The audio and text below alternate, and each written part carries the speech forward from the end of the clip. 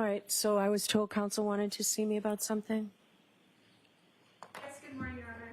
Morning. Last night we received 19 new exhibits. One of the witnesses that the Commonwealth intends to call today, Trooper Garino. Many of these reports are Cellbrite reports that are run with new software and not addressed in any corresponding report. Some of them include data that have never been discussed by Trooper Garino. There's at least one PowerPoint that is hundreds of pages long that appears to be cut and copied text messages and various phone calls that, again, we received at 10:45 last night.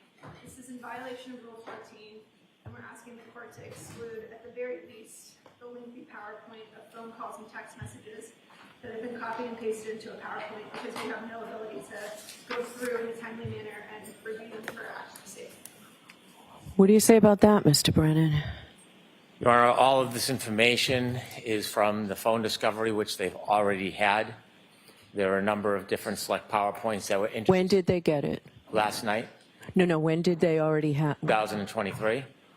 Okay. And so what you may remember from the last trial is that there is, for example, Mr. O'Keefe's entire phone log, and then it's separated by his phone calls with the defendant, perhaps another witness. And so what we did is we tried to consolidate. Instead of having 50 of these things, I try to make them more limited. We did use more updated software. The only difference is it shows emojis. In addition, we took the phone calls and the emails or the text messages, which was presented at the last trial. Content has not changed. We just put it in a PowerPoint so that when it's read, instead of just reading the text messages and then searching for the phone calls, where Trooper Garino would then refer to a separate document, they're just simply in order. There is a presentation of a different PowerPoint, which is from the old data, 2023, but it is information that was not introduced at the last trial, although it was clearly provided to the defense in advance. And what it is, it's healthcare data of the defendant's watch, Jennifer McCabe's watch. And what it does is it tracks her heart rate from midnight all the way through the next morning. Now, although that information was available to the defense, they could have done what they wanted with it. That information was never put in a PowerPoint presentation. I do not expect Trooper Garino to talk about it during his testimony. He's a witness I'm going to ask the court to recall. The reason I turned that over was to be transparent and to be collegial. We would not introduce it on direct, but as Your Honor ordered, there was an order not to get into third-party culprit evidence.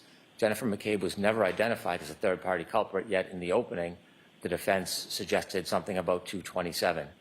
If the defense is to cross-examine or suggest that a phone call occurred at 227, this would be to rebut that information. I could have waited until after the cross-examination and then sprung this as a surprise upon the defense because it is powerful evidence showing her heart rate is inconsistent with being in a criminal conspiracy, yet we provided it in advance so that it have notice days before Trooper Garino would even testify about it. So the PowerPoints that were provided last night, you don't intend to use either one of those in your? The presentation I would regarding the text messages and phone calls. At the last trial, Trooper Garino read the text messages from the screen, and at the same time, he would look at the phone calls, and he would go back and forth between the papers. This is simply putting the phone calls with the text messages in the chronological order so that on the screen, rather than read text messages and then refer to the phone calls and state there was a phone call, it can simply be shown on the screen. What do you say about that, Ms. Little? It's content you had, it's messages that came in at the last trial. The problem, Your Honor, is this is not from a Cellbrite report. It's been individually. I need to see it. I need to take a look at this. Do you have an extra copy for me, Mr. Brennan? I can provide a copy, Your Honor. So Trooper Garino is not going to be your next witness after Ms. Roberts, is he? It's going to be Peggy O'Keefe, and then it would be Trooper Garino. As I said, I can recall him, and I expect to because there's a number of other events. If it becomes an issue, I can call him to authenticate the phones that we'll need for our further witnesses, which is Ian Whiffen and Jessica Hyde, and then I can simply recall him. I don't need to read these to the jury today, but there's nothing new in it. There's nothing surprising, but I will make this as easy as possible for All everybody. right, I'd like to be able to take a look at this. I'd like the defense to take a look at it. You're right, Ms. Little, you're entitled to be able to spend some time looking at what the Commonwealth intends to put into evidence today. So, yeah, so I just took, I guess, Mr. Lally's copy. So if you can get me, Mr. Clerk, would you give this back to Mr. Lally? If you can get me another copy today, that would be great. He's really being called to authenticate documents. Okay. The defense may have other plans for him. There's no need to introduce any of this today through Trooper Garino. Okay. He will be not only a fact witness for downloading and authenticating, but he is essentially our reader. I can bring him back today. I can bring him back in 2 days. It really doesn't matter. I don't want to deprive the defense of time to review. Okay. And so whatever is the time they need, I'll defer. Okay. So that's what we're going to do. Thank you. All right. And Ms. Little, if you can take a look at them by tomorrow and let me know if you have any objections tomorrow. Does that give you enough time? Yes, thank you. Okay. All right. Was there anything else before we started? Not for the Commonwealth, thank you. All right. Your Honor, I did email Mr. McDermott yesterday evening. We did speak with Dr. Wolf yesterday, and he is not available on Friday. Is there another day that works for the court reasonably soon that we can have them come in? For a We could do it tomorrow afternoon, if tomorrow's a better day for him. live in the state? Yeah, they're just in Pennsylvania, right? Could we do a Zoom hearing tomorrow? No, he needs to be here in person. Mr. Alessi, I issued an order late yesterday. You were the one yesterday talking about this voir dire. I assume that you folks provided that order to the ARCA witnesses. We don't have an address to serve them. We don't have enough time. I provided a copy. All right, so we could do tomorrow afternoon? We have to make travel arrangements for them to get here. Yes. And that's, he has a conflict that begins on Thursday and goes until Friday. And so, is there a day next week that works for the court? Well, we could do Monday, but what I'm going to order is if it's continued all the way until Monday, the testing that he outlined that you were contemplating or were going to do, that has to be done by then. So we can do it Monday, but that testing has to be done by then. We will make every effort to make that happen. I don't have a status on some of the shipping components that they need for the testing. Okay. So, we'll do the best we can. All right. So that'll be done by Monday. We'll do this Monday. I don't want to devote a whole day where, I mean, Friday was easy to devote a whole day because the jury thought they were only going to be here a half a day. Can we do this just in the afternoon? Your Honor, I am unclear as to what the subject matter of the voir dire is going to be. So I am indifferent to this voir dire, all right? I'm trying to help you out by having the witnesses here because I found a violation of your reciprocal discovery. So I don't know how long this is going to go. I would assume I'm giving you the opportunity to put them on and the Commonwealth an opportunity to cross-examine them. First, in terms of time, we can do it within a half a day. All right. Do you agree with that, Mr. Brennan? Regarding an afternoon voir dire of ARCA on Monday, Yes. we'll defer to the court whenever is available. I mean, I'd like to keep the testimony going. I've already told the jurors that they have a half a day Friday, so Friday we'll be back to where we were at the half a day. Will we have a chance to be heard on rulings regarding ARCA? Because I still have the same concern about new information. Yes. What do you mean? When? Whenever it's convenient for the court, but I have concerns about these witnesses bringing in new opinions that we will not have an opportunity to consider All right. Can we do that the day of the voir dire? whenever it's good for the court. All right. So maybe we'll break with the jury at 12 on Monday. Now they're going to have 2 half days in a row, but we'll break. Will we still do the voir dire and I'll have witness testimony prepared for Friday? Yes. Okay.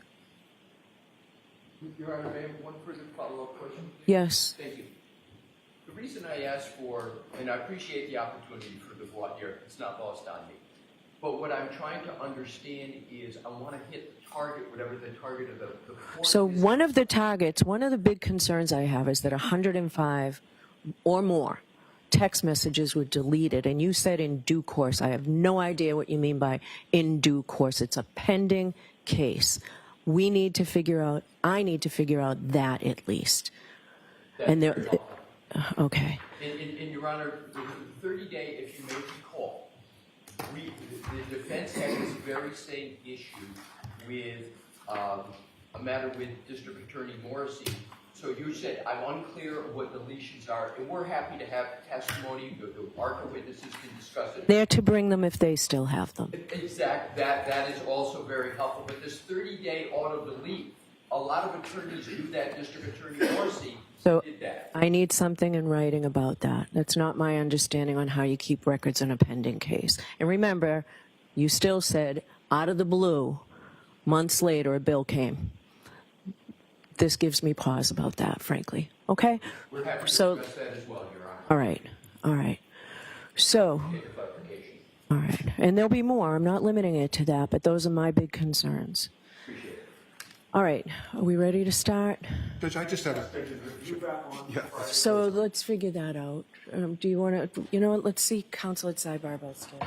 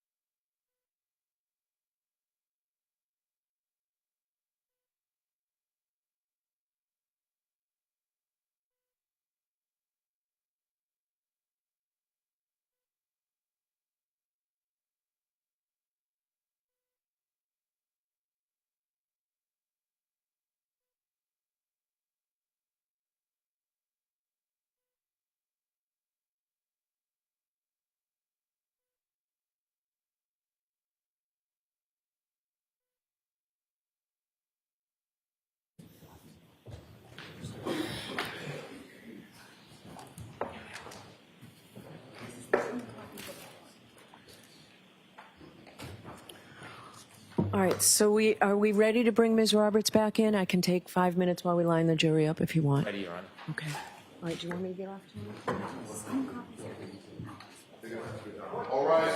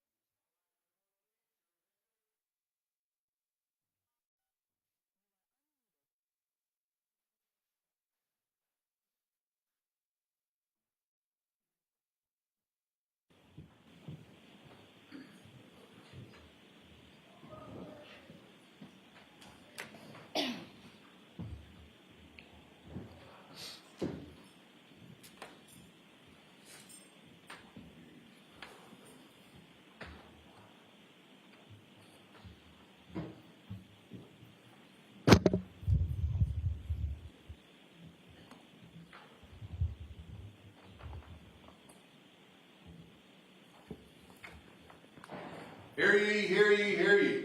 All persons have anything to do before the Honorable Beverly Canoni, the Justice of the Superior Court, now holding in Dedham, within and for the County of Norfolk. Draw near, give your attendance, and you shall be heard. God save the Commonwealth of Massachusetts. This court is in session. Please be seated. 22-117, the Commonwealth versus Karen Reed. All right, good morning again, counsel. Good morning, Ms. Reed. Good morning, jurors. Thank you for your patience. The lawyers and I got some work done this morning while you were waiting for us, and we do appreciate it. So I do have to ask you those 3 questions. Were you able to follow my instructions and refrain from discussing this case with anyone? Yes. Everyone said yes or nodded affirmatively. Were you also able to follow the instruction and refrain from doing any independent research or investigation into this case? Yes. Everyone said yes or nodded affirmatively. Did anyone happen to see, hear, or read anything about this case since we left yesterday?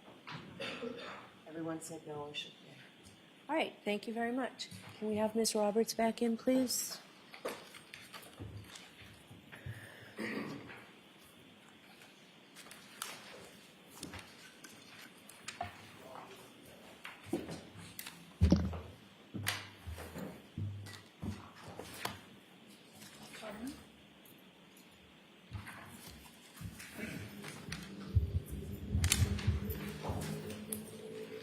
Ms. Roberts, I'll remind you, you're still under oath. You can take the stand. Thank you. Good morning.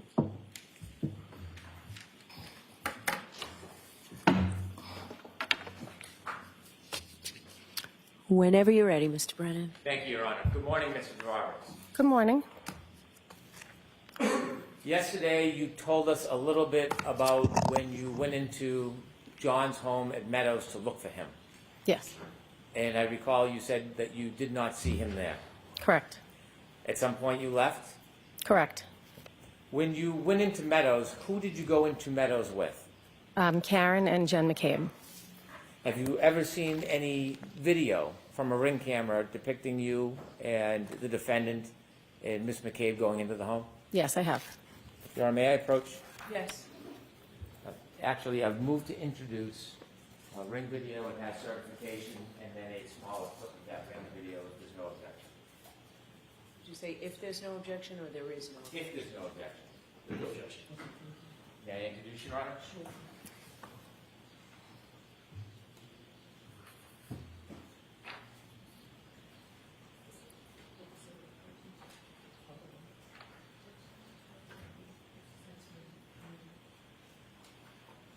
Exhibits 12A and 12B.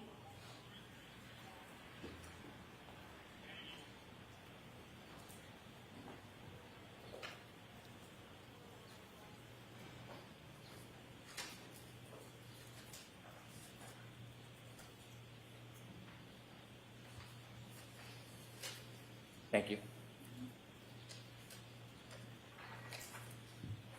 And one final. Thank you. 12C. It's a clip. 12C would be just fine. Thank you.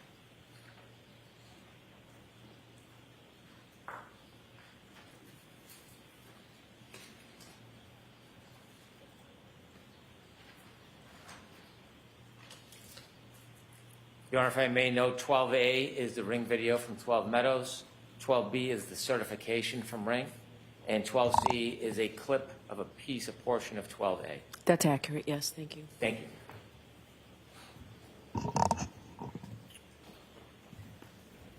With the court's permission, I'd like to play 12C for the jury. Okay.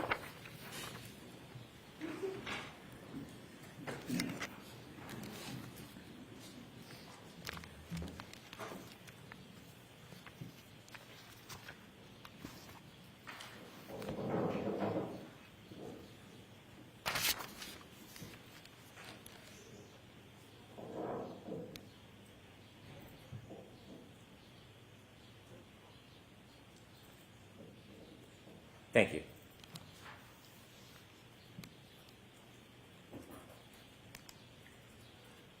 Ms. Roberts, you've seen that video before? Yes, I have. Is that you and the defendant and Ms. McCabe going into Meadows? Yes, it is. When you came out of Meadows, did you have a chance again to look at the defendant's tail light on her Lexus? Yes, when we left the house, she pointed it out to me. Did you stop and get a closer look? Yes, I did.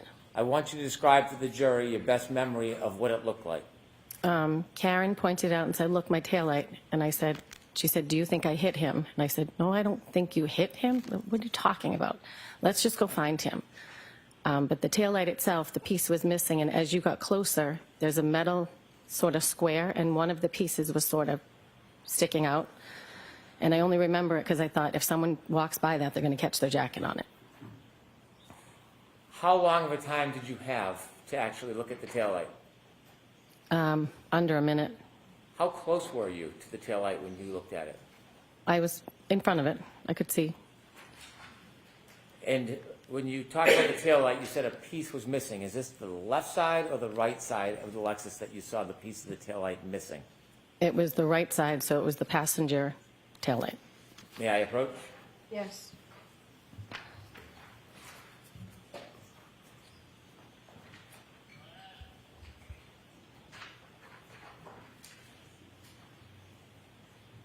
Should I remain, Your Honor? Sure. Thank you. May I recognize what is in that photo? That is Karen's SUV. Is it similar or a fair and accurate depiction of how you saw the vehicle that morning? Without the snow, I can't be positive, but this square piece was missing, as is in this picture. The photograph you look at is not the car in the snow in the driveway the day you saw it. Correct. Putting that aside, is that a fair and accurate depiction of the damage that you saw to the right rear taillight of Ms. Reed's car that morning? Yes. I move to introduce this as an exhibit, please. Any objection? No objection. Exhibit 13. Thank you. With the court's permission, I'd like to publish Exhibit 13. Sure.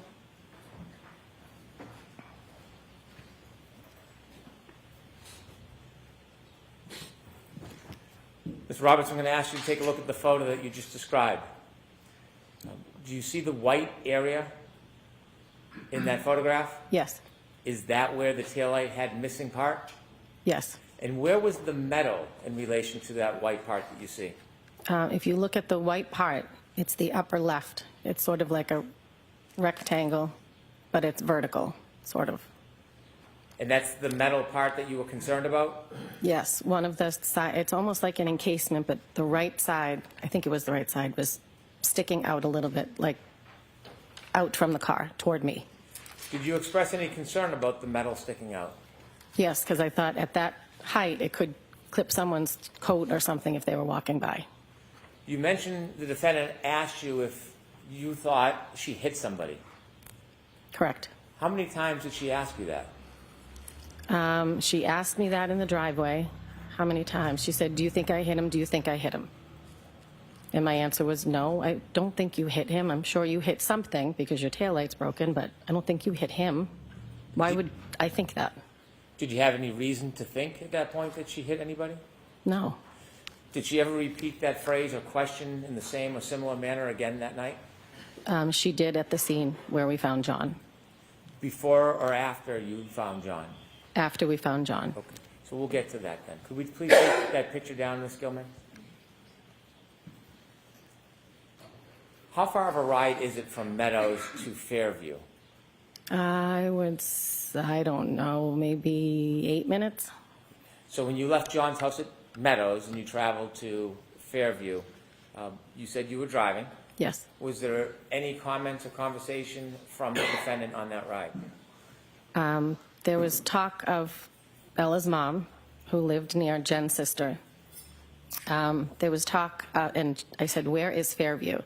And Jen said, it's off of Chapman, so it was near Spring Lane. And I knew of somebody previously that John had dated on Spring Lane, so I brought it up thinking, could he have gone there if he was walking home? I don't know. I didn't know where he was or why he was missing. Describe the mood in the car.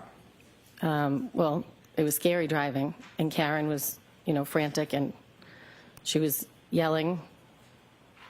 I don't even remember at this point what she was yelling, but she was yelling. She had an elevated voice. She would be in between us while I was driving, and she would sit back in the back seat and be in between us. Did you have any words with Miss Reed? I told her to shut up several times because I was trying to drive and I couldn't concentrate. I told her to sit back and buckle up because it was bad driving. I didn't want to get into an accident and her not have a seatbelt on. How often was the yelling on the way to Fairview? Oh, several times. It was like you couldn't control her, and I was trying to drive in a blizzard. You went down Spring Road before you get to Fairview? No, Spring Lane is before Fairview off of Chapman. And did anything remarkable happen on Spring Lane? I'm sorry? Anything remarkable happen on Spring Lane? No. More of the same? Yes. Now, you mentioned yesterday that when you got to Fairview, the defendant began kicking your door. Yes. When you looked out, you didn't see anything. I did not. And at some point, you ran over to where Miss Reed was. Yes. Tell us what your first observations are when you get close to the defendant. Well, it was a shape of a body, like the length of a body, shape of a body. She ran over, and I said, oh, my God. I jumped out of the car. I ran over, and she was lifting up his shirt to try and warm him, I guess. So I went over to his head, and I began to dig his head out of the snow. Can you take us back and describe for us what you're seeing? His body was completely covered, but his head was completely covered. So I started to dig around his face and his eyes, and his left eye was fine, but his right eye looked like it was huge, like he had something happen to it.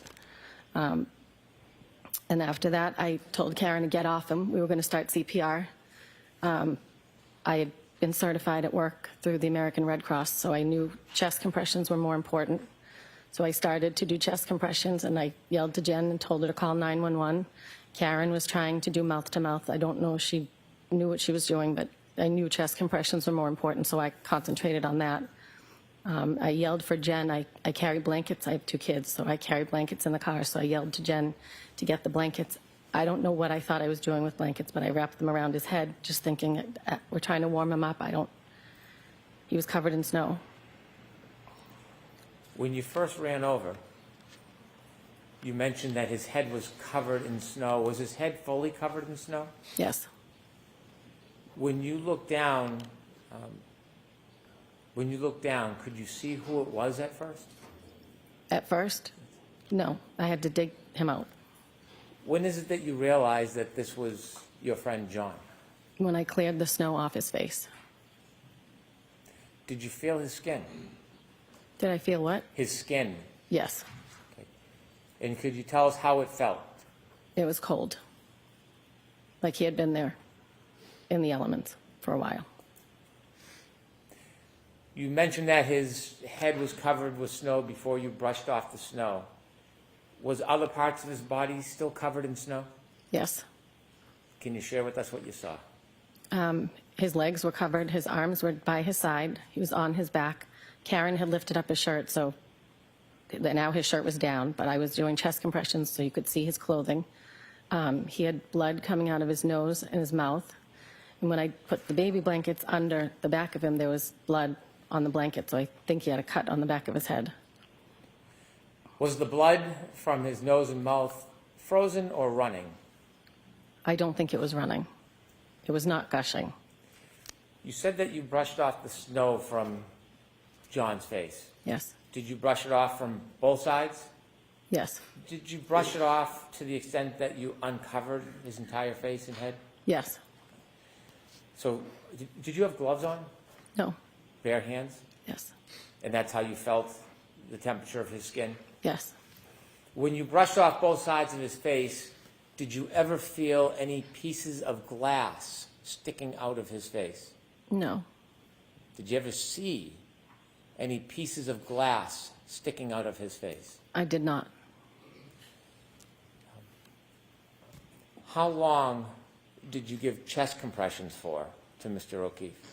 Oh, I can't be sure. I would say 4 minutes, 5 minutes while we were waiting for the EMTs. I had Jen take over at one point, and then the EMTs came. So however long it took for them to get to us, 6 minutes.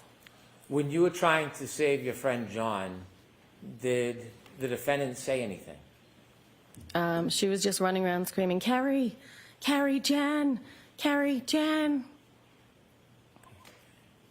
Was anything said at that point about her taillight? About what? Her taillight? No, when the EMTs were around and they were working on the body, she was running around and saying, did I hit him? Did I hit him? Is he dead? Is he dead? When you were waiting for the police and EMTs, just briefly, what was the temperature like and the visibility like? The temperature was freezing because I remember at one point I couldn't feel my knees, which is why I had Jen take over. And the wind was still whipping and the snow was still coming down. At some point, did help arrive? Yes, they did. And when help arrived, what did you do? I stood back and watched them work on him. Did you see first responders trying to give first aid to Mr. O'Keefe? Yes. How long were you outside for that morning? At that point, Well, the entire morning. maybe a half hour. When the first responders were trying to save John, what else were you doing? I was calling my husband. I called my mother. When they put him in the back of the ambulance, I then made a call to Mrs. O'Keefe. I think I called Mr. O'Keefe first, but he didn't answer. So I called Mrs. O'Keefe and told her John had been in an accident. And she screamed, I can't do this again.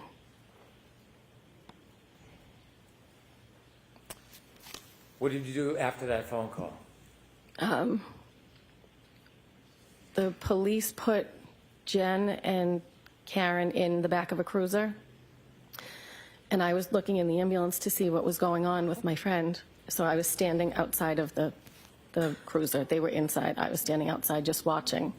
And Karen was saying, is he dead? Is he dead? Is he dead? And I said, no, they're working on him. I can see tubes moving. I can see them moving. If he was dead, they wouldn't be working on him.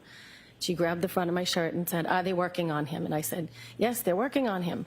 At this point, I think I was in shock. I didn't know what was going on. I didn't think he was dead. I thought they could save him. I knew he was in the ambulance with the EMTs, and I was just hopeful that they were going to be able to do more than I could.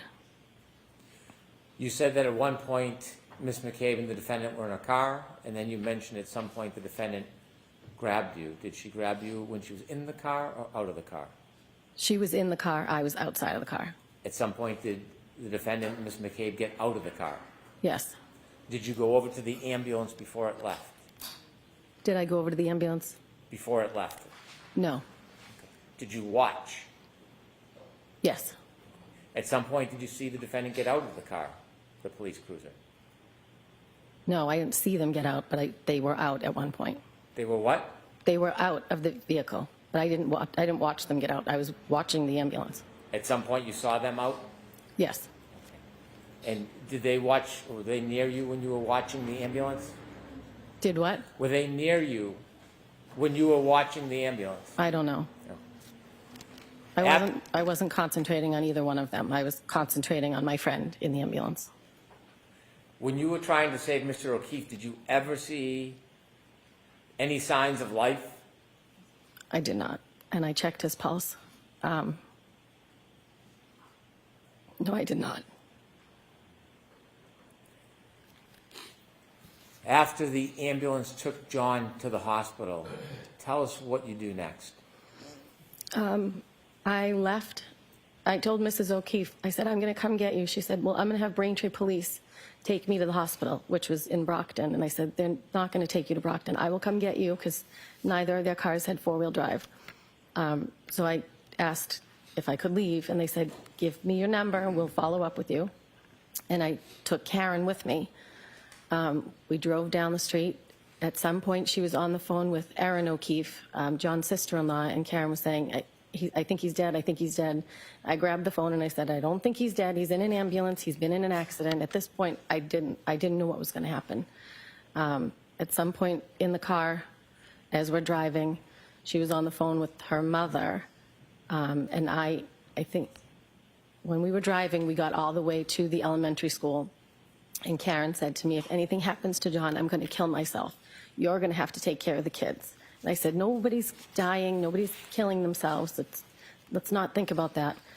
And then one of the officers called me and said, do you have Karen Reed with you? And I said, yes. And he said, could you please turn around and bring her back?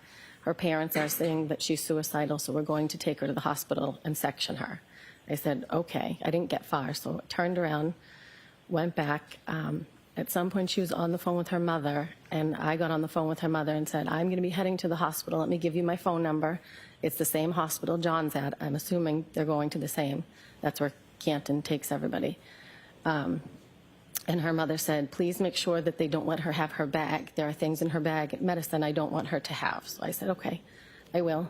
So we got back to the house, and she got in the ambulance, and one of the EMTs asked me for her phone, so I handed that over, and I said, the mother wants to make sure that she does not have her purse because there's medication in there that they don't want her to have. Did you see the defendant leave with medical personnel? Yes, I did. Before we move forward, I want to step back for just a moment. Did you see when the medical personnel, the first responders, lifted John from the ground and then put him on a bed? Yes. Shortly after they moved John from the ground and brought him to the bed to bring him to the ambulance, did you go back to where John lay when you first saw him? Yes, I did. Why did you go back to the spot where John was lying when you first saw him? When they lifted him up, there was grass underneath him, and I could see his phone. So I went over and picked up the phone and the 2 baby blankets that were left on the ground. So let me ask you, when you went back to where John was lying on the ground, you said you saw grass. There was not snow under him? No, there was not. Was there many inches of snow around that area? Yes. But none where he was lying under him? You said you picked up a couple of items? Yes. Could you repeat that again, what you picked up? I picked up John's phone and 2 blankets, the blankets that I had Jen get out of the car. What did you do with John's phone when you picked it up from the ground? I put it in my pocket and gave it to a first responder when they came over, or I handed it off to a first responder. And the blankets you picked up, were they in the ground area or on snow as well? They were, I don't remember. Okay. How long after you put the phone in your pocket, do you remember when you gave it to a first responder, how long you had it for? I don't remember. Do you remember the time that you picked up the phone? I do not. Have you seen video of that event? Yes. And does that video have times when you went over and picked up that phone? Yes, but I don't remember, somewhere around 6:12, 6:19. And you don't know how long you kept it in your pocket before, until you gave it to a first responder? I do not. At some point, did you get in your car during that morning before you left and drove from the scene? Yes. Do you know if John's phone was still in your pocket when you first got into your car? I don't know. Was your car heated that morning? Did you keep Yes. it running? Yes. And was the heat I on? think I kept it running the whole time. I don't even think I shut it off. I see. I want to now step forward to where you left us when you said that you had spoken to John's mother, Peggy. And did you decide what you were going to do next? After I dropped Karen back off at 34 Fairview to get in the ambulance, I then made my way to Braintree, barely. I was on the highway. I was the only one on the highway. I spun out a couple times. Can you describe what you mean by spun out? Well, the driving was, no one else was on the road. The driving was horrible. So I spun out almost at the Braintree exit to get to their house.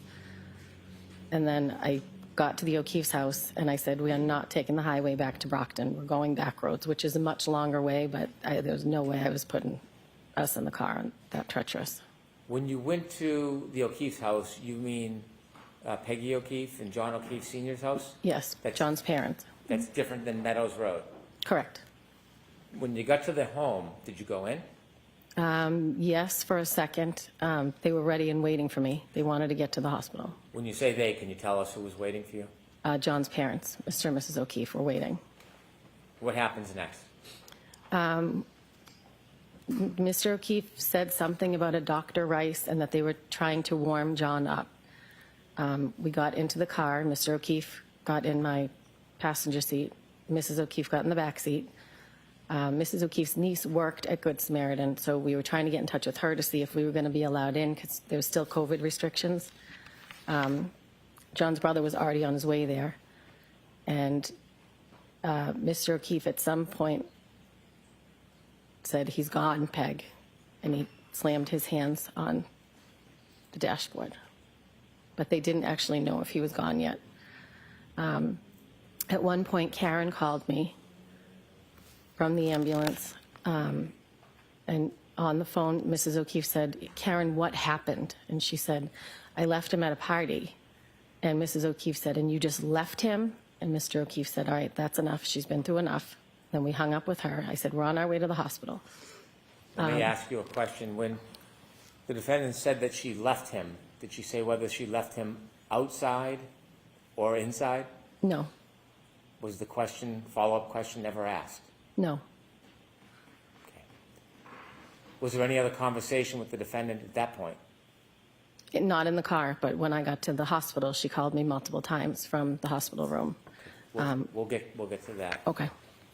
How long did it take for you and the O'Keefes to get to the hospital?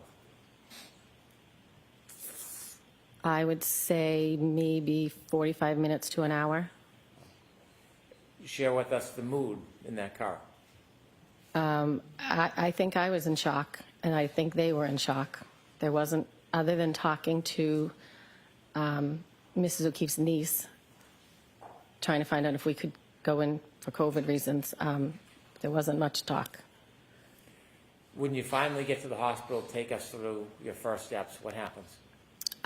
We finally get to the hospital. We walked in. Paul, John's brother, was there. We went over to him, and then Susanna, Mrs. O'Keefe's niece, came out from her office and offered to take me to the bathroom to wash up because I had blood all over my hands. So I went into the bathroom, and I asked her afterwards if she could take me to the chapel so I could say a prayer. So she did. She took me to the chapel, and then when I came out, she took me into her office and explained to me that a Dr. Rice was going to come talk to the family and take them into an office and talk to the family, and then the family would be able to go see John. Did you get a chance to see John? I did. Would you be willing to tell us a little bit about what you saw? Objection.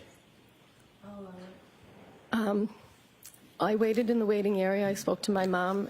Phone calls were coming in because people had heard what happened. And Mrs. O'Keefe, the family went in to see Dr. Rice. I watched them go in. I watched them walk down a hallway. And then when they came back out, Mrs. O'Keefe told me he was gone.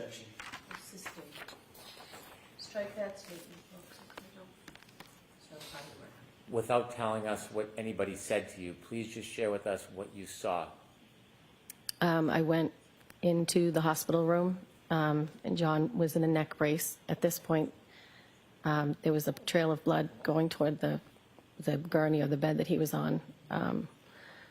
This time, both eyes were filled with blood. They looked like raccoons. That's the only way to describe it. I thought he was going to look better seeing him in the hospital because he had been worked on, but he was not. There was much more blood. Were there any other ways that John looked different in the hospital than when you first brushed the snow off his face in the front of Fairview? When I brushed the snow off his face, his left eye was fine. It had an ice cube on it that I pulled off, but the right eye was out to here, like a golf ball. When I got to the hospital, both eyes were swollen with, it looked like blood. They looked purple. Your Honor, may I approach? Yes. May I quickly approach sidebar? Okay.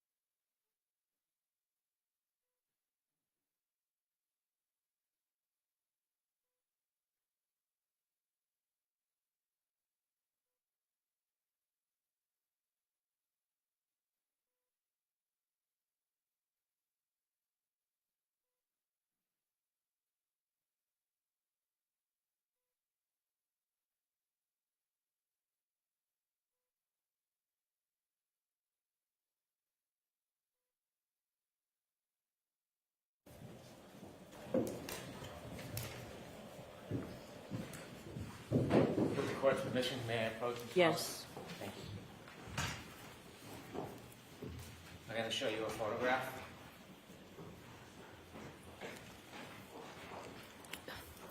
Yeah. You recognize it? Yes, I do. Is that how John looked? Yes, he did. I'd ask that the camera not film that, please.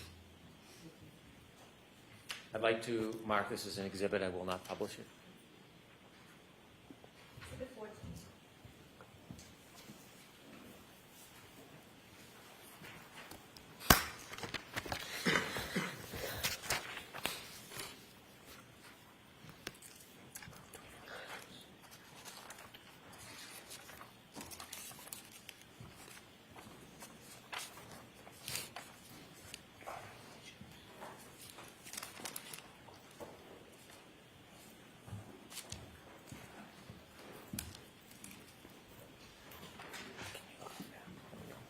May I approach your honor? Yes.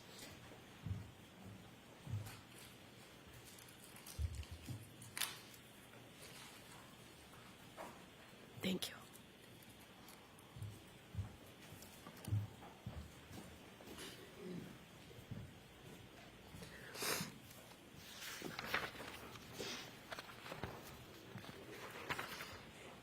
Are you ready?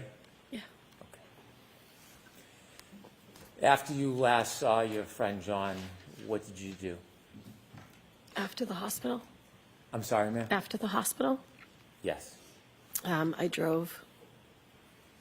Well, we went back into the corridor with the family, and Karen at one point called from the hospital asking me, she said her father was on his way and could I go over and greet him or bring him to the O'Keeffe's when he arrived, and she described him.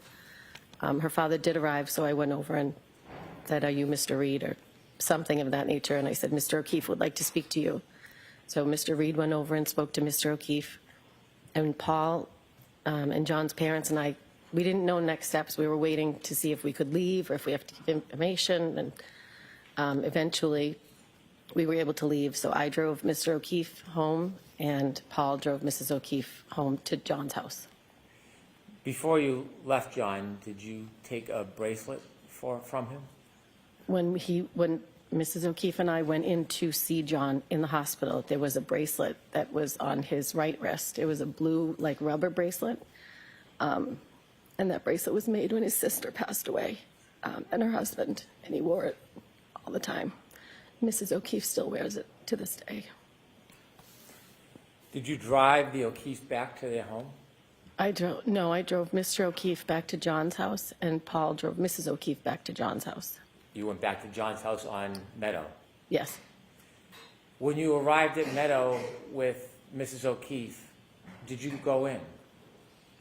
I arrived with Mr. O'Keefe, and no, I did not go in. What did you do next? I went home.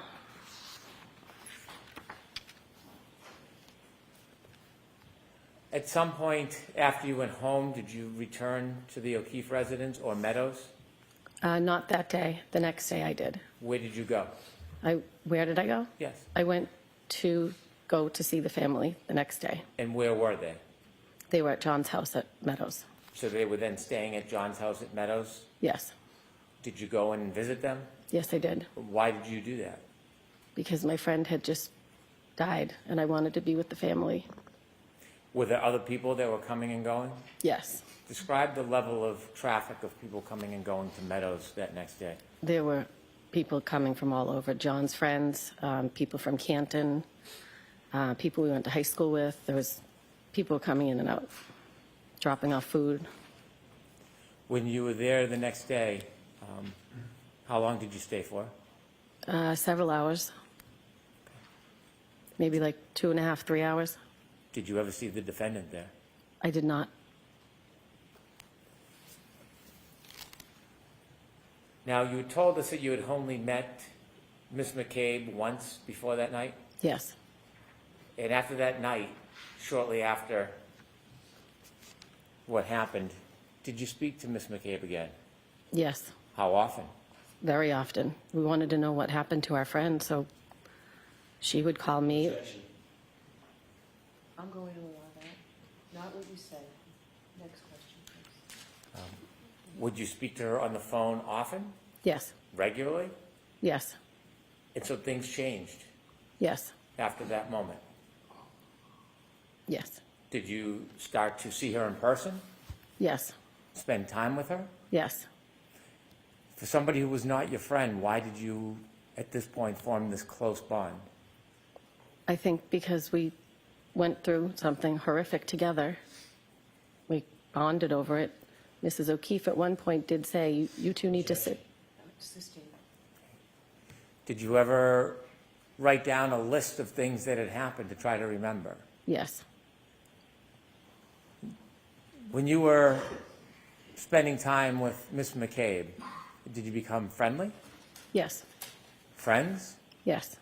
How close of friends did you become She, to this day, is a close friend of mine. to this day? Yes, When you were at the scene, when you were trying to help John, there were police officers and first responders? yes. Now, you're from that area, Well, yes, I'm from Canton, but not that side of town. and you are active in the community at all? Yes, Sports, children? yes, yes, Do you know a lot of people from Canton? yes, Did you know any first responders? yes. Who did you know that you saw that night as a first responder? That morning, Yes, I'm sorry, that morning. Mike Lank is my friend's daughter's father. No, my daughter's friend's father, I'm sorry. Your daughter's friend's father, and Yes. does he have children that are friends with your daughter? Yes, his daughter is friends with my daughter. How close are his daughter and your daughter? There's a group of 5 or 6 of them that are best friends. Are you on a first-name basis with Mr. Lank? Yes, When you saw him that morning, did you recognize him? I did. Did you speak to him? I said, Mike, is that you? He said, yes. That was it. Are you friends with Mr. Lank's wife? I am. How often had you been to their house with the children or on your own before that day, before that morning when you found John? Well, often when the kids can't drive, so when they do sleepovers or whatever, you drop them off, pick them up. Your children would sleep over each other's house? Yes, So you had a friendly relationship with Mr. Lank before you found John? yes, And do you continue to have a friendly relationship with him? Did what? Do you continue to have a friendly relationship with him? Yes, Did you go to his house the day after you found John? I did. Who were you with? Well, Jen and I had gone to the O'Keefe's house together with, I don't know if it was 1 or 2 of her daughters and both of my kids. And then when we were leaving, my daughter said, can you drop me off at Mike Lank's daughter's house? So I dropped her off. And did you do that? You dropped her off? Yes, I did. When you dropped her off at the Lank house, did you speak to anybody? His wife came out and got into the back seat just to find out how I was and how the O'Keefes were and How were you? how were they? How were you? Oh, I was not well. And did you have a long conversation with Mr. Lank's wife? Yes, Was Miss McCabe with you? yes, After you left the Lank house, you left your daughter at the house? yes, You remained in the car? yes. At some point, did you speak to Mr. Lank's wife again? Yes, Are you friendly with her? yes. Did you ever try to get information, inside information about this case?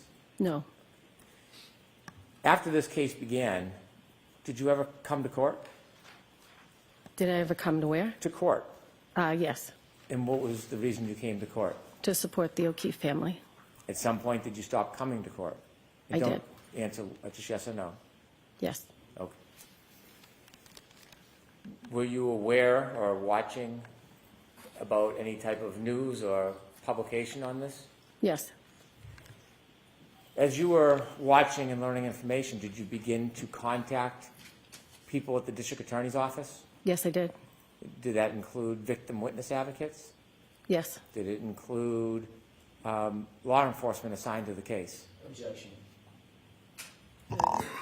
The form of the question, I'm sustaining the objection. Who did you contact? Specific names? Yes. Steve Nelson, my victim advocate, Yuri Buchanan, who was a state trooper, and at one point I contacted Michael Morrissey's office.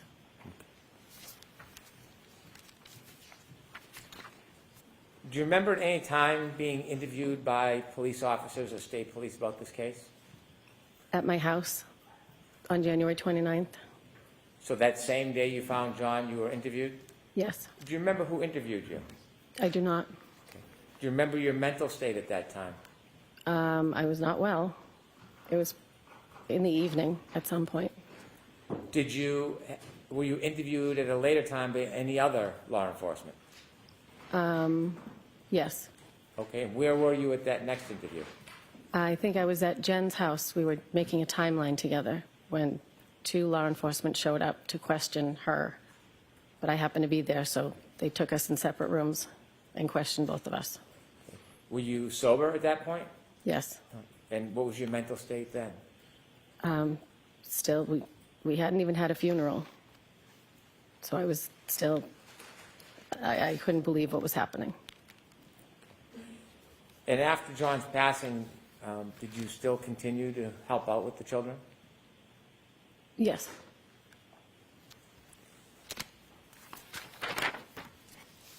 With the court's permission, I would like to play an exhibit that's already in evidence. Okay. It's Exhibit 4. Right. Before you start it, ma'am, I'm going to show you a video from the scene that night, okay?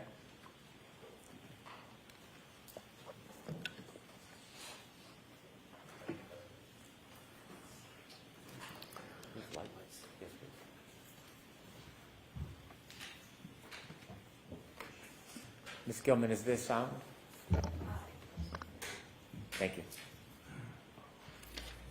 Could we start at 6:09:50, please?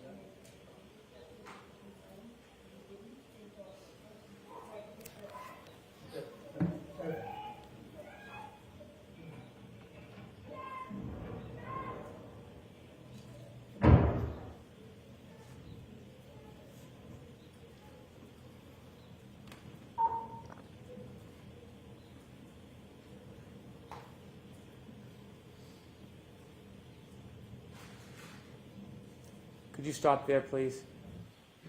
Ms. Roberts, do you see yourself in that video? Yes. And where were you in that video?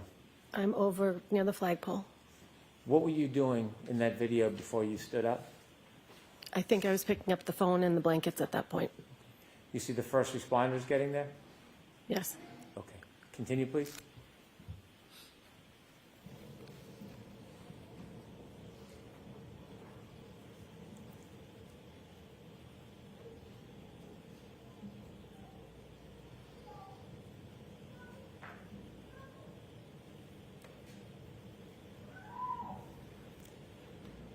Is that you with the fur on the hood?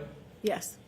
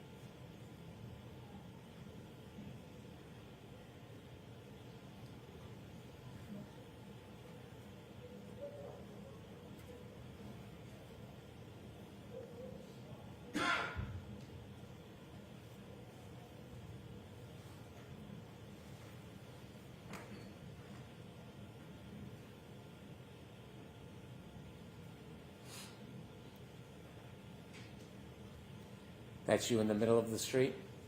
Yes, I'm to the right of the car.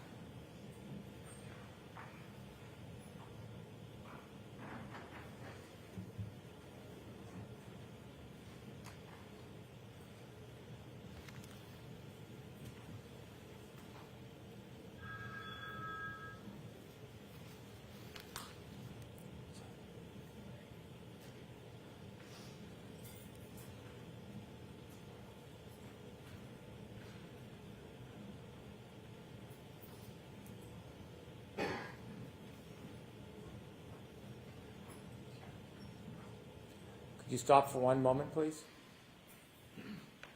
Ma'am, you see the other two people in the middle of the screen right now? Do you know who they are? That's Karen and Jen McCabe. Do you see the proximity or the closeness between them? Yes. You are not close to Jen McCabe in this video. No. Is there a reason why?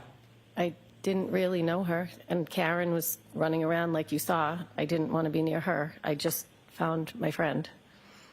Okay. Could you continue, please, to 6:15? You can let it run, please.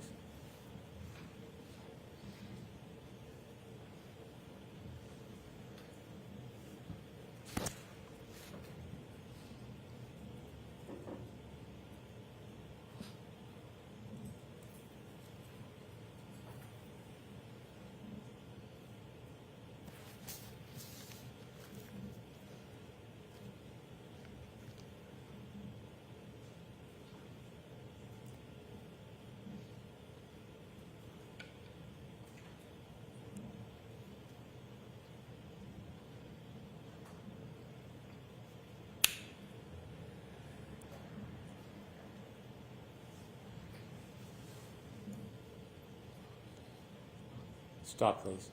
Thank you. Ms. Roberts, is this when the first responders were moving John from where he was laying? Yes. Please continue.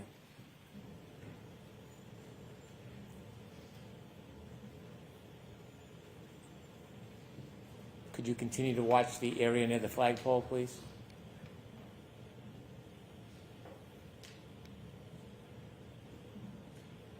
Oh.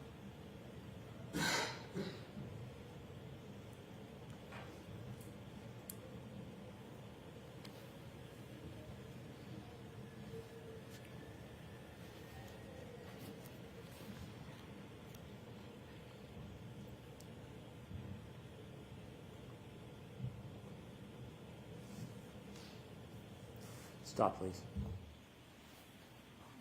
That last 15 or 20 seconds of video, did you pay attention to that, Ms. Roberts? Yes, that was the moment that I picked up the phone and blankets.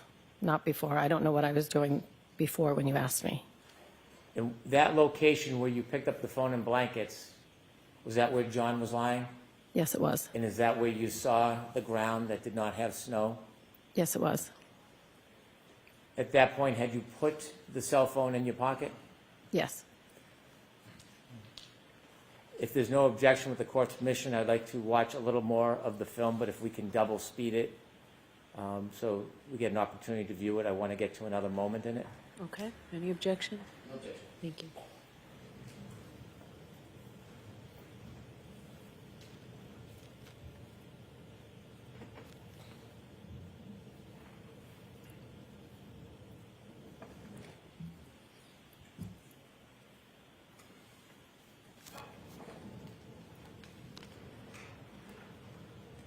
Around 16, 17 would be fine, Ms. Gilman.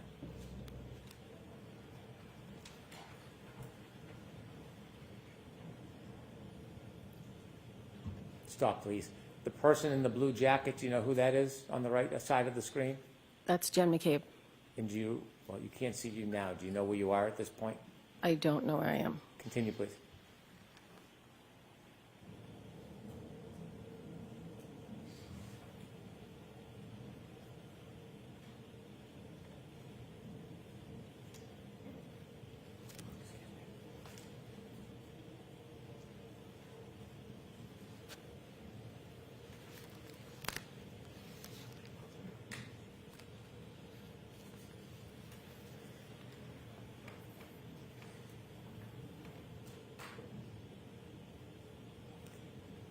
What are you doing, Ms. Roberts? Cleaning off my car.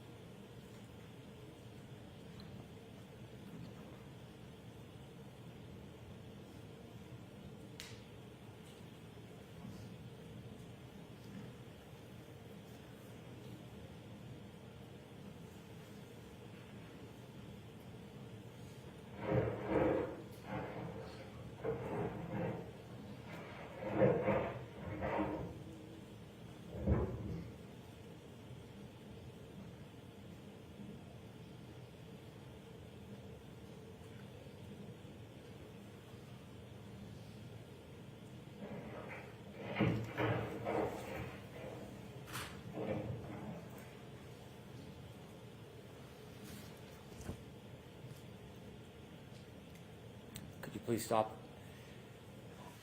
Did you mention at some point you went back and the defendant, Ms. McCabe, were in a car? They were in a police car at some point. Did you do anything with them when they were in that car? At one point, Karen asked us to say a prayer, to pray, so we said a prayer. Was it before or after this moment on the video? Do you know? I don't know. Okay. If you could continue, please.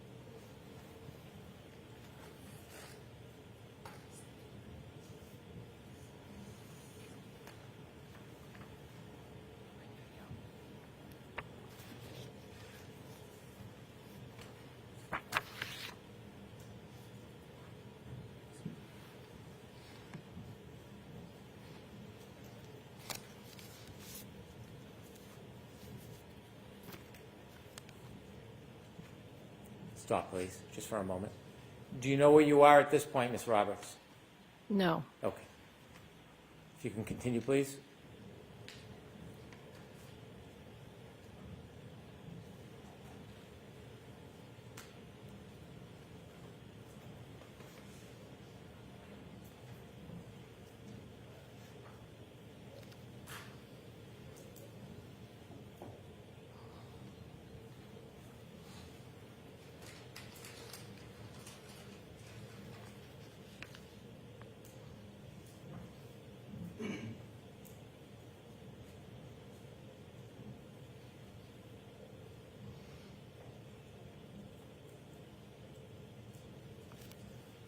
Was that you walking by, Ms. Roberts? Yes, it was. Note the time is 6:21:22.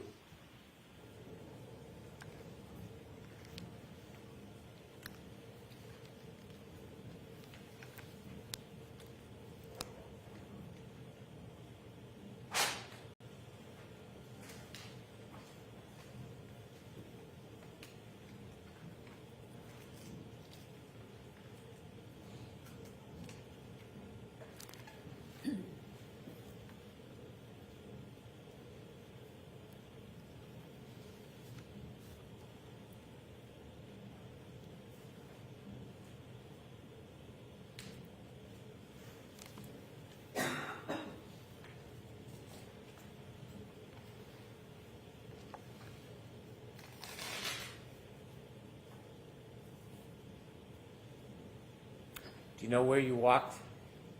No, I Are do you not. behind this car, this dash cam view? Say that again? Are you behind the view of the dash cam? I think it looks like I went over to the right of the vehicle.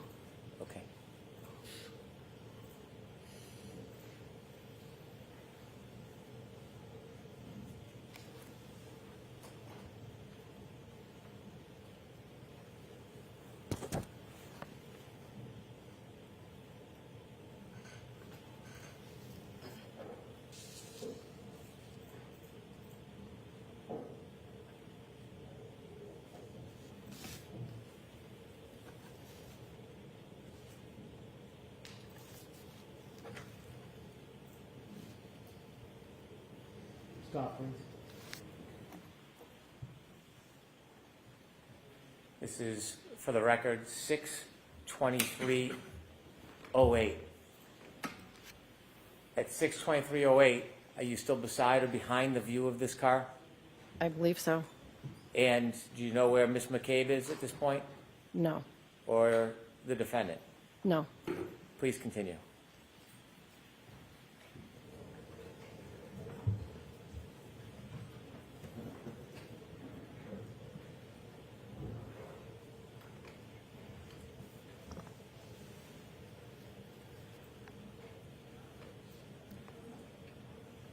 Ms. Gilman, when it reaches 6:24:18, if you would stop again.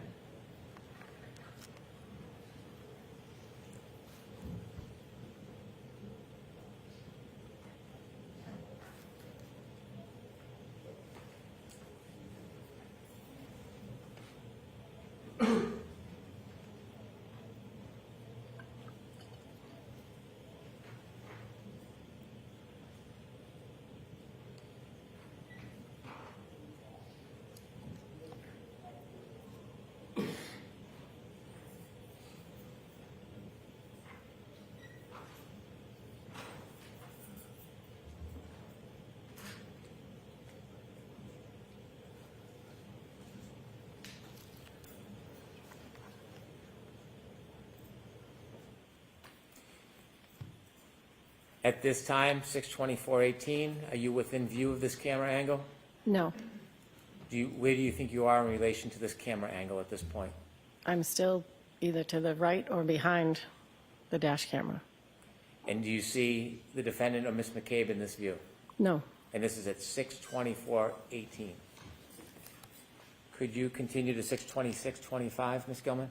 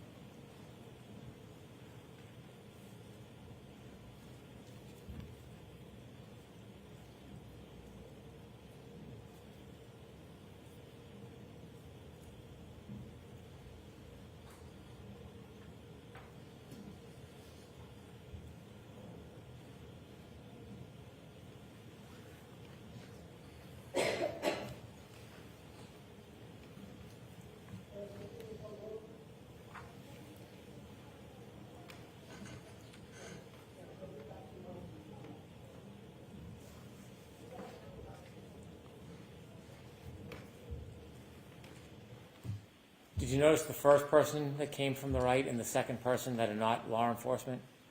that was myself, and I think that's Jen McCabe. 6:26:25. Continue, please.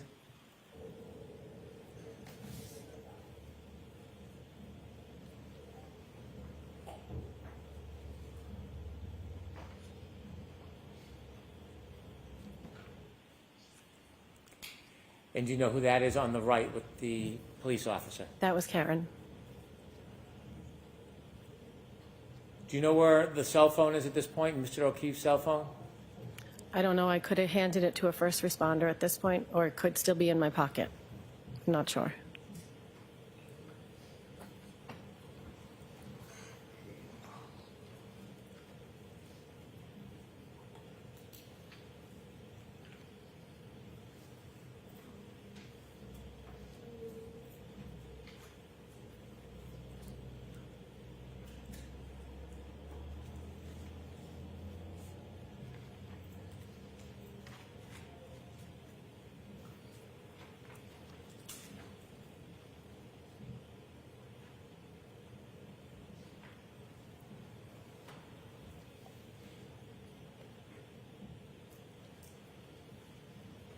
Ms. Gilman, if you could next stop at 63448.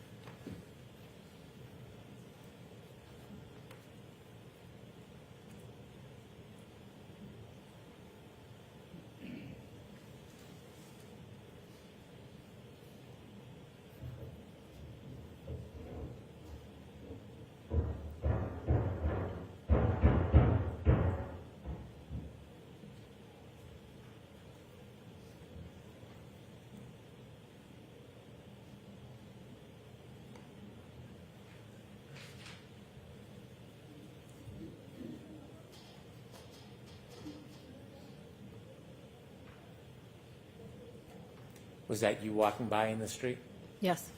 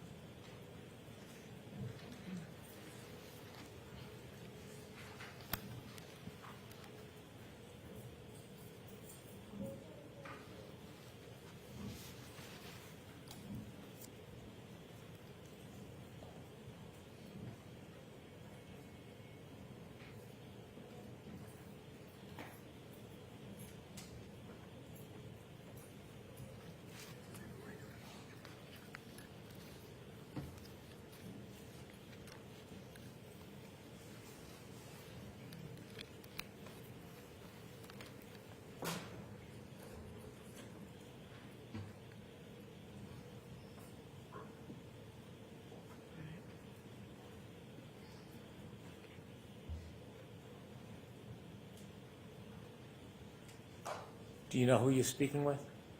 I don't know.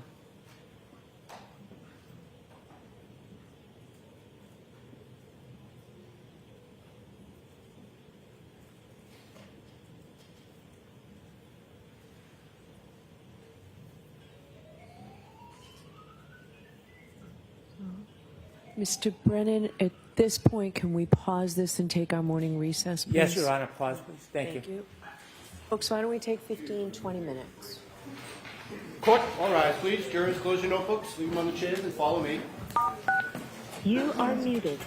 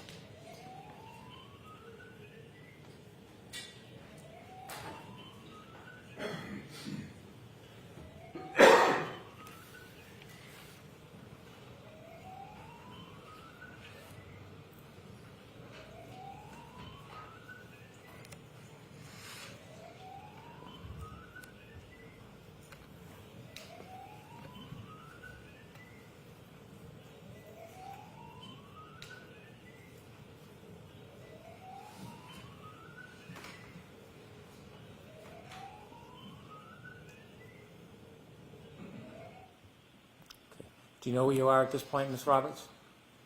No. Could fast forward just a little bit more, please.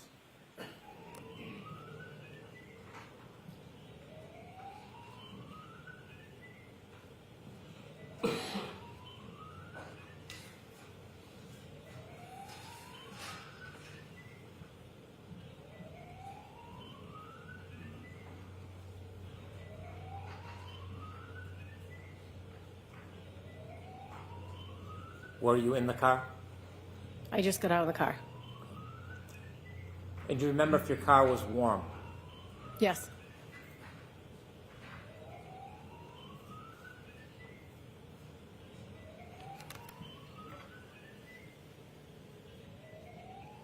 Stop, please.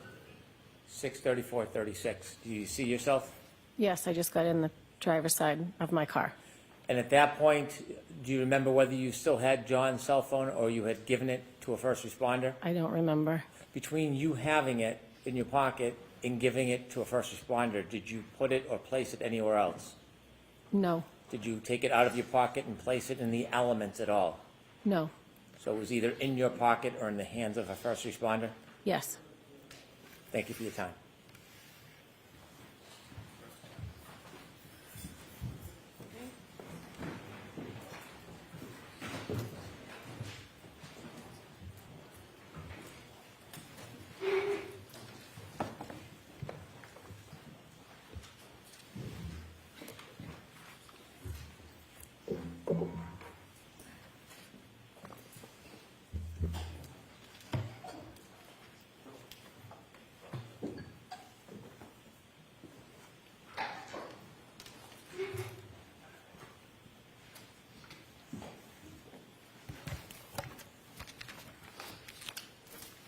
Your Honor, may I? Thank you. Good morning, Ms. Roberts. How are you? Good morning. Under questioning by Mr. Brennan, you talked about the number of times or a number of times that you have spoken to the DA's office or some member of the DA's office. I'd like to ask you a couple of questions about that. Sure.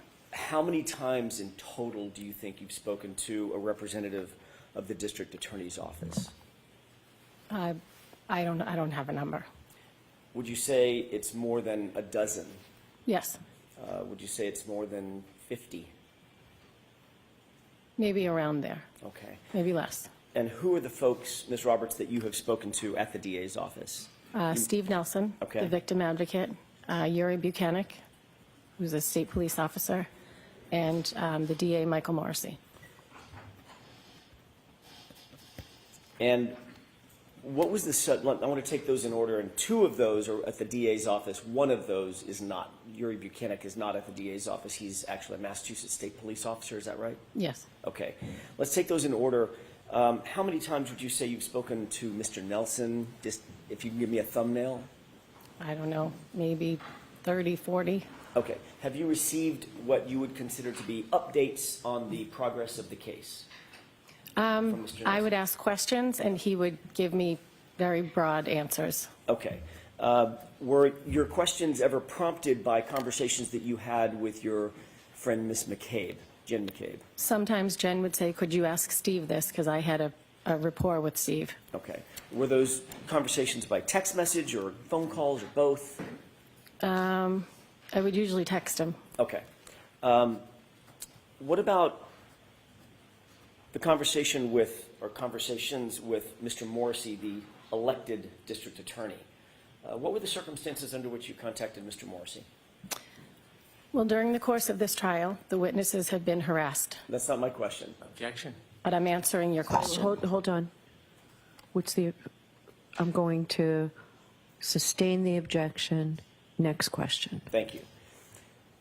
Were you phoning him? Were you meeting him? Were you texting him? That's my question. The circumstances of the communication itself. I phoned the office asking for a meeting, had a meeting, and then he left a voicemail at some point and texted me and said, I just left you a voicemail. Okay. Was that the extent of your conversations with Mr. Morrissey, the elected DA? I had one other meeting with other witnesses Okay. and the DA. And turning to Yuri Buchanan, what were the logistics, I'll use that word instead of circumstances, what were the logistics of you contacting Yuri Butnick? Was it by phone? Was it in-person meetings, text messages, or all of the above? All of the above. All of the above. How many times would you say that you've spoken with Yuri Butnick? Spoken or communicated? Sorry, good point. Communicated with. Probably 20. Okay. When was the last time, actually, let me ask you a different question. Have you ever met with Mr. Brennan before your testimony today? Yes. What was the circumstance of that meeting? Going over my testimony from the last trial Okay. and sort of just asking questions on what might come this time. Would I be cross-examined? I wasn't last time. Just sort of, all the things went through my testimony. Okay. When was that meeting? I don't know, in the last couple of weeks. I don't know. Okay. Where was the meeting? At the DA's office. Who else was there? Different times that I would meet with him, Steve Nelson would be there. One time, Brian Tully was there. Mr. Brennan's assistant. I'm sorry. Mr. Brennan's assistant. Okay. I don't know. Adam Lally and Laura McLaughlin. Were those meetings, you said there was 2 meetings? Or did I misunderstand you? Yeah, I think there were 2. Okay. Were those close in time to one another? You mentioned 2 weeks ago. Were those both 2 I weeks? said a few weeks ago, but the other meeting was just before I was going to testify. Meaning, what, yesterday, the day before? Last week. Was that also at the DA's office? Yes, it was. Were you shown anything at that meeting? Was I shown anything? Videos, testimony, transcripts, No. reports? No, Nothing? I don't think so. Okay. We went over my testimony on the screen, and then I just talked about my testimony from the last time. Okay. When you say you went over your testimony on screen, what do you mean? We watched my testimony from the first trial on a TV screen. Okay, so you were shown something. You were shown a video of your prior testimony. Yes. So I'd like to see counsel at sidebar for just a minute, please. You are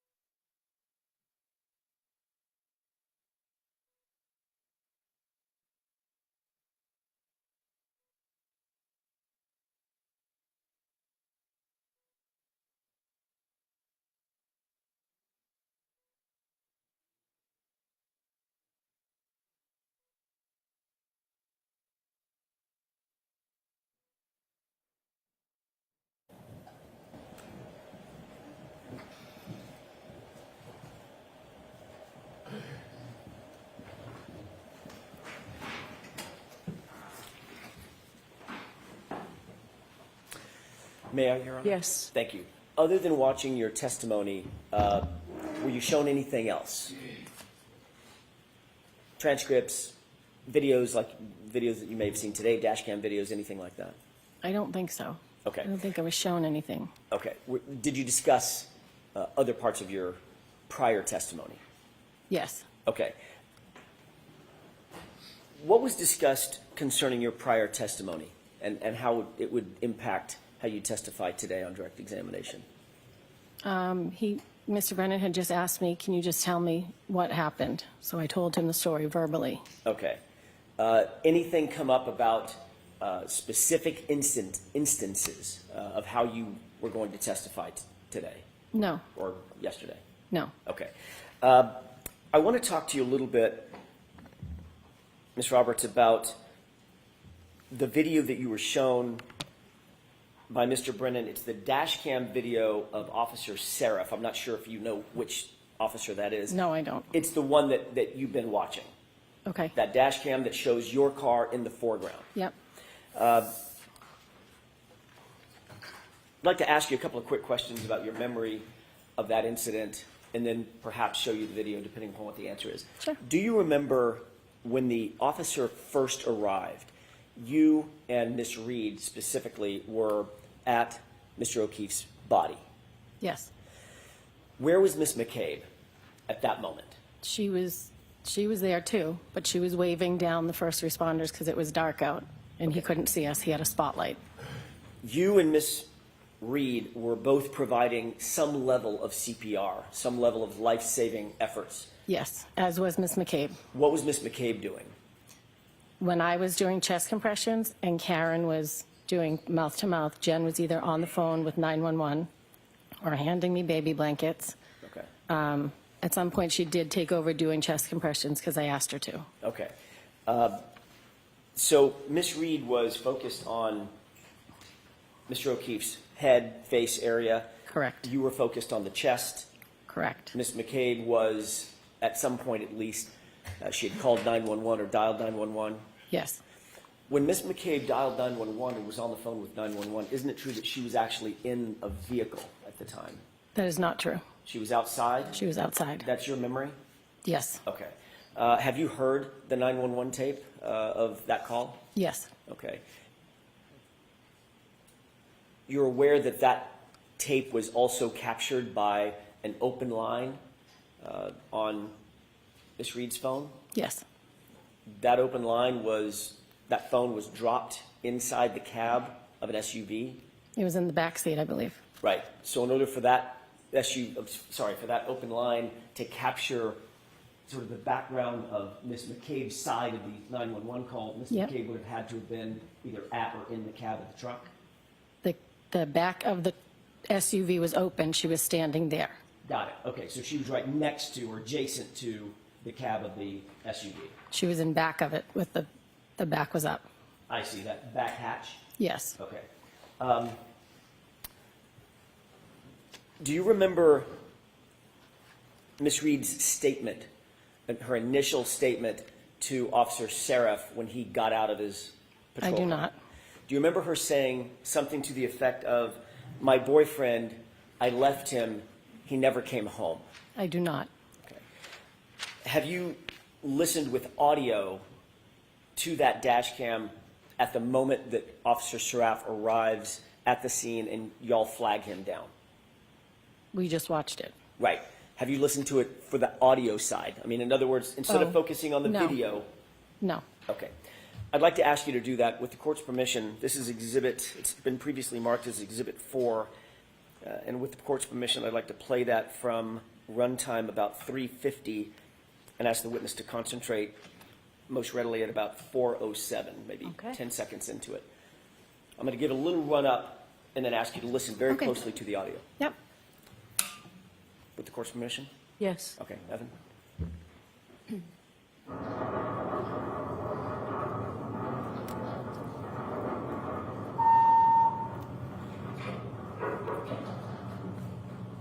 Stop.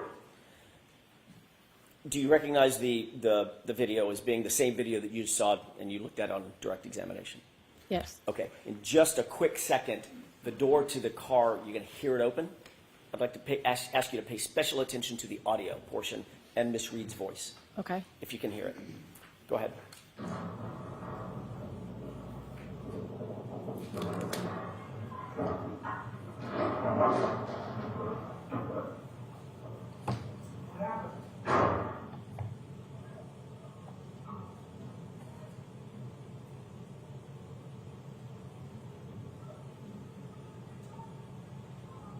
Stop. Did you hear that last statement? No. Did you hear a woman's voice kind of faint in the background? I heard a voice, but I didn't make out what she was saying. Okay. Did it sound like she said, my boyfriend, I dropped him off and he never came home? Objection. Could you hear that, Ms. Roberts? No. Okay. Next question. That's all I have for the video. We can take that down.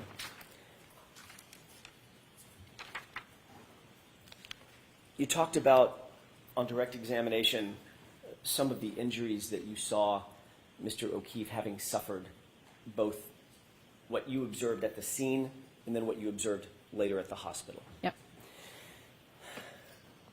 And you noted those injuries, correct? Say it again? You noted those injuries. Those were, Yes. You made note of those, Yes. or at least some of them. You said that you saw a hematoma of some sort over his right eye. Is that right?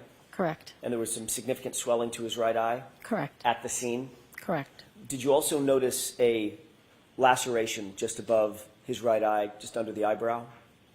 I saw it at the hospital, but I don't know if at the scene I saw it. Fair enough. At some point, you saw that laceration to his right eye? Yes, I did.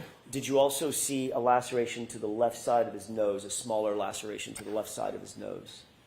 I don't recall. I know there was blood coming from here, but I don't know if it was coming from inside his nose or from a laceration. I don't know. When you said here, you're pointing to the left side of your nostril. Yes. And basically just above the nostril, correct? Yes, right around the nostril, there was blood coming this way. Okay, draining to the left side of his cheek? Yes. Okay. You also saw, once you got to the hospital, that his left eye had swollen as well. Now, both eyes were swollen and filled with what looked like blood. And his left eye was black as well as his right eye. Correct. Okay. You also indicated that you saw, well, actually, I don't know if you did or not, so I don't want to put words in your mouth. I apologize. Did you see his right arm? I did. Did it appear to you that he had some abrasions or lacerations, parallel abrasions and lacerations and punctures on his right arm?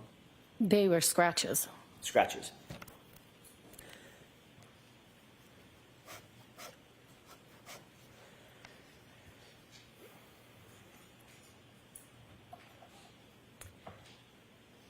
Ms. Roberts, you've previously testified that when you arrived, let me take you back instead of jumping right into it. After you met up with Ms. Reed at Jim McCabe's house that morning, so this is just after 5 o'clock or so, the three of you arrived back at One Meadows, correct? Correct. Is that right? I'm sorry. Correct. Okay. You're trailing the Lexus SUV, correct? Correct. The Lexus pulls in to the driveway and you pull in directly behind Ms. Reed and Jennifer McCabe is driving. Correct. You're driving your SUV, correct? Correct. You've previously testified that when you arrived at One Meadows at that moment, that once that SUV, the Lexus SUV, had pulled in and you pulled in behind the Lexus, you got out of the Lexus, sorry, you got out of your SUV, they got out of the Lexus, and that's a point at which Karen showed you the back of her taillight and said something to the effect of, do you think I hit him? Do you think I hit him? Oh my God, do you think I hit him? Do you recall that? I recall saying I didn't know if it was when we were coming or going, but she did point out the taillight. Okay. When you previously testified under oath, your quote was, quote, Karen pulls in and I pull in behind her. Mr. Jackson.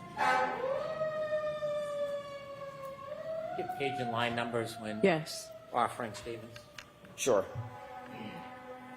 It's the SGJ, the grand jury.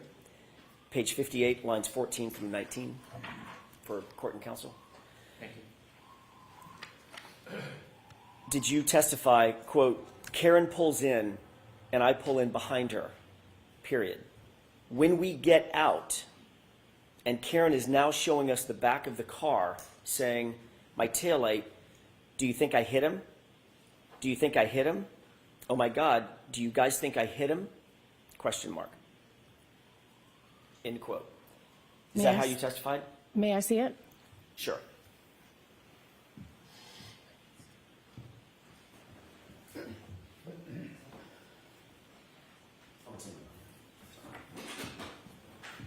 I apologize, I've already got it up here. Does it have a date on it, Mr. Jackson? It does.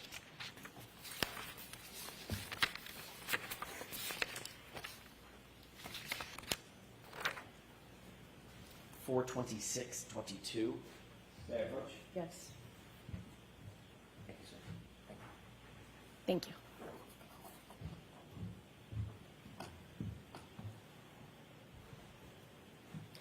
Do you have the pages after this? I'm sure I do. Because in the pages after this, I say, My question, Ms. Roberts, is that a quote that I just said, is that accurate? Do you see it in the, yes, it is. okay. May I approach? Yes.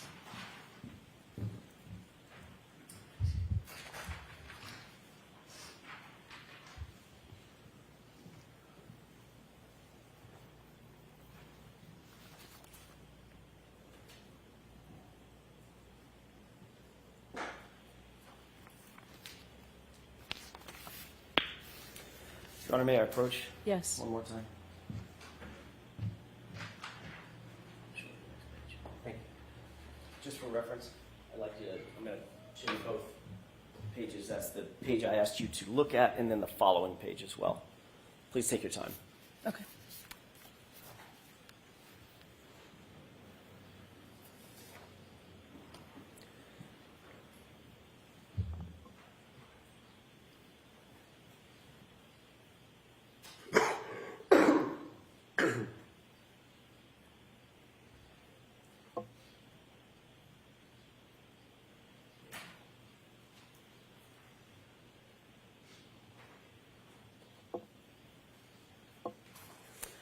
What I'm looking for is still not here, because I did say I wasn't sure if it was Yes. before or after. Ms. Roberts, you do have to wait for questions.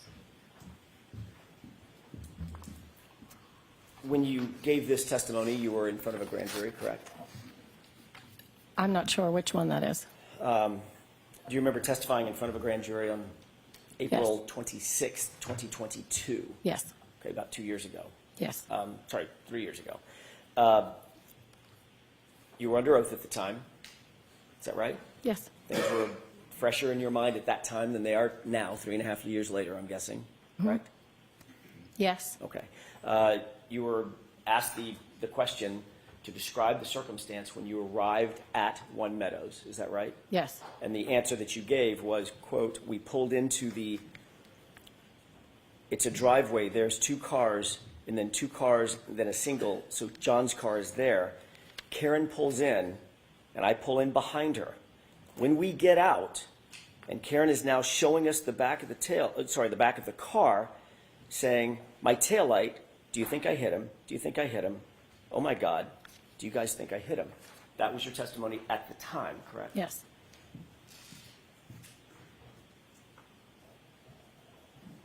And just to be clear, I'd like to take a look at a quick video that you may or may not have seen before. We'll find out.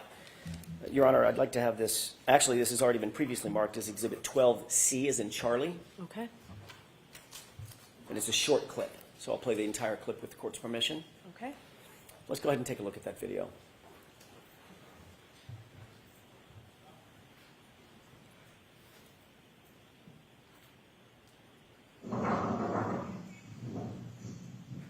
Can you pause? Do you recognize what's depicted in the video? Yeah, that's when we arrived at John's house. Okay. And who's the person with the plaid red pants? That is Jen. And who's the person that's just rounding the back of the car in front? That is Karen. What is the car in front? That's Karen's SUV. That's the Lexus SUV. Yes, it is. behind that Lexus SUV, Ms. Roberts, is there another car? That's my car. And who's getting out of that car? I am. Okay. And this is the point that you were describing in your, at least in the grand jury testimony at that time. Yes. This is the time that you're describing. That I thought it was when we walked in. This is the time that you were describing, right? When you arrive at the scene. Yes. Or, sorry, arrive at One Meadows. Yes. Okay. Let's go ahead and play this through.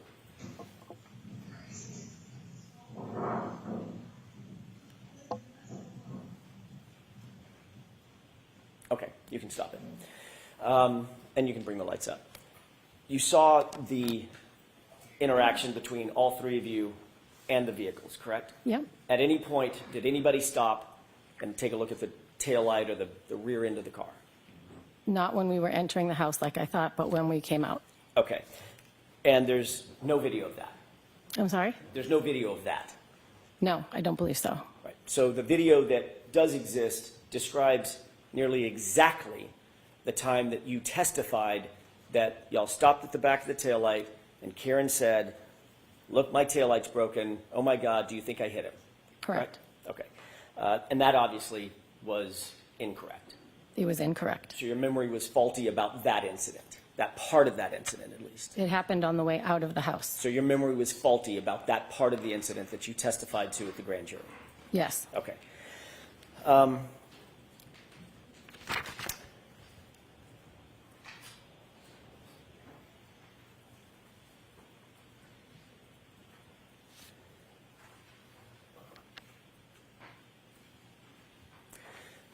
You were interviewed on January 29th. You've already testified to that, correct? By Yes. Troopers Dunn and my memory's failing me now. There were two. I don't know who they were. Okay. I'm sure it's in my notes somewhere. Two individuals that interviewed you on January 29th, correct? Yes. Obviously, things were very, very fresh in your mind at that point. Yes, but I believe I was in shock, so The incident had just happened. yes. Okay. And you were asked to recount certain of the specifics about the incident that you had just experienced, not days or weeks, but just hours before, correct? Yes. Okay. And you did your best, I'm sure, Ms. Roberts, to be as full-throated as possible, to provide them with as much detailed information as you could, and to be as honest as you could. Yes. I mean, you weren't going to lie to these police officers, right? No.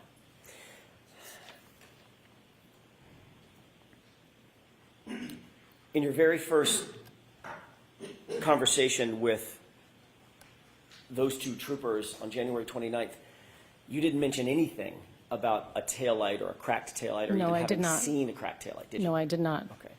I You didn't then- want to accuse anybody of anything. You were then interviewed on February 1st, 2022, a few days later, correct?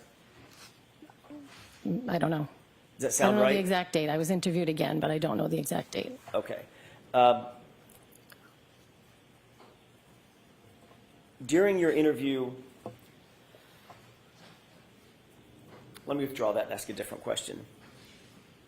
On February 1st, or whatever day it was, the subsequent time that you were interviewed just a few days later, you did then, for the first time, describe the taillight that you saw, correct? I don't know. Would it refresh your recollection if you looked at a report? Yes, please.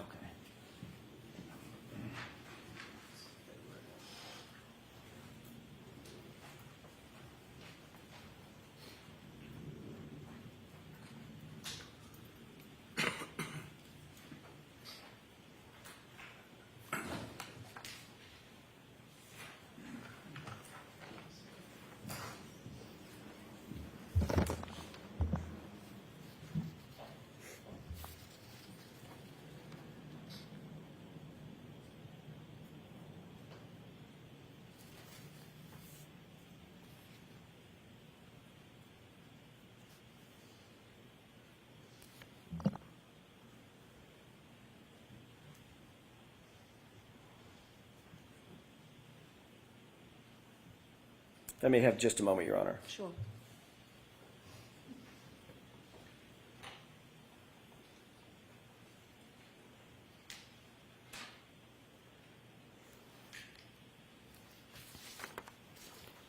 May I approach?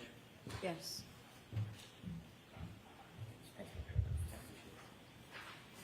I'm handing you a 2-page report, Ms. Roberts. I've put a little dot on the second page just to direct your attention to the discussion related to the taillight, if you want to take a look at that.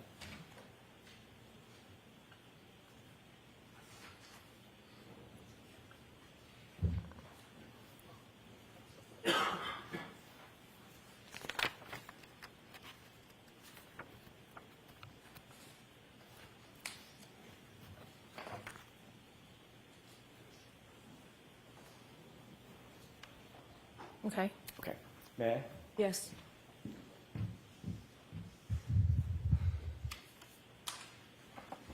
Does that refresh your recollection that you were interviewed on February 1st, 2022 by a trooper by the name of Connor Keefe and a trooper by the name of Kathleen Prince? Yes. Did Connor Keefe write that report?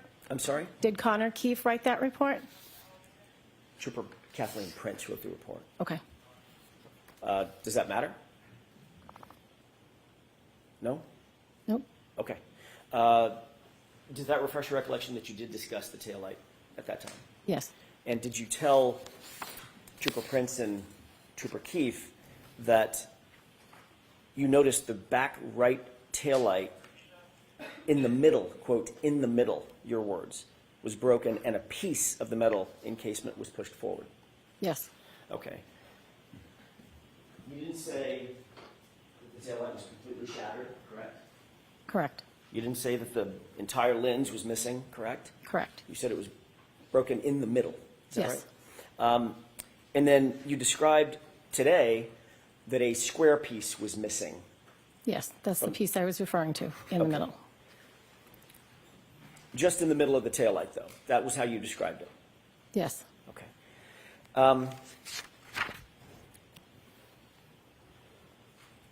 I'd like to shift gears for a quick second and talk about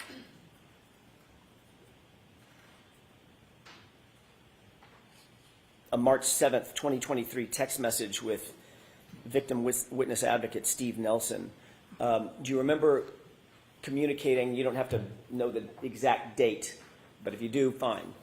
Do you remember communicating in March of 2023 with victim witness advocate Steve Nelson about the Ring camera at One Meadows? I don't know the exact date, but yes. Okay. Is it true that you contacted him to inform him that the O'Keefes needed to replace or wanted to replace the driveway Ring camera, that same Ring camera that we just literally saw through that perspective Yes. of you arriving? Yes. Did Mr. Nelson indicate that he believed that would be fine to replace that Ring camera if the O'Keefes wished to do that? I don't remember if he said it would be fine, but at some point they were told they could replace it. It had broken. It wasn't working. Did he indicate that he would check with DDA Adam Lally and then get back to you? I don't know. At some point, you were informed that the O'Keefes had the green light or the go-ahead to replace that Ring camera at One Meadows. Is that right?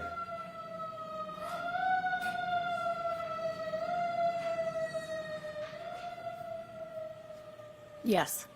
Okay. And then ultimately, you then relayed that to the O'Keefes that they have the green light. You've talked to somebody at the DA's office, and they said, yeah, go ahead and replace the camera, correct? Yes. Okay.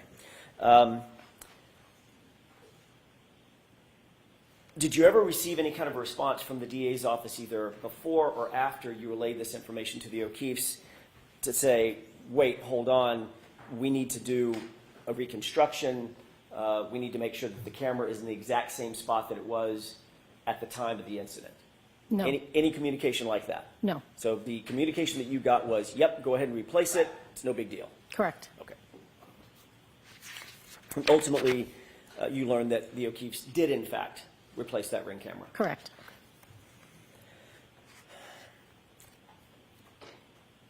You have already described your relationship, at least in part, with Canton Police Officer Sergeant Michael Lang, correct? Yes. He is friends with you? His daughter is friends with my daughter. You're friendly with the family? Yes. Okay.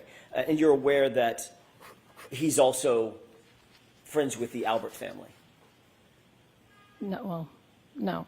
Were you aware that Michael Lang grew up with Chris Albert? I was not. Have you ever been in a social setting with both the Lanks and the Alberts? No.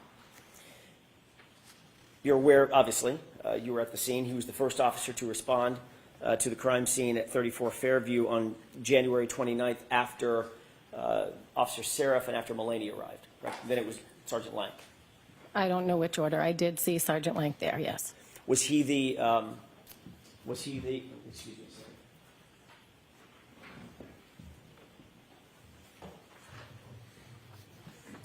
I was just reminded, you indicated that you don't remember the date of that text communication between yourself and Mr. Nelson.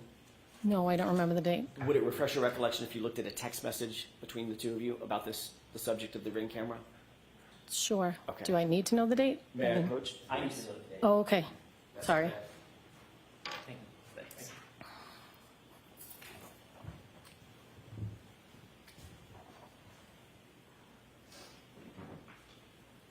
Is it March 7th, 2023? Does that refresh your recollection? Yeah. Okay. Thank you, Rob.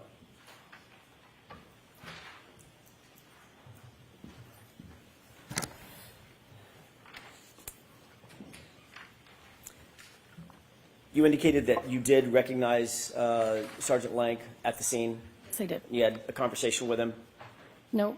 I said, Mike, is that you? He said yes, and that was it. All right. Following that, the next day, you did go to his house. You've already described that. I did. You indicated that you went to his house to drop off your daughter for a play date. Is that right? Yes. But And you she also said, indicated that you took Jennifer McCabe with you. Yes, because I drove Jen McCabe to the O'Keefe's house, so she was leaving to go home with me. So I was So- going to drop her off. Okay, so your memory is you took Miss McCabe from where over to the Lanks house? I think she was at home. So you picked her up Yes. at her house Yes. with anybody else? With my daughter, my son. I picked up her and either one or two of her daughters, I don't remember. And then you drove over to the Lanks house, is that right? No, I drove to the O'Keefe's house. First. Yes. And what did you do with the O'Keefe's Then house? left a couple of kids, and my daughter wanted to go to the Lanks house, so I drove my daughter to the Lanks house before driving home. And Jen's child was with you on the way from Jen's house over to the O'Keefe's house. Yes, one or two daughters, I don't know, Dropped the one or two kids off at the O'Keefe's, is that right? as well as my son. As well as your son. Then you went to drop off your daughter for the play date. Well, she was 13, so it wasn't a play date. Whatever, I don't know what you call I know. it. I know. I don't have a 13-year-old. What a date, whatever Yeah. it is. So she went over to her friend's house, yes. Okay. But you took Jennifer McCabe with you Yes, because I was driving her home. back to her house without her kids? Yes, she was going home. Were you going to go back to the O'Keefe's and pick up her kids and then take all of them home? I didn't have a plan. I mean, Patrick, Okay. nephew, is my son's best friend. Got it. So he wanted to be with him. Okay.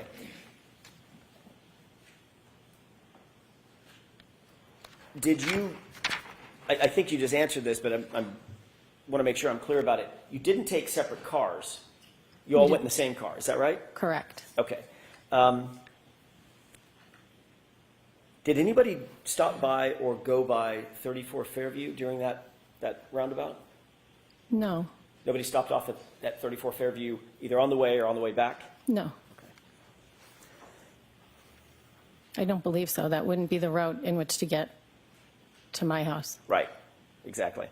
You indicated that you stayed, even though you were dropping off your daughter, y'all stayed, you and Miss McCabe stayed at Sergeant Lank's house for some 45 minutes. Does that sound about right? Yeah. And Sergeant Lank's wife, you indicated, was in the back seat of your car? Yes. Did y'all ever go inside the house? Jen went in to go to the bathroom.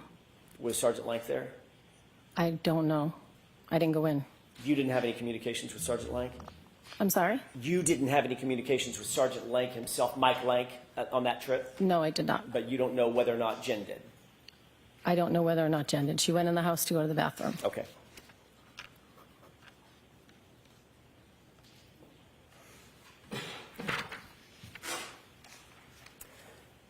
You've indicated that there have been occurrences in which Jennifer McCabe has asked you to contact the DA's office on her behalf to ask a question here or there, get some information, correct?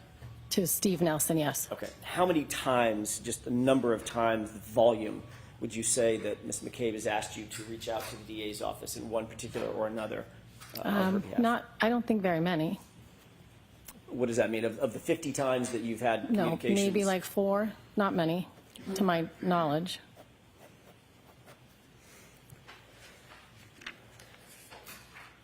When you would, on these 4 occasions or 4 or so occasions, when you would reach out to the DA's office, gather information, whatever that information may be, would you then report that information back to Ms. McCabe? Yes.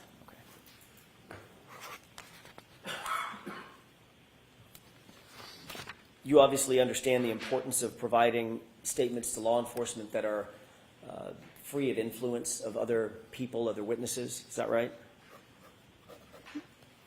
Say it again? You understand the importance of providing information to law enforcement as a witness to law enforcement free of influence from other people. Yeah. In other words, you want to be as accurate and as independent as possible. Yes. And that's because if your statement is somehow, or if your communications with law enforcement are somehow influenced by others, it might call into question the credibility of the person providing the statement. Objection. Can you answer that question, Ms. Roberts? No. Okay, next question. Sure. A statement that's been colored by influence from someone else would lack credibility, right? Objection. Sustained. I want to talk about the statements in the prior testimony that you have provided in this case, Ms. Roberts. There's been several of them. The first time you told your story to law enforcement was on January 29th. We've already established that, correct? Say that again? It was on January 29th, the first time you relayed your story to law enforcement. Yes. And that was to Trooper Dunn and Trooper DeChico. That's the name I couldn't remember. I don't remember. But you do remember Trooper Dunn. I remember 2 troopers. I don't know their name. Okay. Where did that interview take place? In my dining room. And who was with you when you gave that interview, if anybody? My husband was home. I think my daughter was home at that point. My husband was home. I don't know if the kids were home. Nobody else from outside the family? No. Okay. Who contacted you about doing that interview? How did they know to come to you at your home? I don't remember. They may have just shown up. I don't remember. Okay. Do you remember what time the interview was? Maybe around dinner time, maybe around 5, 6.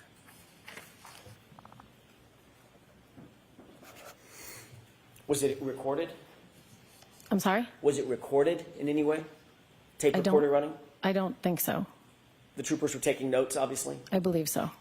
During your conversation with, and I'm jumping around a bit, so I apologize. During your conversation or conversations with Mr. Brennan and the members of the DA's office in preparation for your testimony, were any of those interviews recorded? No. Was anybody taking notes? No. None of the DAs were actually taking notes, the ADAs? I didn't look around the table to see if anyone was taking notes, but I didn't see them taking notes. No pads and pens on the table? There was a lot of stuff on the table, but I didn't see anybody taking notes. Okay.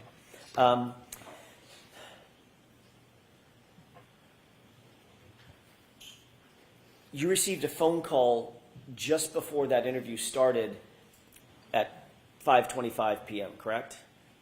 Around 5 o'clock, 6 o'clock.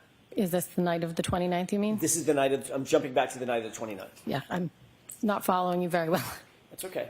On the 29th, Yeah. when you were interviewed around 5:25 p.m., maybe just a little bit before that, Yeah. you received a phone call just before that, correct? I do not know. Isn't it true that Jen McCabe called you and spoke to you just before that?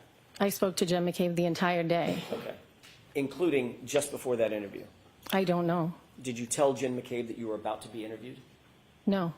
Did you tell her at some point did you text her and tell her that the officers had arrived? I don't think so. Did she text you back and say, call me right after? I don't know. Okay. During the course of that interview, when the incident was still pretty fresh in your mind, you indicated that at about 5 a.m., you got a call from Karen Reed indicating that John never came home and that she was worried, correct? Correct. You also indicated that she was worried that John may be walking and may have gotten hit by a plow. You relayed that to the officers. Yes.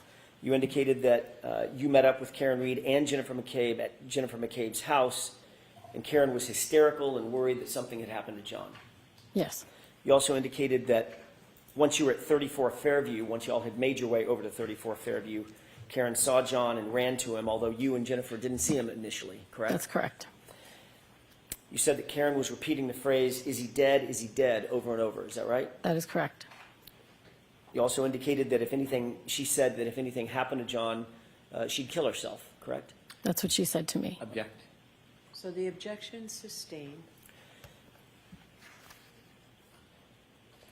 Did you indicate at any time, I'm sorry, let me ask it a different way. Did either of the troopers indicate to you after your initial interview that if there was anything further that you could recall that would be useful, please provide it? Please give it to at that time. I don't know. Okay. Would it refresh your recollection to look at that January 29th report? Sure.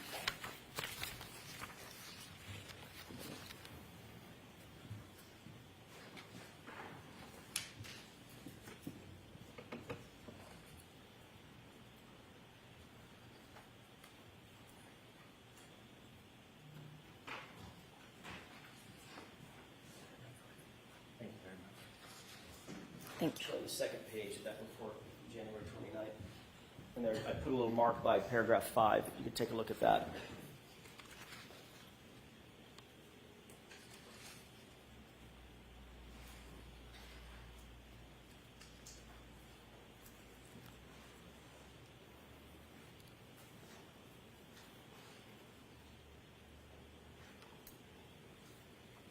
Okay. May I? Yes. During this interview with Trooper Dunn and Trooper DeChico, they indicated after you gave your statement that if you wish to provide anything additional, now is the time to do it. Objection. Sustained.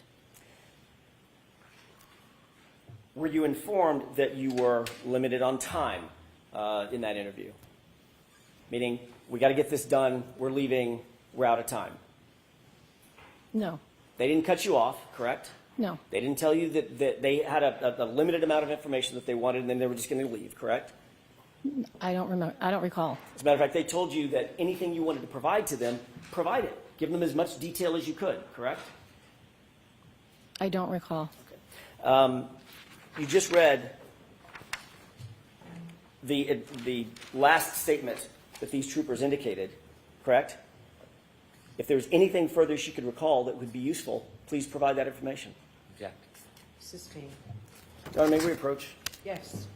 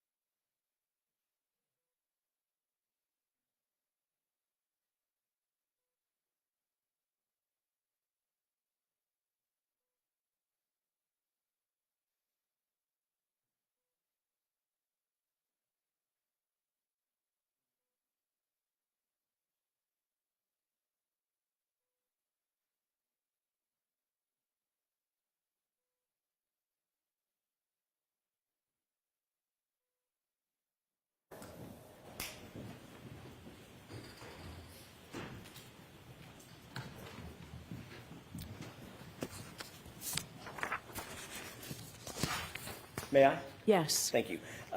Having looked at the No, report, no. Bring it to her and show it to her again. she's just, it's the same thing that I just showed her. Having looked at the report, does that refresh your recollection about what Trooper Dunn and DeChico told you at the end of the interview? I don't recall. It's not refreshing. I'm not remembering it. Even reading it, I'm not remembering it. I see. Okay, fair enough. So as you sit here, the details about what you told or what those two officers told you are not fresh in your mind, and nothing's refreshing your recollection about that. Right. Okay, but you do remember the basics of what I just described in that conversation with those two troopers. I mean, they asked me what happened, I told them, but I was also in shock. You never said during the course of that interview that my client called you at 5 o'clock in the morning just hours earlier and said he's dead and then hung up, correct? No, I don't believe I said it at that point. I did not remember that until a couple of days later. I see. And in fact, when you were asked about that particular statement, when you asked about that particular series of events, that never came to your mind. No. That literally the first words out of Karen Reed's mouth, according to you now, is he's dead and then hung up. Correct. When you heard that, you didn't take that to mean that she killed him. No. Of course not. She was panicked, correct? Yes. You did add that, one other thing that you didn't add in your initial statement to Trooper Dunn and Trooper DeChico is anything about the taillight either, correct? Not. Okay.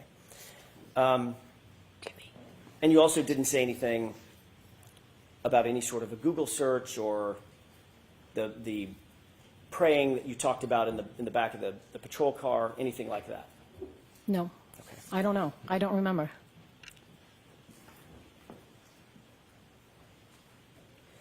The second time you were interviewed, that was the February 1st interview.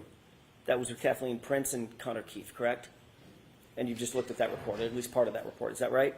Say it again? Connor Keefe and Kathleen Prince, that was on February 1st, 3 days after your initial statement, correct? I don't remember the date, but I remember meeting with them. Okay. I want to make sure I get the dates down, so I'm sorry to belabor this, but. May I approach? Yes. Would it refresh your recollection if you would look at the report of that interview? It might. Okay. First paragraph. Thanks.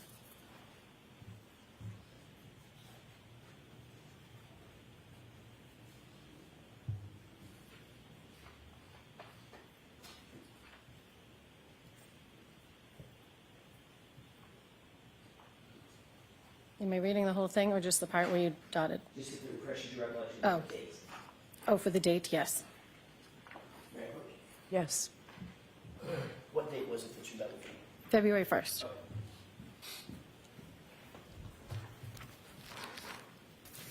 That second interview was conducted at 12 Country Lane, correct? Yes. And who again lives at 12 Country Lane? Jennifer McCabe. So the second time you told your memory, your story to law enforcement, you were literally sitting in Jennifer McCabe's house. Yes. And you had met with Jennifer McCabe before your interview, correct? Yes. We were putting a timeline together. So you two were actually prepping, if that's a valid term, prepping for your interview, putting a timeline together, correct? We were putting a timeline together at the request of Mrs. O'Keefe. And Jennifer McCabe, was helping you with the timeline, and you were helping her with the timeline. Yes, we were putting together the events of what had happened. So she was helping you, and you were helping her, yes or no? Yes. Okay. So both of you were assisting in each other's memories, correct? Yes. I remember this, and you remember this, and okay, now I remember this, correct? Yep. Obviously, that would help influence your memory, going Yes. over the event with someone else, correct? Yep. So what's on that timeline, you would agree, is not completely independent, your memory. It's a combination of your memory and Jennifer McCabe's memory. Isn't that right? Yes.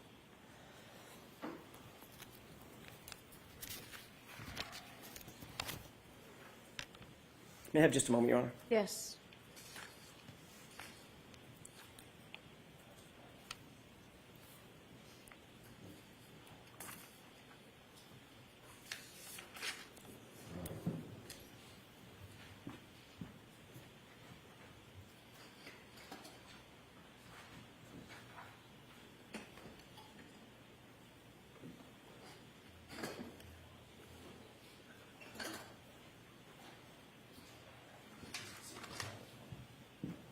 Thank you, Your Honor. So the two of you drew out some sort of a timeline for you to follow during the course of that interview. Is that right? For me to follow what? During the course of that February 1st interview, as you were interviewed in Ms. McCabe's house? I mean, that was the purpose of the timeline, to help you with that interview? No, that wasn't the purpose of the timeline. You used it for that purpose, though, obviously. We did not. I was at Jen's house making a timeline, and the two officers showed up to interview her. I just happened to be there. Right, and when they interviewed you, did you have that timeline in front of you? That's my question. No, I did not. Okay, but you had just created it along with Jennifer McCabe. Some of it. Okay. And then it was after that that this timeline was coordinated between the two of you, that you actually told your second story to Trooper Prince. And when I say second story, I mean the second time you were interviewed on February 1st as opposed to January 29th. Is that right? Yes. Did you ever become aware of text messages that Jennifer McCabe was sending to others in a group chat talking about you in that interview? No. You were never told or became aware that she sent text messages to a group as she listened in on your interview? No. I don't think she could listen in. She wasn't anywhere near me. You weren't aware that or are you aware as you sit here that she sent a text message that said she's telling them everything, all the stuff? Sustained. Have you ever been provided a text message or told about a text message that perhaps Jennifer McCabe was sending to a group? No. Listening to your suggesting that she was listening to your interview? No.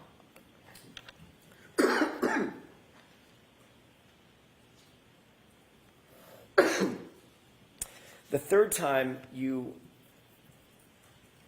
told your story was later that night in a telephonic interview. Is that right? With Trooper Proctor? I requested to speak to Trooper Proctor because I had remembered the very first time I spoke with Karen that morning, and I wanted to make sure it was recorded. Okay, that wasn't my question. My question was, did you have another telephonic conversation with Trooper Proctor, yes or no? You said that night, but it wasn't that night. When was it? I think it was earlier that day. Okay. Meaning, but it was after the interview with Trooper Prince. I don't think so. Think it was beforehand? I think it was beforehand. You were still with Jennifer McCabe when that call took place, correct? I was in her house. I was not with her. I stepped away to speak to him by myself. In her home at 12 Country Lane. Correct. Who else was with you other than Jennifer McCabe in the house? Her sister was there writing down the timeline for Who's us. that? Her sister, Denise. Denise? So she was scribing the timeline as you and Jennifer McCabe were creating it? She was writing it down as we were remembering things. Right. And the three of you were doing this together, sort of communally. Yes. She would say something, then you would say something, then it would spark something that she would say, and back and forth, correct? Yes. How is it that Trooper Proctor got a hold of you? Did you call him or did he call you? I think he was on the phone with Jen, and I asked to speak to him. So Trooper Proctor got a hold of you through talking to Jen McCabe. Well, I asked to speak to him, but yes. Right. Was that interview recorded, to your knowledge? I don't know.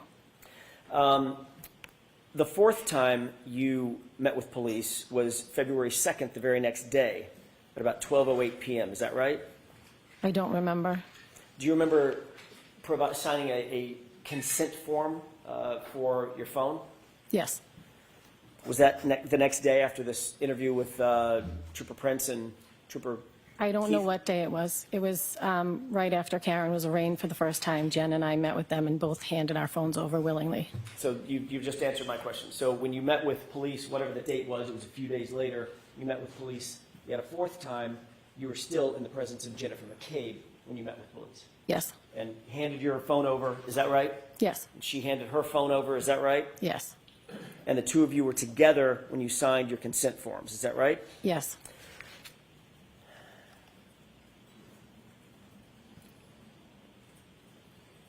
The fifth time you told your story was in front of a grand jury, is that right? I don't know. Do you remember testifying in front of a grand jury? I do. Okay, let's talk about that for a second.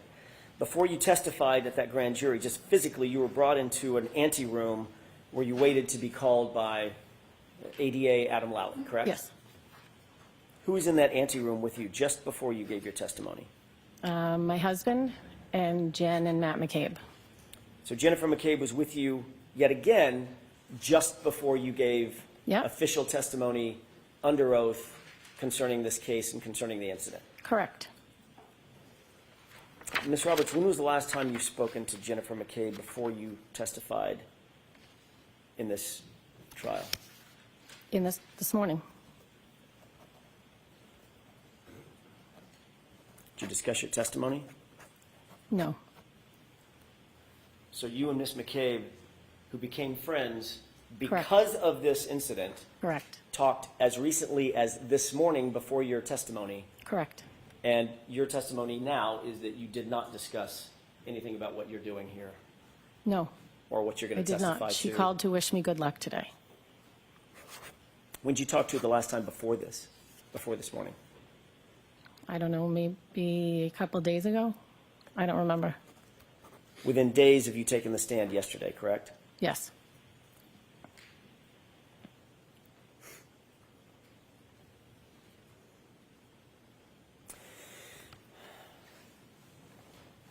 Did you ever... May I have this one? Yes.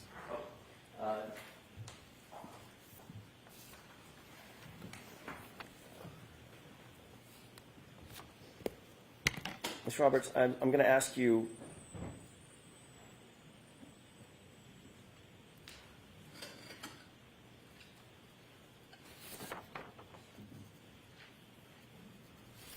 to take a look at, actually, let me ask it a different way. Did you say that you did or did not recall texting with Jen McCabe during the course of that January 29th interview with state police? Do you recall that or no? No. Okay. During the interview, I didn't text anybody. Okay.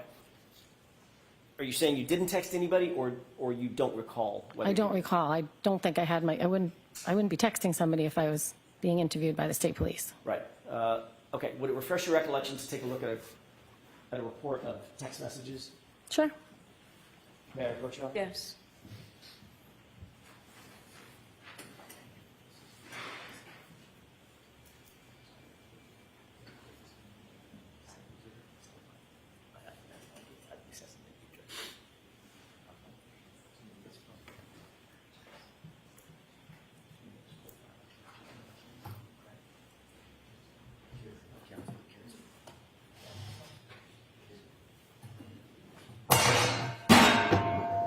Thank you. So, may I, Your Honor? Yes. Take a look. There's two tabs. Take a look at the tabs and the data across the two tabs, if you don't mind.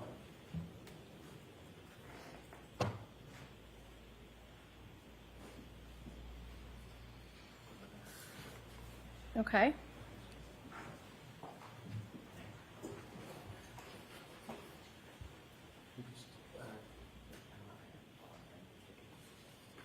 Absolutely. Absolutely. I'm in no rush.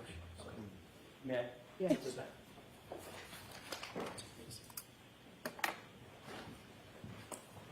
Well, for information, Mr. Brennan, Okay.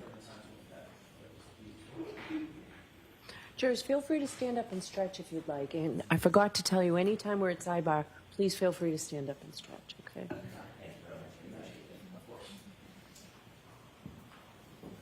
that was quicker than we thought, Judge. May Okay. I proceed? Yes. Okay. Did you take a look at this document? Yes. Does that refresh your recollection that there were two text messages at around the time of your interview with those two troopers? No.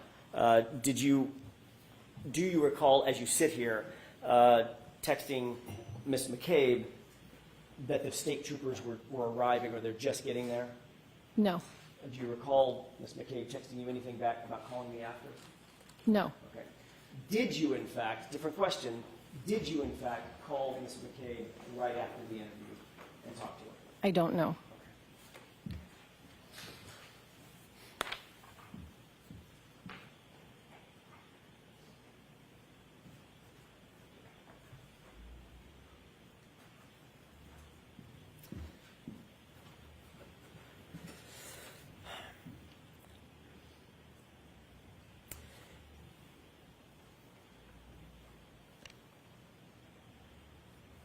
have you ever testified that at the scene, Miss Reed was seated in the back of a patrol car along with Jennifer McCabe, and you were standing just outside the car, and there was an interaction among the three of you? Yes. Have you ever testified, or have you ever stated, in any particular, that during that interaction, Karen asked the three of you to pray? Yes. Have you ever said or testified that during that interaction, where you're seated, where they are seated in the back of the patrol car, and Ms. Reed asked you to pray, that Ms. Reed said to Jennifer McCabe, "Google hypothermia"? No. You've never said that. I've never said that.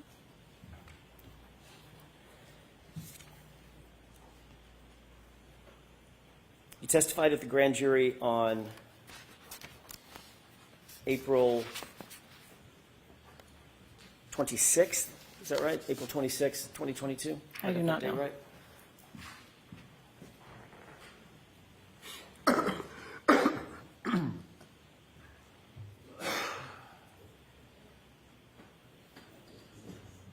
Does that sound right? April 26th, 2022? I have no idea. Late April 2022, does that sound right? I don't know. It was 2022. You testified under oath, correct?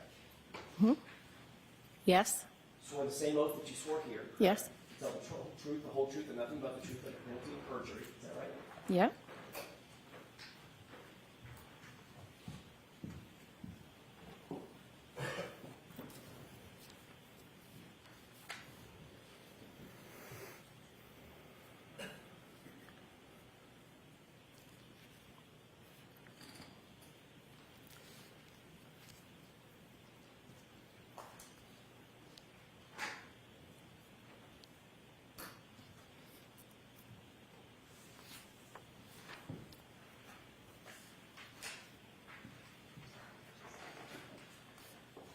Yeah, that's what I needed.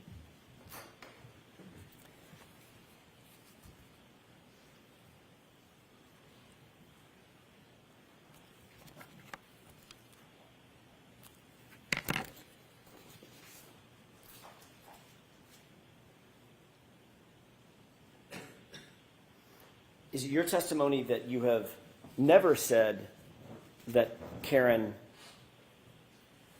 told Jen to Google hypothermia, or that you don't recall saying that? I don't recall saying that. Would it refresh your recollection to look at portion of your grand jury testimony from that day? It might. May I approach? Yes.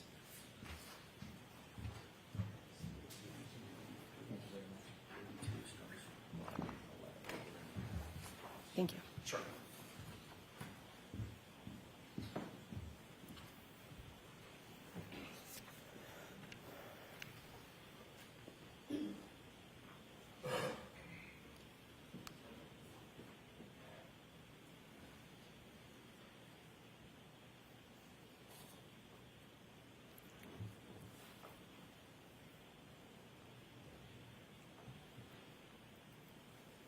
And if you could read on to page 83 as well.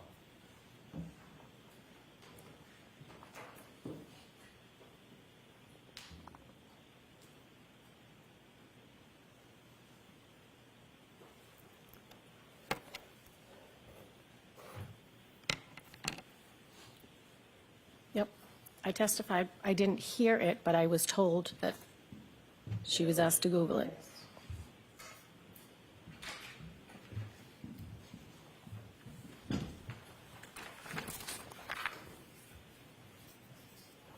You testified under oath at the grand jury that at some point Karen was in back of the police cruiser, correct? Yep. Objection. No, I'll allow that question. Does that refresh your recollection as to what you told the grand jury? Yes. And isn't it true that at some point during the course of your testimony under oath, you said that Karen was in the back of the police cruiser? Yes. And then you went on to describe that Karen and Jen and I were standing outside, and she made us all start holding hands and starting to pray. Yes. I mean, the she being Karen Reed, correct? Yes. And at this point, they had lifted John up and taken him onto the gurney, correct? I That's don't what you know. described. I don't recall. Okay. I'm going to do this again, just so we're clear.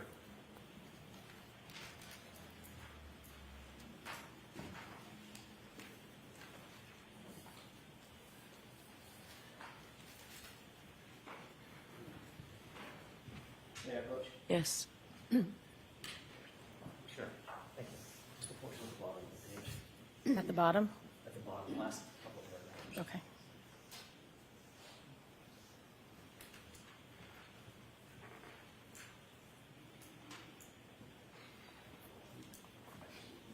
Yep, I say I think, so I'm not I positive. have a question for you. Okay. Does that refresh your recollection? Yes. Okay, thanks. Thank you. And you testified basically that you think, at least that's what you were telling the grand jurors, that you Yep. think that was the point at which they lifted John up Yes. and moved him into the ambulance, correct? Is that right? Yes. And then you were asked a question, what, if anything, did she, Miss Reed, ask Miss McCabe while they were sitting in the back of the cruiser that you heard, correct? Objection. Do you recall that? I did not hear the question about Google being asked. That's not my question. May I ask? May I inquire? Just repeat that question. Sure. Isn't it true that you were next asked by Mr. Lally in front of the grand jury, quote, what, if anything, did she, Miss Reed, ask Miss McCabe while they were sitting in the back of the cruiser that you heard, end quote? Do you remember being asked that question? No.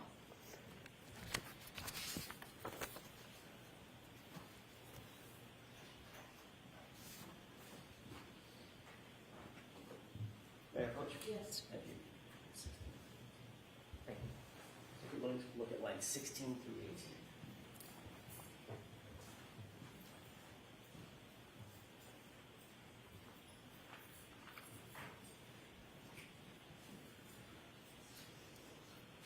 Okay. May I? Yes. Does that refresh your recollection? That was the question that you were asked? Yes. Okay. And in response to that question, you stated, quote, at one point she asked her to Google hypothermia and how long Google hypothermia. Correct? Mm-hmm.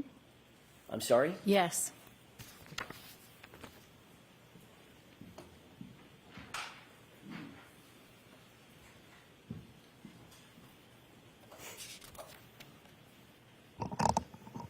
That was very detailed. You'll agree that that's a very detailed and specific recount of an event. You recounted where you were, back of a cruiser, or they were in the back of a cruiser, correct? Yep. You recorded or reported the time. It was right around the time that you thought they were lifting John up and scooped him up onto the gurney, correct? Yep. I thought it was about that time. I wasn't sure. Location, I'm sorry, I didn't get that answer. You were talking over each other. that's my mistake. What was your answer, Ms. I Roberts? thought it was about the time they lifted him up, but I wasn't sure. You were very detailed about who was there. It was you. It was Jen. It was my client, Karen Yes. Reed, correct? Is that right? Yes. You were so detailed that you talked about where you were standing next to the cruiser open door, correct? Yes. What the others were doing, holding hands and praying, is that right? Yes. And the actual words used. You were as detailed about all of that as the actual words used. She asked her to Google hypothermia and how long, and then you stopped, Google hypothermia, end quote, correct? Correct. You will agree, at least for that purpose, you painted a very, very detailed picture in front of the grand jury, didn't you? Yeah. Except it's not true, is it? I did not hear her ask that. I was told she was asked that. In The the answer to my question, Ms. Roberts, and I'm not a trick question, what you told the grand jurors was not true. You never heard her, my client, ask anyone to Google anything, did you? I did not. And yet, that's what you testified to under oath, under penalty of perjury, in front of the grand jury, didn't you? I did. And the reason you did that, the reason that you said that false statement, was because someone told you to say it, correct? Object. Is that, I'm going to let her answer that. Nobody told me to say it. I knew it happened at that time, How did you which know is it why I happened? said it. How did you know it happened, Ms. Roberts, if no one told you it happened? Because we wrote a timeline. We already spoke about So that. the timeline that Jennifer McCabe helped you with, that influenced your testimony in front of the grand jury, correct? Obviously. I was telling what happened in the back of the Ms. cruiser. Roberts, the timeline can that answer. you wrote, So when you ask a question, let her answer, okay?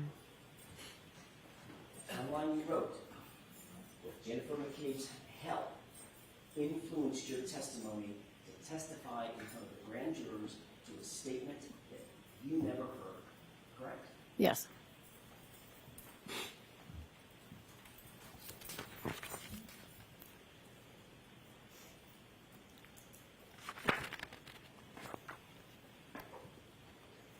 You were later asked about that statement in another investigation, by another investigator or set of investigators, correct?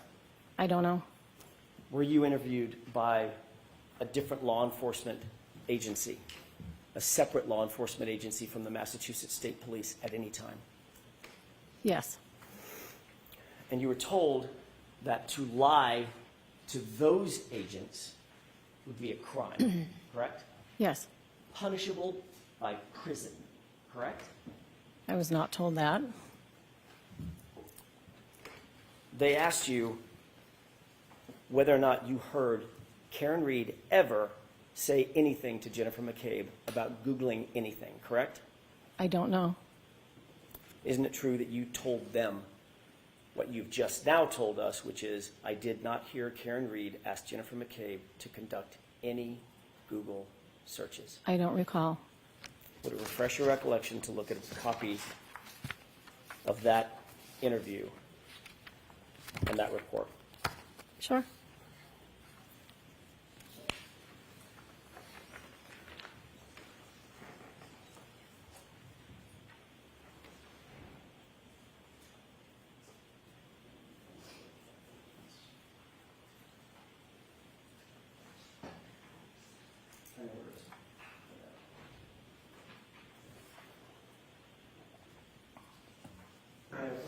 Yes.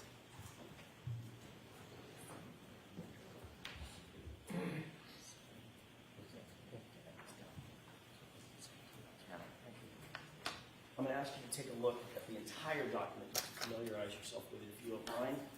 Go to the front page, and don't answer anything about the document until I ask you a question, if you don't mind, please. Sure. Thank you.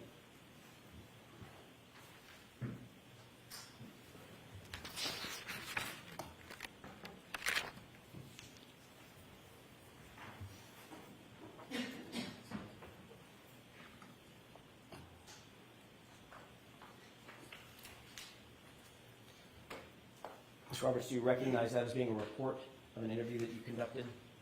I've never seen this before, but Understood. You may never have seen it, but does it remind you that that's Yes. a report of a conversation you had with another law Yes. enforcement agency? I'm going to ask you to turn to page 7 of that report.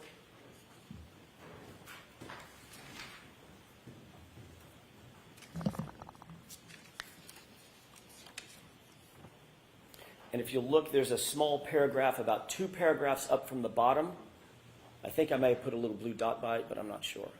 Please read that to yourself. correct.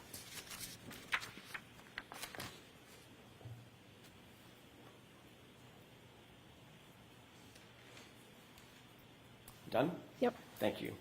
May I approach? Yes. Thank you. Ms. Roberts. Ms. Roberts, does that refresh your recollection about what you told these investigators? Yes. And what you told them was you, quote, did not hear Karen Reed ask Jennifer McCabe to conduct any Google That is searches. correct. And you went on to say you saw McCabe on her phone. I'll allow it. You saw McCabe on her phone, but you did not hear Karen ask Jennifer to Google anything. Correct. So what you told the grand jurors was in fact false. I misunderstood Mr. Lally's question. Got it. Thank you. Okay. Mr. Brennan, any questions? Thank you. Thank you.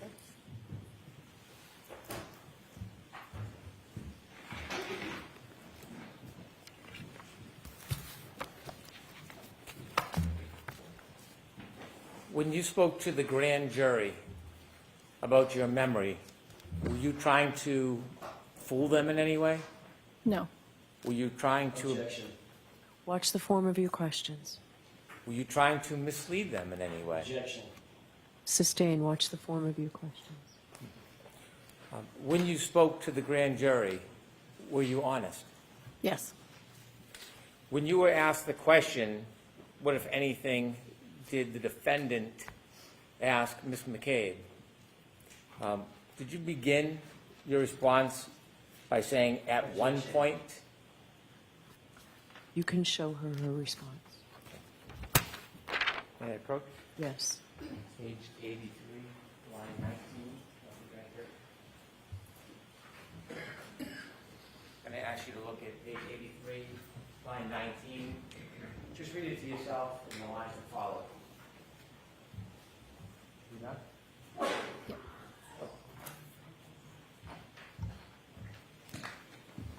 When you were asked that question by Mr. Lally at the grand jury, did you ever say you specifically, personally heard that statement?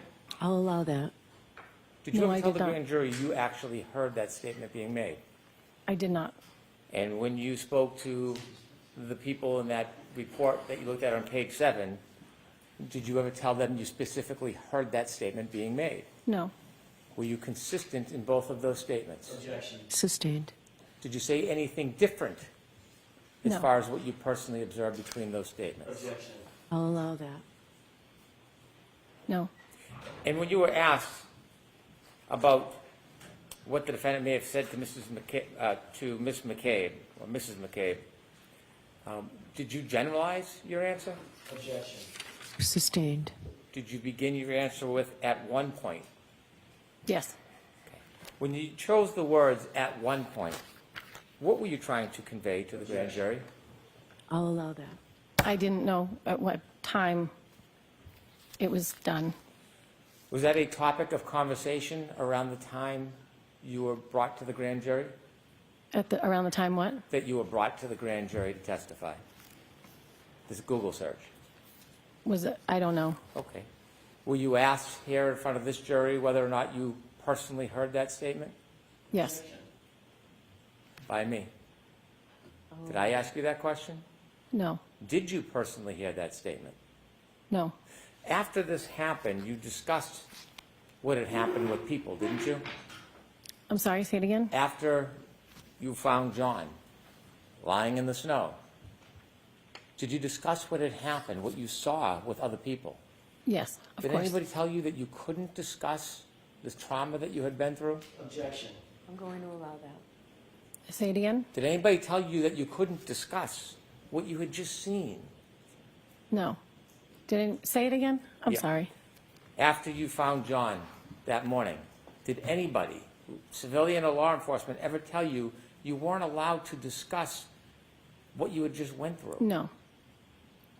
Did anybody ever tell you that you couldn't have support of other people? No. I'll allow that. No. Was this a traumatic event? Yes. Have you spoken to a number of people about it? Yes. Tell us why you would want to speak to somebody about what happened that morning. Objection. I'm going to allow that. I've spoken to many people, obviously, that we all grew up with. But Jen in particular, I do speak to her. I am friends with her. We went through a really traumatic experience together. Did you ever confide in other people other than Jen McCabe about what you endured that morning? Yes, many people. Why? Because it helps me get through, and it's whether John's family, friends, whoever, I've talked to a number of people about it. You're friends with John's parents? Parents? John's parents, the O'Keefes? Yes. You still friends with them? Yes. Do you ever discuss what happened? Yes.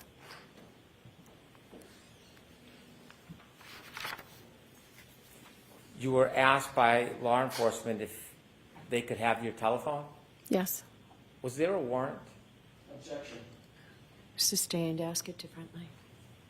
Did you feel like you had any obligation, legal obligation, to give your phone to law enforcement? Objection. I'll allow it. No, they asked for my phone. I handed it over willingly. Did you think you had to? No, but there was no reason not to. When they went through your phone, do you know whether they saw all of your phone calls that were on that phone? Objection. Do you know that?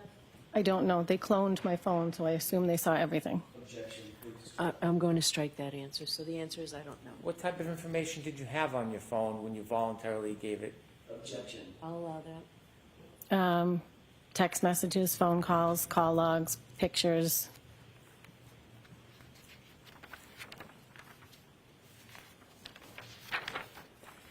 You said that you stayed friendly and still are friendly with Peggy O'Keefe and John Sr.? Yes. Okay. At some point, at times, do you try to help them with things? Daily. Do you try to help them with the children? Objection. Sustained. Well, you were asked about contacting the district attorney's office about replacing a Ring camera. Yes. Whose Ring camera was that? It was at One Meadows where Mr. and Mrs. O'Keefe, John's parents, are now living. What motivated you to call the district attorney's office about the Ring camera? Because we knew the ring might be some sort of evidence that they didn't want to take the camera that was not working down without permission. Do you have a Ring camera? I do. Do you know if there's a difference between the actual physical camera and the iCloud storage that keeps the actual video on it? I don't know the difference. Okay. Did you ever ask to replace any hard drives or storage, or were you asking to replace the camera itself? Just the camera. And that was in March 7, 2023? I don't know when.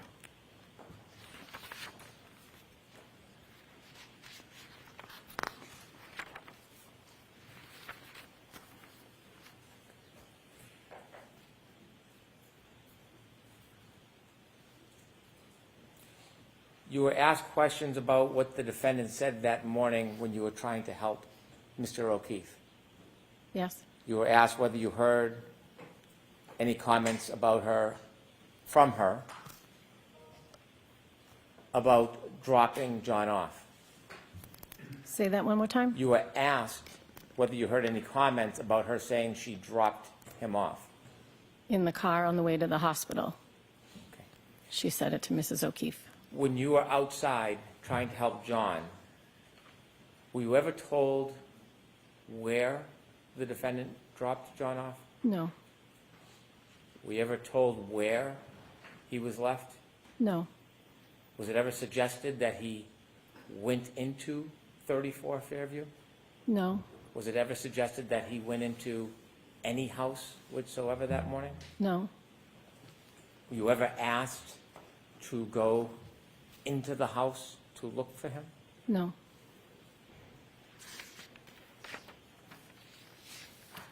When you were being interviewed by law enforcement, did you ever refuse to be interviewed? No. Were the interviews all the same or different? They were all different. They were all different.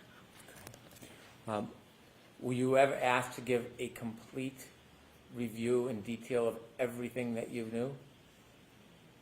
I was just asked to tell me the story of what happened that morning. And at some point when you were interviewed, you were asked about the phone calls that the defendant made to you that morning at 5 o'clock. Yes. When you received those phone calls, Jennifer McCabe was not on the line, was she? No. Was she a party to the calls?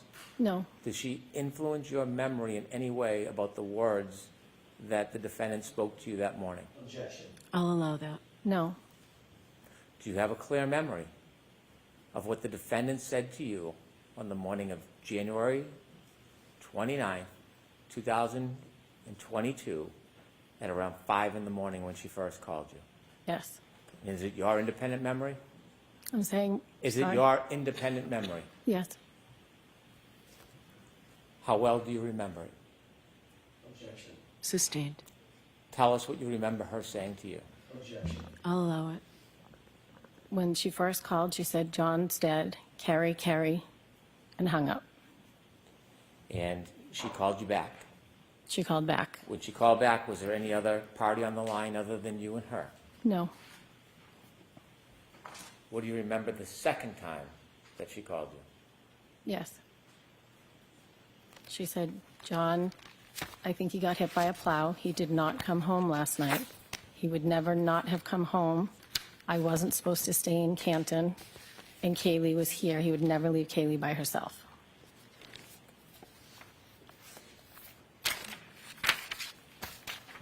Did anybody ever ask you to lie No. or exaggerate? No. Would you? Say that? Would you? No. Sustained. You were asked whether or not you told people on January 29th about the missing pieces to the defendant's taillight. And you began to say you didn't tell anybody that morning. I didn't think it had anything to do with John. I didn't want to point fingers at anybody Why not? because I had no idea what had happened to him. I wasn't going to point fingers at his girlfriend. Was it, in fact, broken with missing pieces that morning? Yes.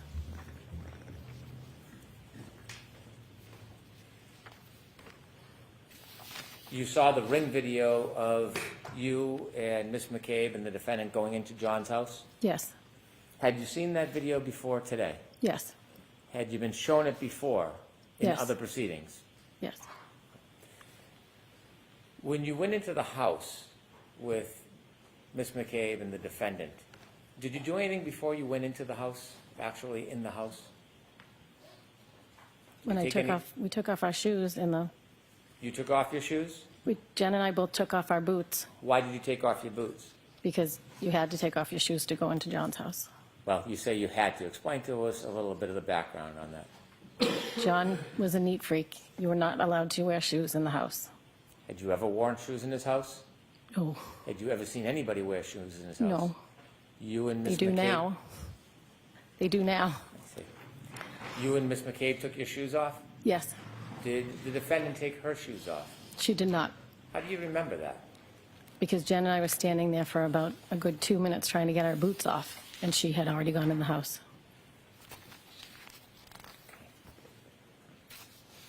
Do you know why you were called that morning? No. Did you volunteer to be part of this Yes. after the call? Yes. You had said you thought that you looked at the taillight before you went into John's house. Yes. Do you remember actually seeing the tail light that morning? I do. Was it simply cracked? No.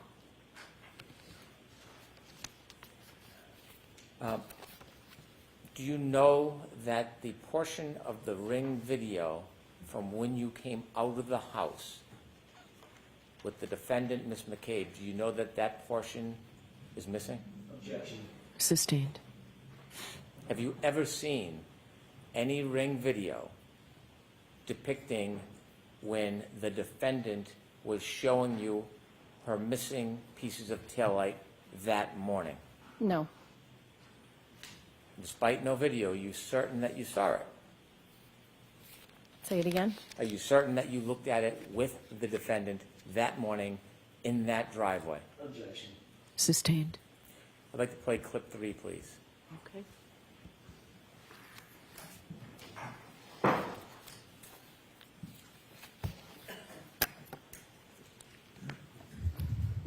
Objection. Reapproach. Okay.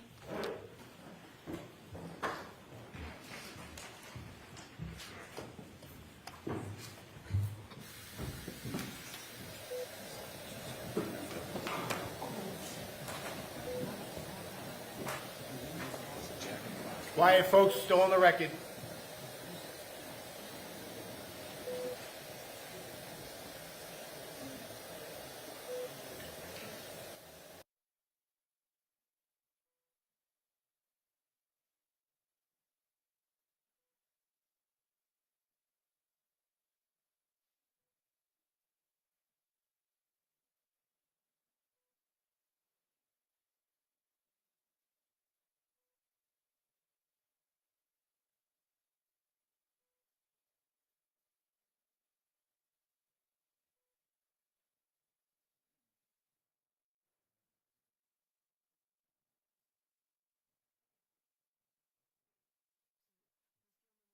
This now.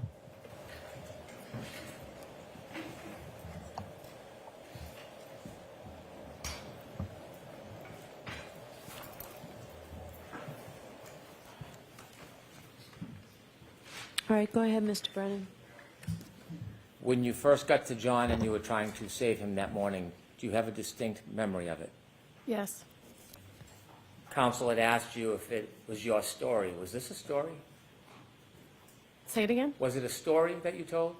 A story? Yes. It's what happened. Do you wish it was just a story? Sustained. There's no further questions. Okay, so recross. Just asked, just a few minutes ago.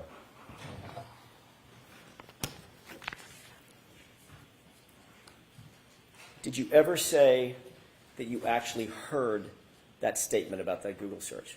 And you said no. Correct. The question that was posed to you by Mr. Lally was, what, if anything, did she, Miss Reed, ask Miss McCabe while they were sitting in the back of the cruiser that you heard? Right. Correct? I misunderstood the And question. you misunderstood that question? Yes. What I did you did. misunderstand about that question? I didn't know it was that you heard, so I was explaining what happened in the back of the car. I see. So you just ignored the part, literally, the part of the question where he said, what did you hear her say? That's what I your think the word testimony was is now? heard, and I didn't hear it. I obviously got the question wrong because I did not hear anybody ask about a Google search. Well, I know that's what you're saying now. I get that. But when you were asked, what, if anything, did she ask Miss McCabe while they were sitting in the back of the cruiser that you heard, your immediate answer was, at one point, she asked her to Google hypothermia and how long dash Google hypothermia, end quote. Correct? Correct. That was your answer, Yes. correct? To a question I misunderstood. And that was a false statement, wasn't it? Technically. Technically? Yes. It's like being a Technically. little bit pregnant, Ms. Roberts. Okay, so remember, jurors, I said earlier, comments of counsel are not evidence and you're to disregard them. Ask a question. Thank you, Your Honor. What do you mean technically? Technically, I was under oath, and I did not hear Karen asked Jen to Google it. And yet under oath, But I knew it happened at that and time. yet under oath you said you did. Correct. And that was a lie, correct? Objection. Was that a lie? Did you lie? I did not intentionally. But you did. And, Not intentionally. okay, that's the end of Understood this. the question, Mr. Jackson. All right, is there any other question or is that it? I didn't hear what she just said. I said I misunderstood the question, Mr. Jackson. That's what you're saying now, correct? That's what happened. All right, Can I ask one more question? okay. In that quote, you said, at one point she asked her to Google hypothermia and how long. Then you corrected yourself and finished with Google hypothermia. What did you mean by how long? What were you about to say? I don't recall. Had someone told you something about a phrase that started with how long? I don't Related to recall. hypothermia? I don't recall. Like, for instance, how long to die in cold? I don't recall. Thank you. Okay. All right, Ms. McKay, I'm sorry, Ms. Roberts, you are upset. Thank you.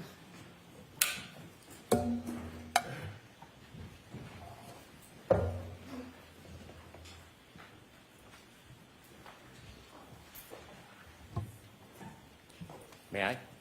Yes. I'd like to play clip 3, please.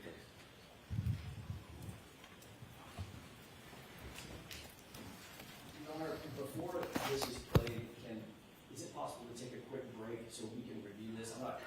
There's a lot of clips. I'm not sure what this is. I'd like to see it before it's played. All right, how long a clip is this? Probably about 10 seconds, 15 seconds. All right. Jurors, we're going to ask you to take a break, and we'll bring you back in, and we'll see a 10-second clip. All right, we'll give you a 5-minute break. That's fine. Thank you, Your Honor. Court, all rise, please. Jurors, close your books. Follow me.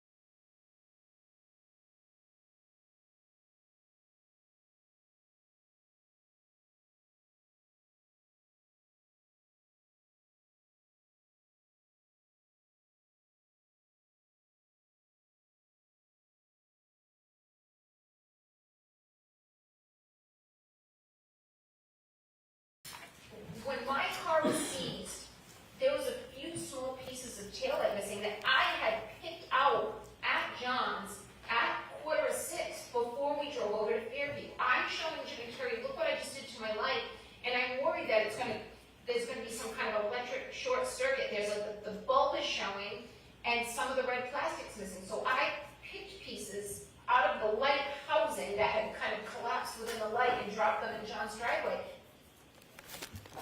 I'd like to have that marked as an exhibit, please. Okay, No objection. right.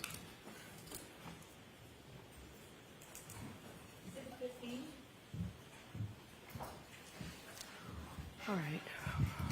Rather than calling your next witness, who it'll take 10 minutes to bring a witness in and do all of that. Yes, Your Why don't Honor. we take the lunch and recess? I'm sorry, is the food here? Okay.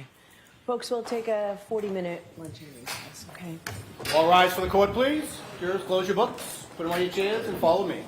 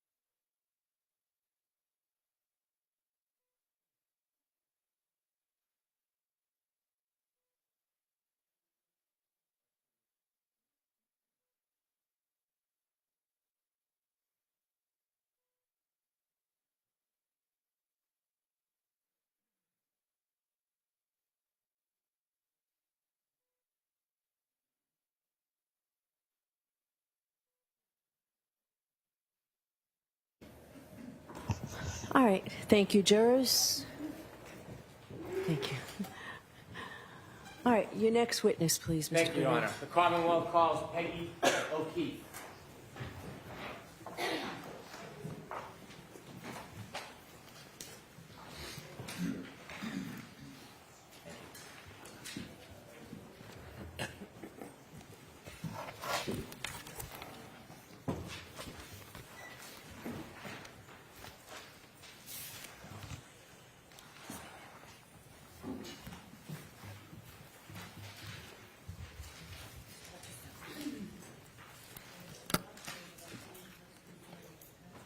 You solemnly swear the evidence given before the jury in the case now hearing should be the truth, the whole truth, and nothing but the truth, so help you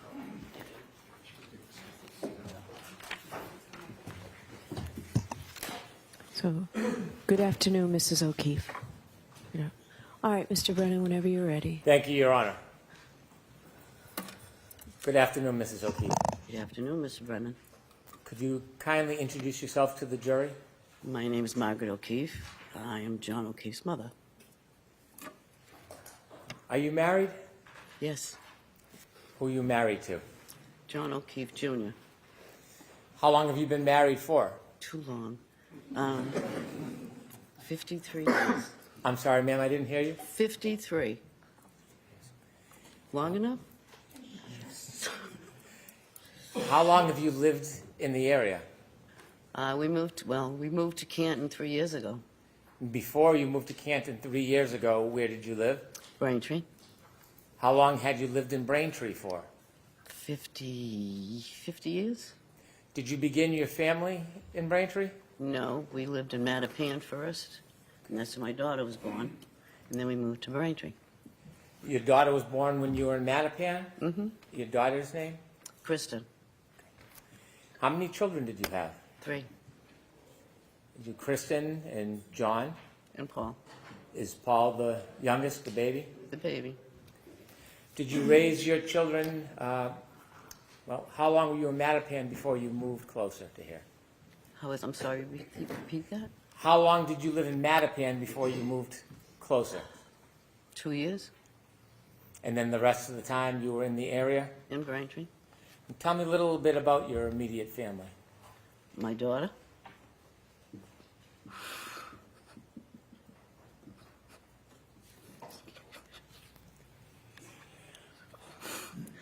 my daughter Kristen had a tumor, a cancerous tumor that she had for 5 months. And she died in November of 13. She had 2 children. And then 2 months after she passed, her husband passed from a heart attack. And then you all know about John. And then my son Paul is over there. That was 2013, ma'am? Could I ask you about her children? She had 2 children, Kaylee, who's now 17, and Patrick is 14. And he's a run for my money. Do you remember how old the children were when your daughter passed? 3 and 6.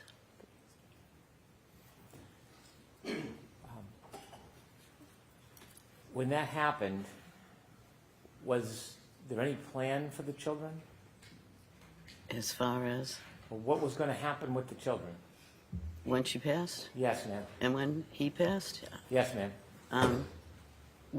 my son decided to be the head guardian, and then we had I was the other guardian, and there was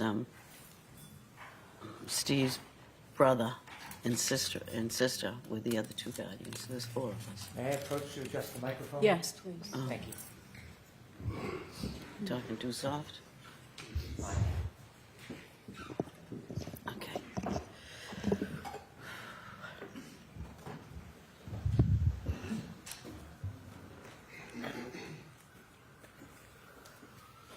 Did I understand that there was a decision that John would be the primary guardian? Yes. Can you share with us how that decision came about? Well, he was single. The other two guardians were married, and they didn't have children, but he decided to do it himself, and then I was the second one in case he needed me. So I was over there most of the time, like when the kids get home from school or, take them places, and then have them on weekends so he could have a break. So that's what I did. Did other people help out in addition to you and John?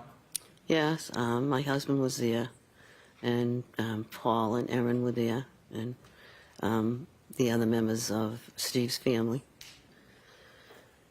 I understand at some point John worked in law enforcement. Yes. Besides that, could you just share just a little bit about him with us? He was a police officer at headquarters. And when he first started, he was in Hyde Park, and then he moved to Dorchester, and then into Boston itself, and that's what he did. I was hoping if you could tell us a little bit about John besides his work. He was enthusiastic with sports. He was wonderful with the kids.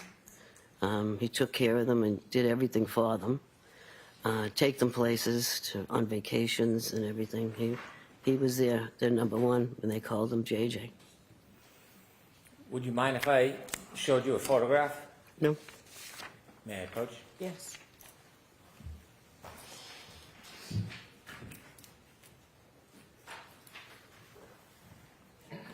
I'm showing you a photograph, Okay. and could you tell us what you see? That's my son? Thank you. May I introduce this as an exhibit? Yes. Exhibit 16.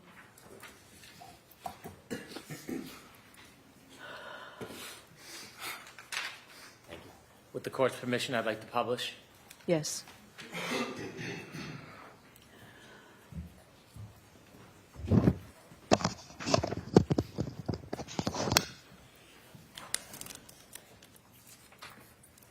Ms. O'Keefe, do you know when this picture was taken?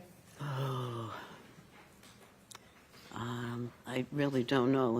It was in the summer of I don't know what year. I really don't know the year. But is that one he probably took him to a fair or an amusement park, and he had his picture taken there with it. And then the kids were with him too, so. Do you know how old he was in that picture? 43, maybe? Okay. What year was John born? 75. Ms. Gilman, could you take the photo down, please?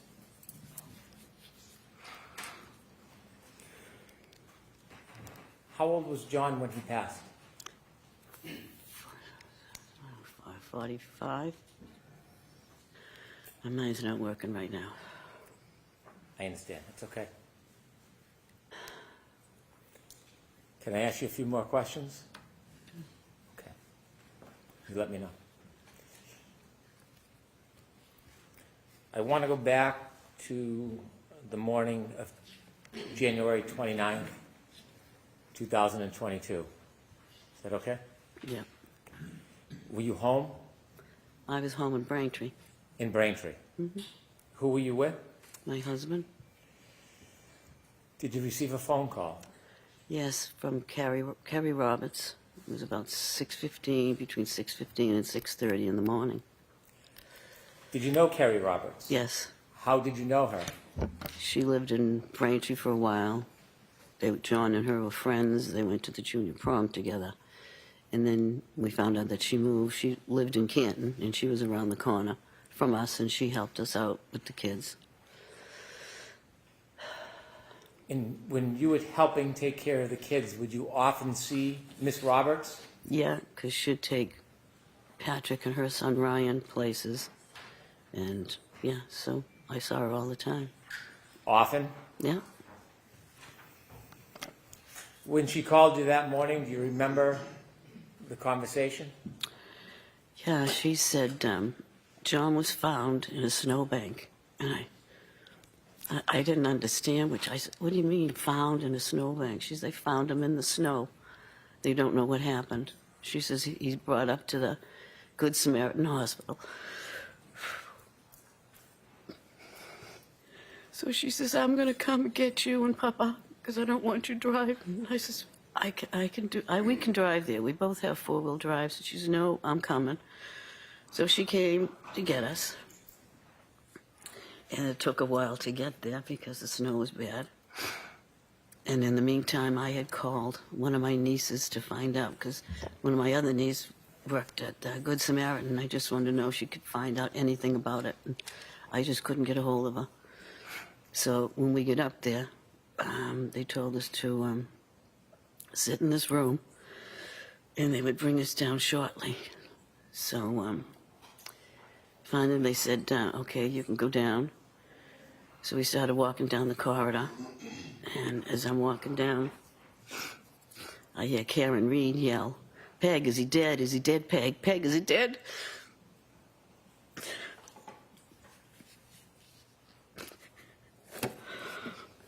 and I just kept walking. And then I asked, I don't know who it was, a nurse or a worker at the hospital. And I said, what is she doing here? And she says, oh, she's being psych evaluated.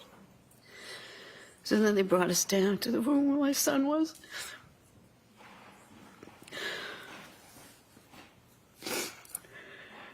He's bruised up, his eyes were closed. It's just not a good scene. Okay.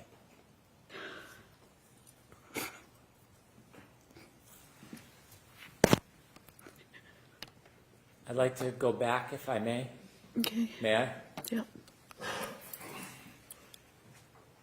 When Kerry Roberts picked you up in the car, did anybody go with you and Miss Roberts on the drive from your home in Braintree to Good Samaritan Hospital? No, we were the only three in the car. Who was the third person? My husband? During the drive to Good Samaritan Hospital that morning, Yep. did you ever have a chance while you were in the car to speak to the defendant? Yes. Please tell the jury about that conversation. She, I asked her what happened, and she said, we went to a party. I left him there. I said, you just left him there? She said, yes, I just left him there. Did she say whether she left him inside or outside? No, she just said, I left him there. Did she tell you whether or not she left him in the driveway or the street? She just said, no, I just left him there. You told us that when you got into Good Samaritan Hospital, you were walking down the hallway and you had another interaction with the defendant. Yes. And you told us that she was asking if he was dead. Mm-hmm. Can you describe a little bit where in the hospital you had this interaction with her? When they took us down to the emergency room, the doors open, and there was a corridor to go down to the other rooms, and she was on the left-hand side, and that's when she saw me come in, and that's when she started yelling, is he dead, Peg? Is he dead, Peg? So when she was yelling, could you describe her mood or demeanor? Was she animated? She's just loud, and I don't know, she was just loud, and as she was saying it. And when she was asking you, is he dead, did you again ask her a question? I just asked the nurse, what is she doing here? Okay. And did you speak to Miss Reed herself? No. No. At some point, and you and your husband got to see John? Yes. And were you with Kerry at some point? Kerry was there, and then my son Paul was there. How did you get home? I think I went home with Paul, and I think my husband went home with Kerry. We went back to Canton at the time. Do you remember generally the time frame? Was it morning, afternoon, evening? No, it was morning. Do you remember getting home that day? Yeah. It was snowy, icy. Was anybody home when you got No. back? No, it was just us. And then the kids started coming home. And that's when I was trying to, take care of them. And then there was a knock at the door, and it was Karen, her father, and her brother asked if they could come in. And I was just trying to calm the kids because Patrick was just out of control, yelling. And then they came in, and then he said, "Do you mind if we go upstairs and get a couple of her things?" Which I never should have let them go up there, but at the time, I just couldn't think straight, and I really didn't have anybody else to help me keep them down in the kitchen. So I don't know what they got up there, what they did up there. How long were they, when you say upstairs, do you know what room they went to? I assumed the bedroom. So I'm going to strike that, Mrs. O'Keefe. If you could just, what you actually know, okay? And Mr. Brennan can ask a better question. Thank you. Could I lead a bit? Yes. Ma'am, how many rooms are upstairs in John's home? 1, 2, 3, 4 bedrooms and an office. And off the master bedroom, there's a bathroom, and then there's a closet. It's a big house. Did you see the defendant and her father go upstairs? I didn't really see them go up, but I knew they were up there because I could hear them. You didn't follow them up or go to look? No. You didn't know which room or rooms they were in? No, I'm assuming the bathroom and the master bedroom. My question was poor. You didn't see which rooms they actually went in? No. How long was the defendant upstairs in John's home with her father? I don't know, maybe 10, 15 minutes? Did you see them come back down? No, I did not. When they were upstairs, what were you doing? I was trying to calm the kids. Both of them? But yeah, well, mainly Patrick. How was Patrick reacting? He was very upset once we told him because he slept over a friend's house the night before, and he just said, "I'll never see him again."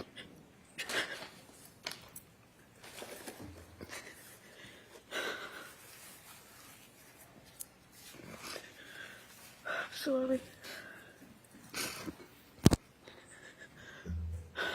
Would you like a moment?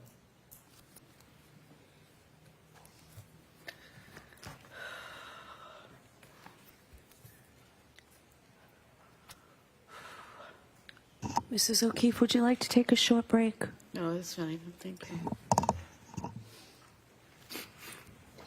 You can just let me know when you're ready. Take your time. Okay, go ahead. You ready? Go ahead. Okay.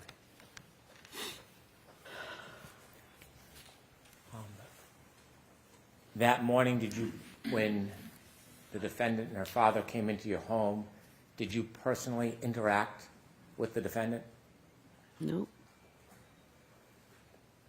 Was there any hugs, condolences? Nope.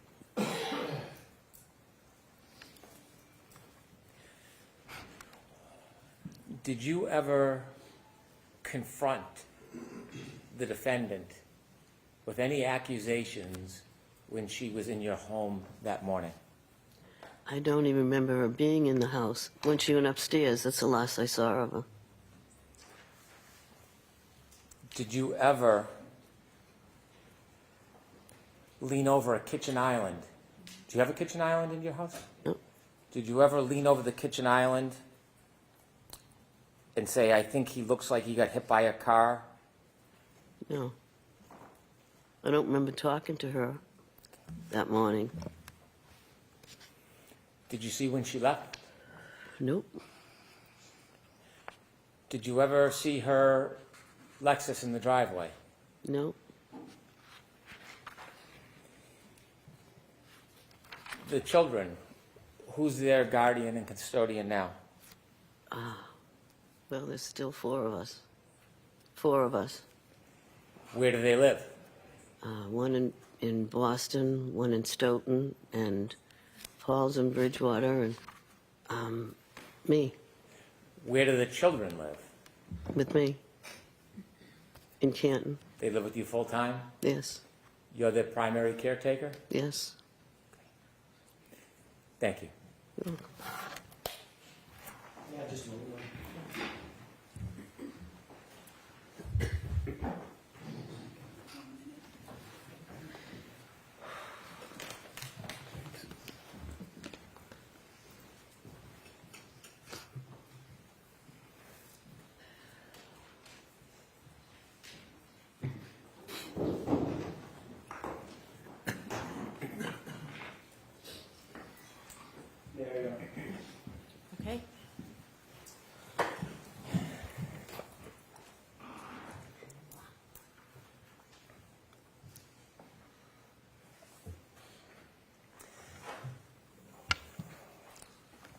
Mrs. O'Keefe, I'm very, very sorry for your loss.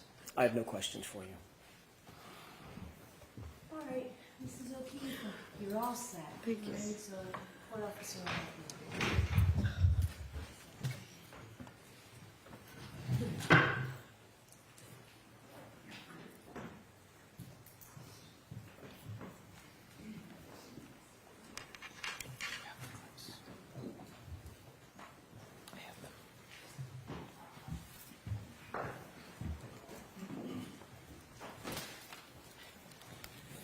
I would like to introduce two clips, labeled 4 and 5.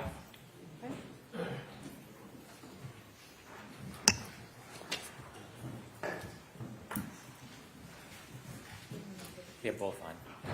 Both, Can you explain? both clips 4 and 5 are on that zip drive. Okay. 17.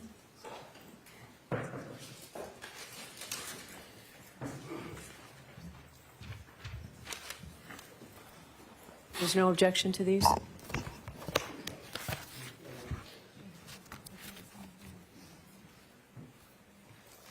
I don't know what they are. For a second, please.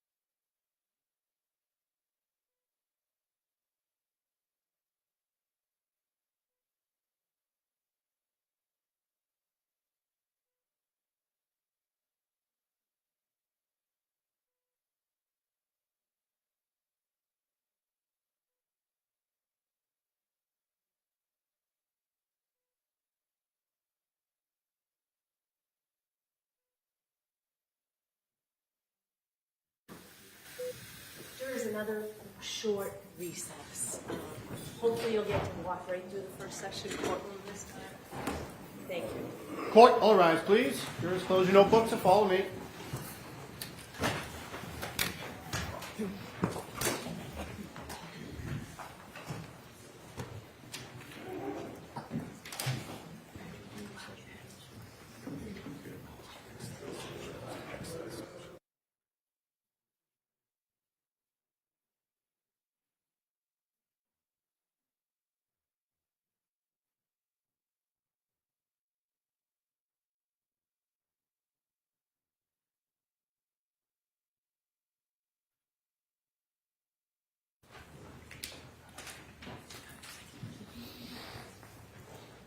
Jury is action.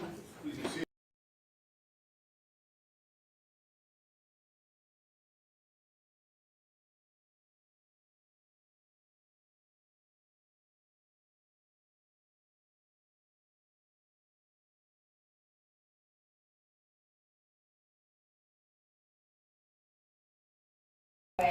Before me. So I was presuming she saw my cracked taillight and was thinking, did you hit my son? I could sense from her that she was looking at me very warily.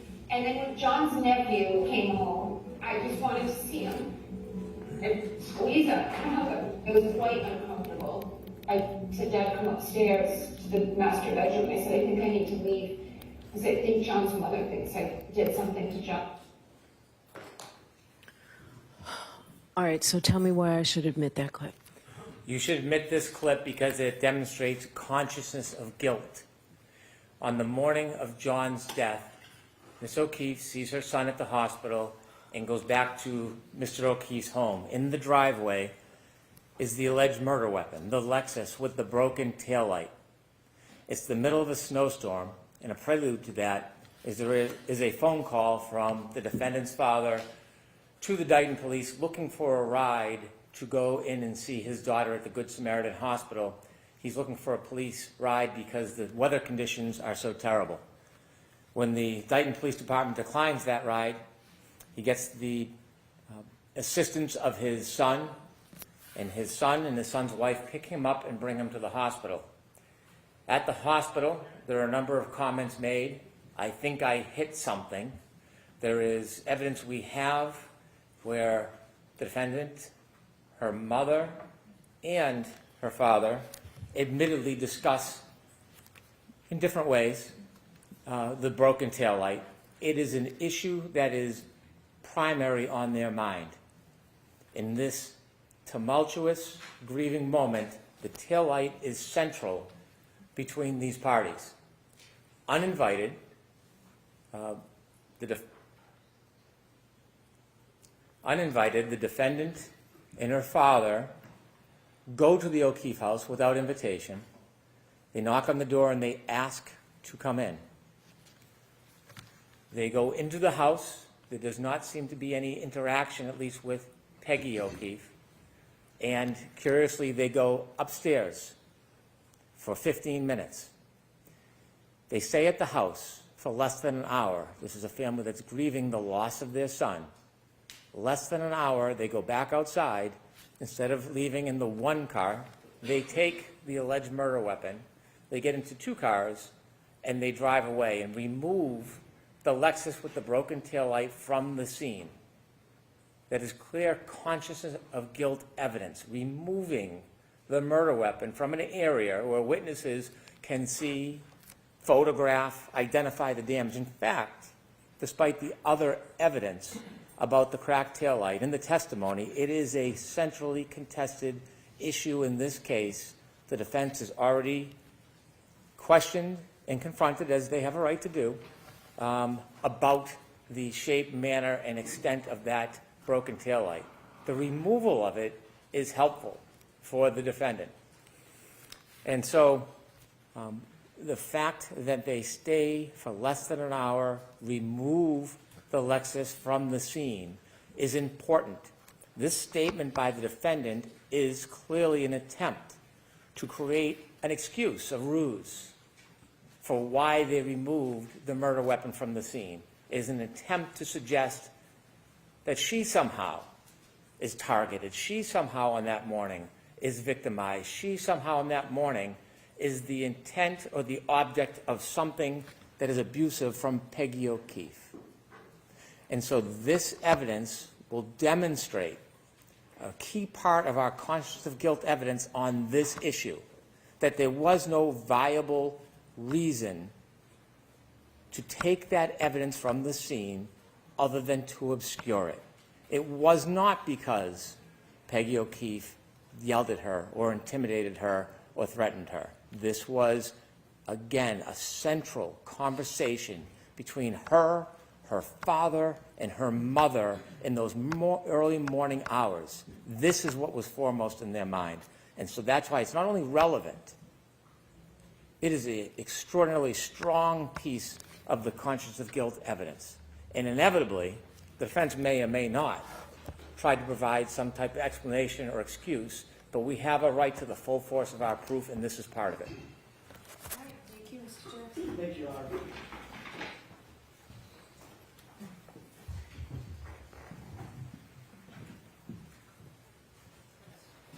With regard to the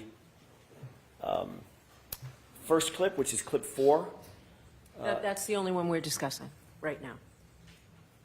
then in that case, now that I look at it and I see the transcript, I'll withdraw an objection. I don't care. It's not. I don't agree with anything Mr. Brennan just said. It doesn't go to consciousness of guilt. As a matter of fact, I think it very clearly shows the opposite. But Okay, so there's no objection. So there wasn't an objection until I said, is there any objection to this? And then you all came to sidebar. I mean, they were just going to play. So there's no objection to the first clip, right? yes, correct. Okay, so let's hear. I made an objection to sidebar. I'm withdrawing it. Okay, so Mr. Brennan, play the second one, please. Yes.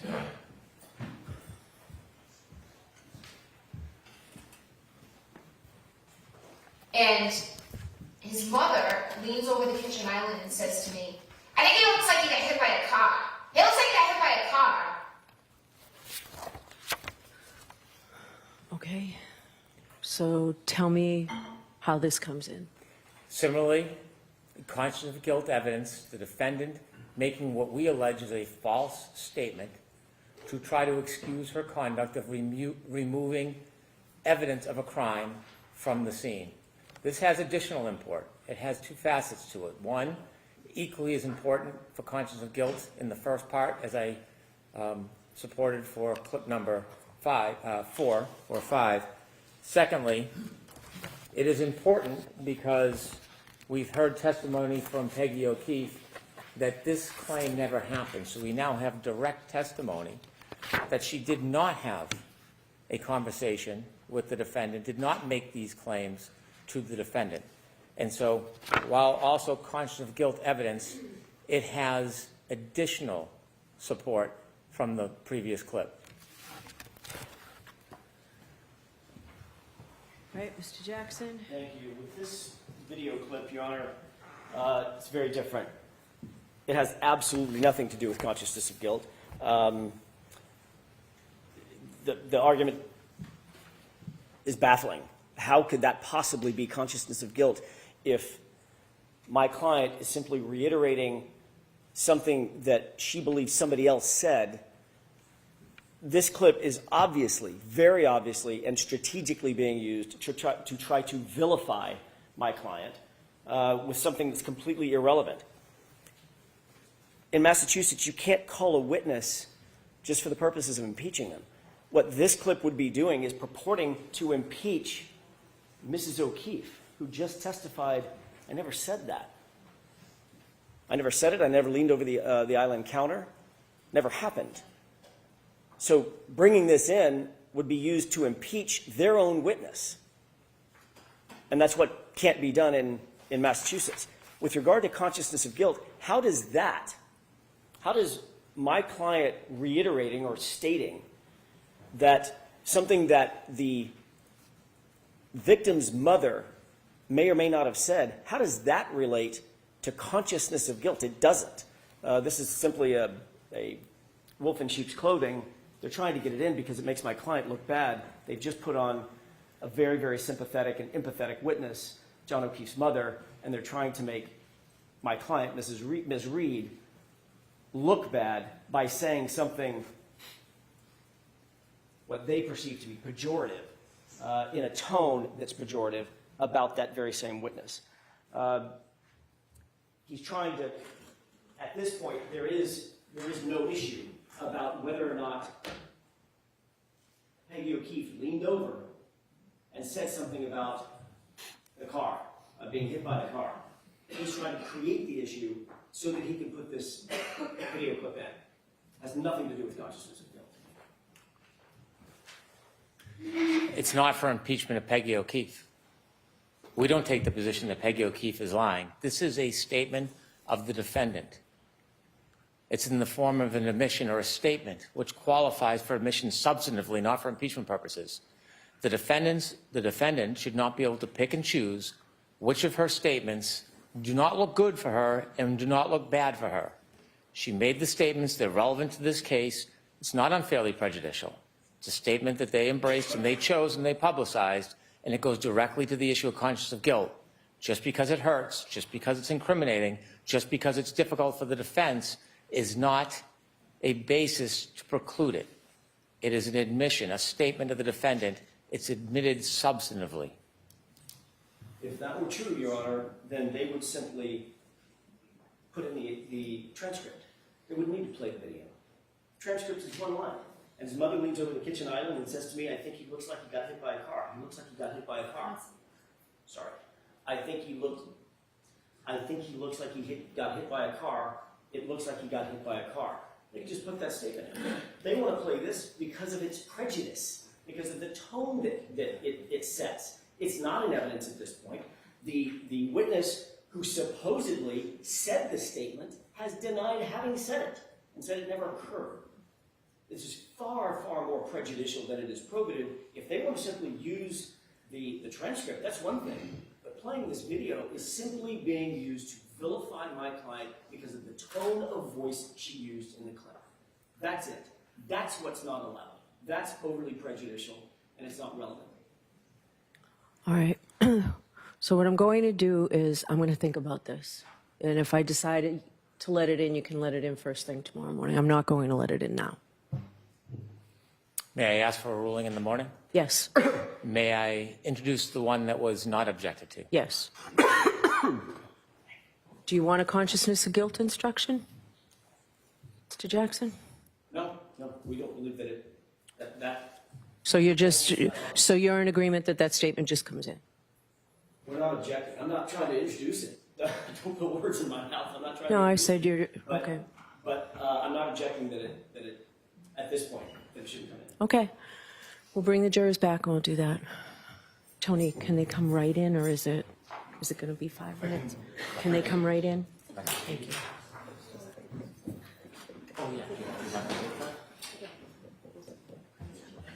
May I clip that's under consideration and just admit the other one? Yes, and give it to me so I can look at it, please. So I'm sorry, Your Honor, do you want me to leave that on there so you can look at it tonight? And if we decide to take it off in the morning? Yes. Okay. Thank you.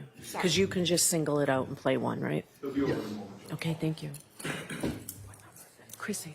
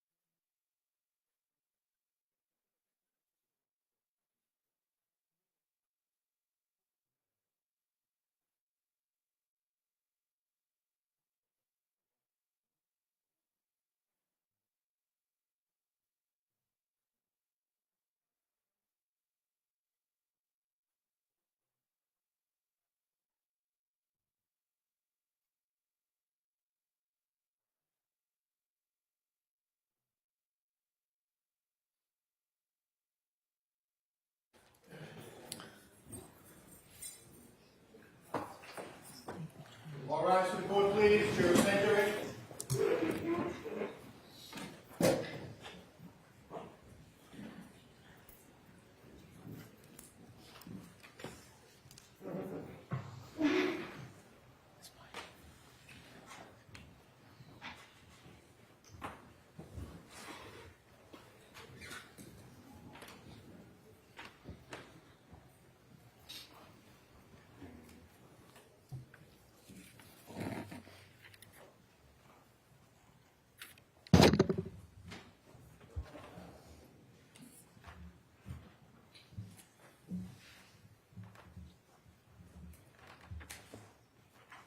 Court is back in session. You may be seated.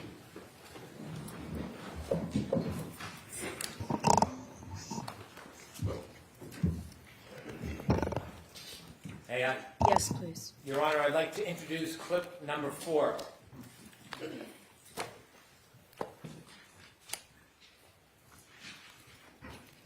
They had pulled into the driveway before me, so I was presuming she saw my cracked taillight and was thinking, did you hit my son? I could sense from her that she was looking at me very warily. And then when John's nephew came home, I just wanted to see him and squeeze him. I don't know, it was quite uncomfortable. I said, Dad, come upstairs to the master bedroom. I said, I think I need to leave.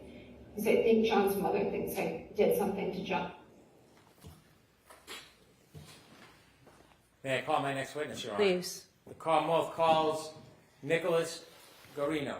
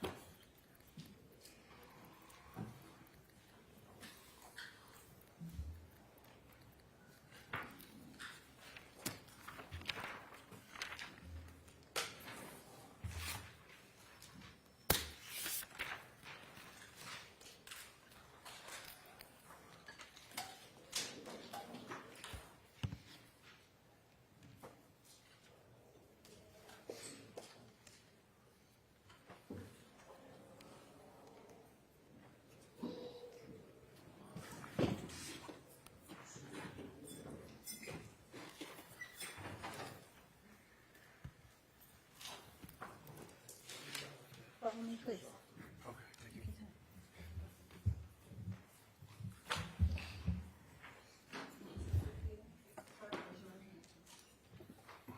Do you solemnly swear the evidence you give to the court and jury in the case now and here should be the truth, the whole truth, and nothing but the truth, so help you God? I do. Thanks. You can take it. Hi. Stand or sit, however you're most comfortable, okay? Thank you, Your Honor.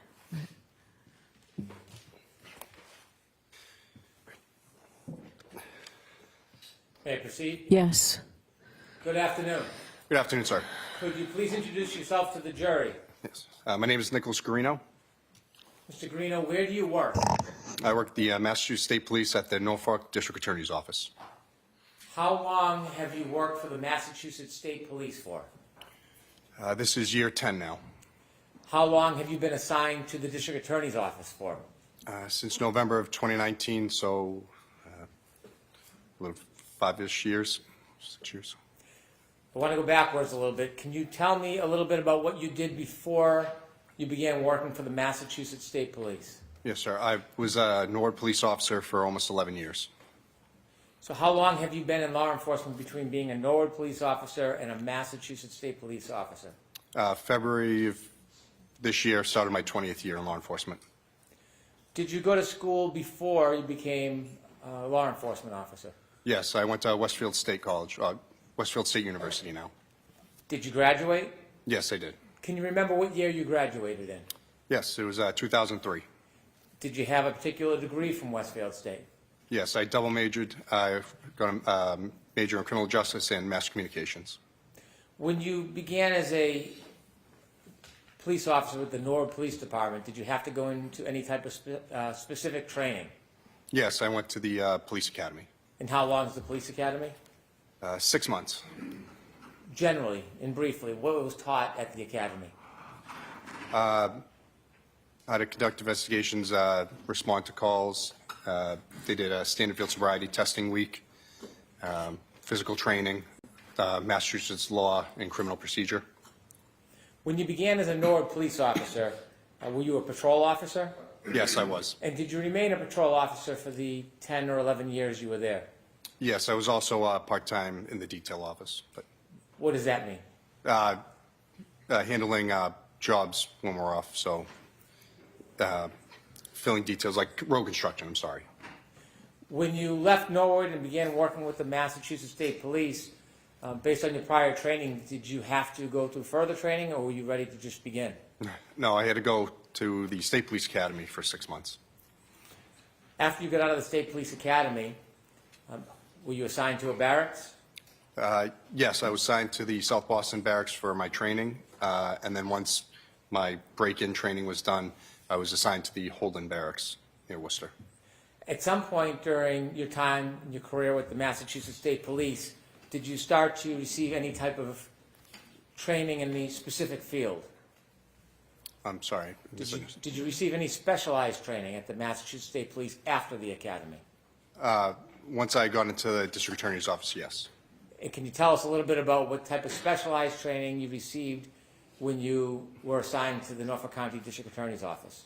Yes, so I was hired by the district attorney's office. I do cell phone and computer forensics, as well as I'm a sexual assault investigator. I had prior sexual assault investigator school done, and I went for digital forensics classes as part of my now daily duties. In order to work with cell phone forensics, did you have any particular background in it at that point? I had taken some classes when I was at Norwood PD, but I didn't have any of the Cellbrite or Axiom classes that I do now. We'll talk about those in a minute so you can give a little more explanation. Did you ever receive a specific advanced degree in data forensics? No, I didn't. Did you ever receive any specialized further degree, a master's in data forensics? No.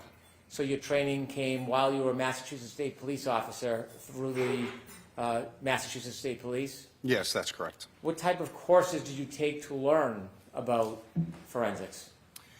The first one I took was Cellbrite Certified CCO CCPA is their intro course that teaches you how to use the program and how to extract cell phones using Cellbrite program.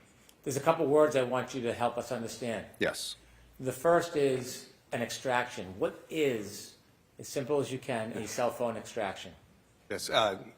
Quite literally is plugging the phone into specialized hardware or software, and it pulls the data from that device to make a digital copy of it, so that way we can load it up later to look at it. So when you extract the phone through a download, it basically mimics the content of the phone, but it's in a different shell, it's in a different form than inside the actual phone itself? Yes, exactly. That way we're not manipulating or changing any data while looking, because if we were to open the device, it would change data by going through the phone itself or computer. When you plug it in, can you explain a little bit about what you're plugging it into? Yes. So the main program and hardware that we use is GrayKey. It is, again, specialized software and hardware that once the phone's plugged into it, the software is able to extract the information if we have the passcode. If we don't have the passcode and the phone is supported, it's able to guess that passcode depending on how long. Like for an iPhone, if you have a 4-digit, it could take months. If you have a 6-digit, it could take up to 35 years. So does the phone have to be accessible to actually do that download through GrayKey? Do you have to be able to open the phone with the passcode? No. So if we don't have the passcode and it's supported, it can guess the passcode without making the phone useless after, say, for an iPhone, I believe it's 10 passcodes. Is it a quicker process if you do have the passcode? Much. it would take hours to download the device, depending on how much information's on it. How do you ensure that the information that you extract from the actual device is accurate and the same when you're making a copy? How do you ensure the integrity of it? So with GrayKey, it produces a progress report as it goes through its process. The only two fields that we can sort of amend in that PDF that it spits out is the ID number and then the investigator name. So after the data is pulled out, it creates a hash value, which is like a digital fingerprint for that specific information. So if you had gone in and to edit or change it, that digital fingerprint would change. It would change the big long string of numbers that it attaches to that file. The digital fingerprint, is that the same thing you're referring to as the hash value? Yes, exactly.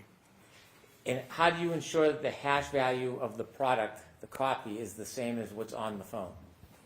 You can run the zip file that it creates with the information into a hash calculator, and it will give the same hash as what is produced from the GrayKey PDF report. So if something had changed or there was an error with it, the hash would not be the same as what was given from the PDF. And that's how we know that the data was not the same. So if you download a phone and it has a hash value, this digital fingerprint, and then someone was to manipulate the phone and remove anything, even a period, from that data, if it's run again, will the hash value change? Yes, it would not be the same because Even it if will it's show. just, I'm sorry, even if it's just a period? Yes, any alteration to that initial extraction with that number, it immediately would change. So if you have an item, a computer or a phone, and you put it through the GrayKey program, and you do an extraction, a copy, where do you store that copy of information if it's not on the phone that you originally have? What do you do with it? So once the program pulls that information, we have to place it onto our secure server at the office, and we'll take any of the files that were given via the extraction process, and it's saved there for us. And so you copy it on another link or another digital file? Yes, we'll save it to the server at the district attorney's office. Can it be put on a physical item, like a zip drive or a hard drive? Yes. If you put that download onto a zip drive or hard drive, how will you know if that information on the hard drive matches the same information you originally downloaded from the phone to the server through GrayKey?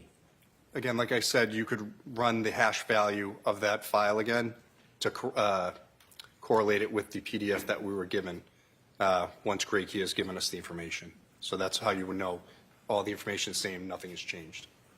So for example, if you download an iPhone and it has that digital fingerprint, hash value attached to it, and you make a copy or multiple copies, is the way to test whether or not those copies are exactly accurate is to look at the hash value of each copy?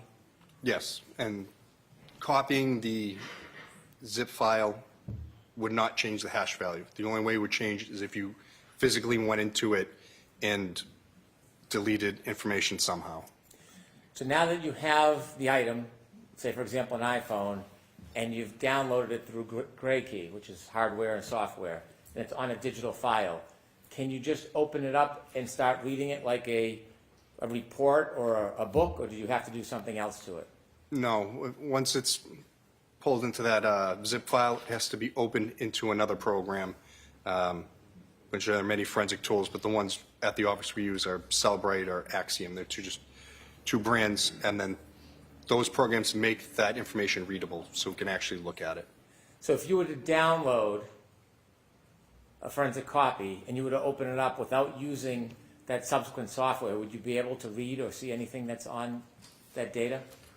To be honest, I don't know because I've never opened one of those zip files to know what's actually in them.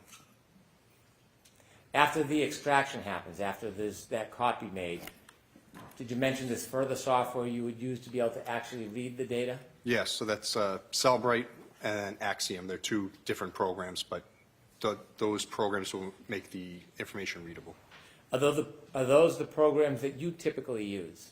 Yes, they are. And there's other programs out there, but those are the two that we normally use at the office. Are they commonly used in the Massachusetts State Police? Yes, they are. Are there other programs beyond Axiom and Cellbrite that can be used to decipher the information so you can read it? Yes, there's many. In your entire time with the Massachusetts State Police, have you used any other programs other than Axiom or Cellbrite? To look at cell phones? Yes. We have Sanderson forensic software that can look at databases that are in the phone to look at information. I don't normally use those because I don't want to say, I'm probably not proficient enough that I would know this exactly means this, or I wouldn't want to confuse anything that I'm looking at. When you look at the information after it's been through the extraction and then the analysis through the software, is the data still available if you want to look into the data? From the zip file itself, sir? Yes. Yes, that's always available. It's, like I said, the data in the zip file that Great Key gives us is never changed. It's just being loaded into another program so we can see it. That's all. The software that you use, whether it's Cellbrite or Axiom, does that do the work for you as a forensic examiner? Yes, so it runs, as the program runs, I should say, it will bring up different tabs, so it'll say phone calls, chats, photos, the databases, all different things that Cellbrite, their software, has run to pull this information out to make it easier for investigators to find what they're looking for. Beyond the initial report that you can look at and look for the information, if you wanted to as a data forensic examiner, could you look deeper beyond the production of those software programs? Yes, you could. Forensic data analysis, when you look at these tools that provide these initial reports, is that the beginning, or does it dig deeper when you're a digital forensic analyst? No, these reports are finding the low-hanging fruit in the proverbial tree. So it's showing you the stuff that the program is set that most people are looking for. As I said, the phone calls, the chats. If you need to go deeper into it, as I said, there's other software out there where you can pull these databases and try to go through the code to find what you're looking for. Once you find something, you would have to corroborate it with other evidence or data to make sure what you're looking at is exactly what you're looking for. Have you been involved in the download, extraction, and analyzing data on phones as your role with the Massachusetts State Police? Yes, that's my primary role in the DA's office currently. And how many years have you been in that role? Since November of 2019, so 5 years now. Have you worked on a number of different cases that involve forensic data? Yes, I have. Is there a routine or a practice in your present role when you make a copy about what process you use and how you produce it in a case? I wouldn't say there's a normal process. It's all case dependent. A lot of cases we get, people want PDFs of the information, portable cases that we can create, so it's basically the portable program that I'm using. That way someone could find the information they're looking for, or I give the raw information if requested. What's the difference between PDF form and raw information? So Cellbrite can create a PDF form of every bit of information in the phone. It could be like a 10,000 page PDF. It literally just lists everything that's in there. If I create a portable case, as I said, that is basically like me giving you the thumb drive, and it's showing you exactly what I'm seeing, and you can click on the tabs yourself from your own computer. And then if I give the raw file, that means someone has to go in and load it themselves to look for it. Typically, when you are producing evidence of discovery in a case, do you produce PDF or the raw file? As I said, it's all case dependent. Not all cases have forensic experts to come in to look at the information, so I'll supply whatever is requested. Normally the PDF or the portable case is what I give, but if more is requested, that's readily available. And so the raw data, if requested, do you provide that as well? Yes, if requested. In this case, were you involved in any type of forensic data extraction? Yes, I did the extractions of multiple phones and analyzed multiple phones in this case. You mentioned that there's a software and hardware, the Gray Key unit. Where's that located? That's located in the Digital Forensics Laboratory, which is keycard access and alarmed. Excuse me, at the Norfolk DA's office. Are there other cases or the multiple cases that are occurring at the same time? Yes, we constantly have phones coming in and out and being worked on. What if you have a phone and the Gray Key unit's being used? What do you need to do? We need to wait for that phone to finish, because if we say we unplugged it, it would interrupt that data transfer and we could lose it. So we wait until the phone's done and then the next phone goes up. Did you become involved in some way in this case? Downloading devices, sir? Well, I'm asking generally first. Oh, yes, sorry, yes. Were you involved in investigating this case as far as speaking to witnesses or going to the scene? No. Can you describe the best you can what your role was relative to this case? Yes, so I was brought, as I said, phones from this case to have the data extracted and then have it ready in our Celebrate program for the investigators to look at.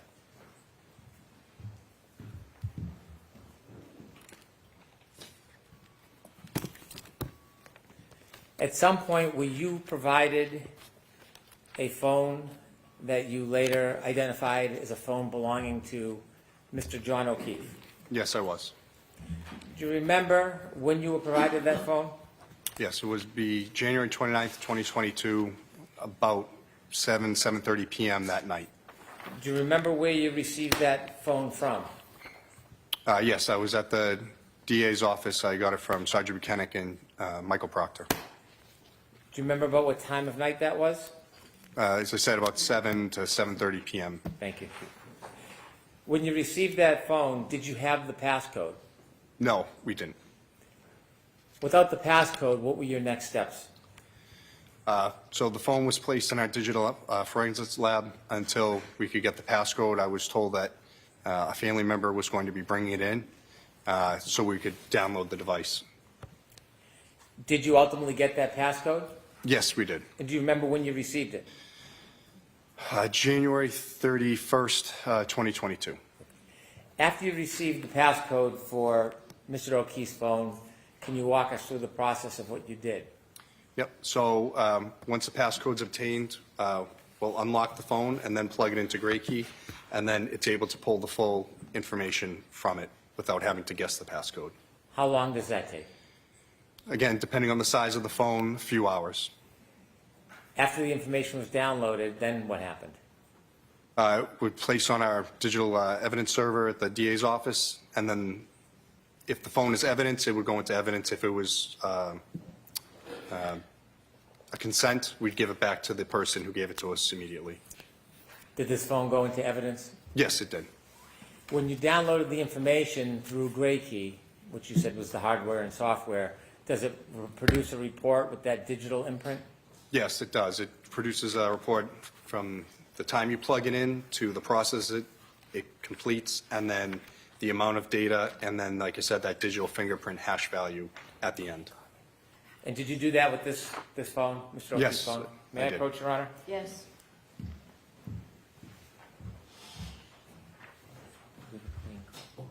Highlight.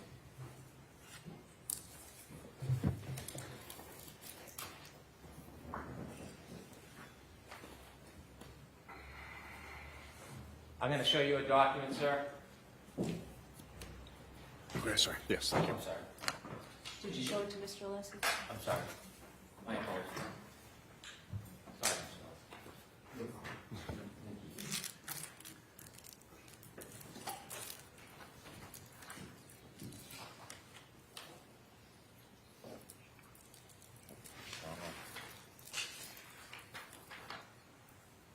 Thank you, Mr. Green. May I? Yes. I'm showing you a document. Can you look at both pages, please? Okay. Do you recognize that document?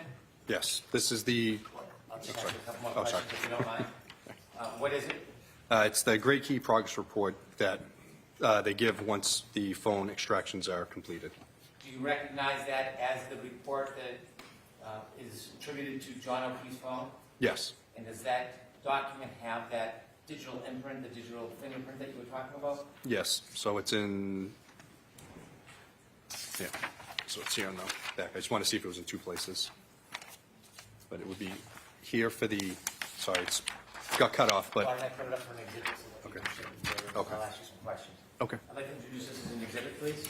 No objection, Your Honor. Okay, thank you. The 18th of March.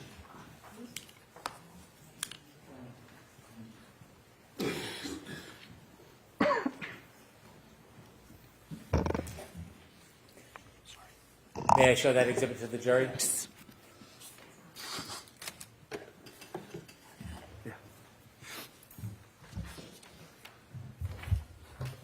May I approach the witness to show him the pointer? Yes.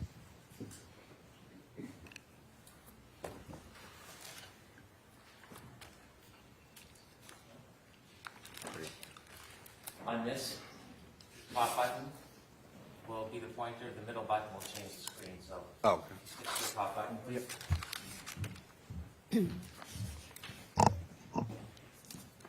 Can you walk us through what this report means? Yep, so here at the top, there it is. Again, it says Gray Key Progress Report, and then it gives the report generation, date and time, and it is in UTC, which is, get the exact definition, Universal Time Coordinates, I believe. So you'd have to minus 4 or 5 hours depending on daylight savings time. So this one would have been January's -5. 1610 will be 1 noon, 12 o'clock for the actual time on the 31st. As we go down, device name is Johnny.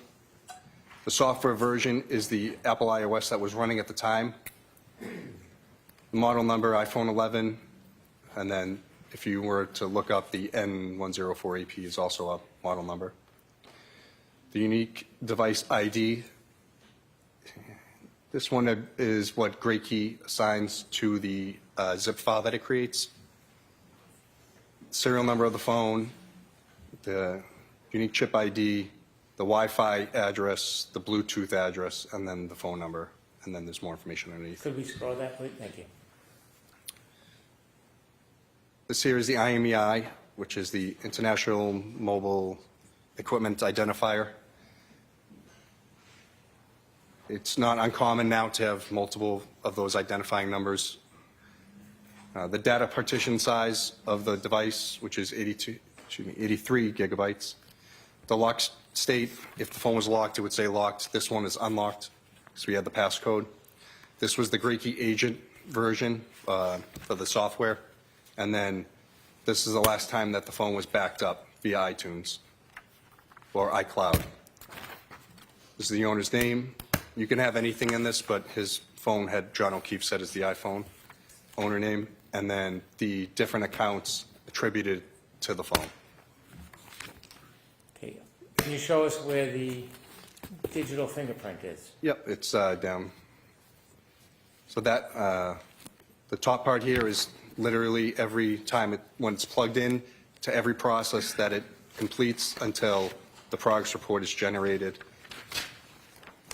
Here, this is the full file system was created on this date and time, and then even though the partition size was 82 gigabytes, it actually pulled 125 gigabytes of data.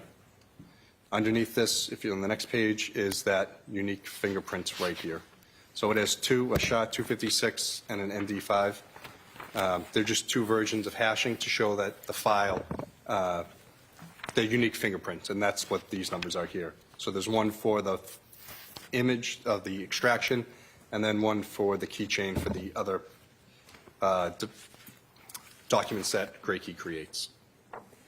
And you mentioned that if anything has changed, even a period, that number and letter sequence will change as well? Yes, that's exactly right. Did you have an opportunity to download and extract any other phones? Yes. At some point, did you have an opportunity to download and extract a phone from the defendant? Yes, I did. Do you remember when you received that phone? I got the phone the same time as I got Mr. O'Keefe's phone, on the 29th at around 7:30 at night. And so you received both phones at the same time Yes, from the same people? correct.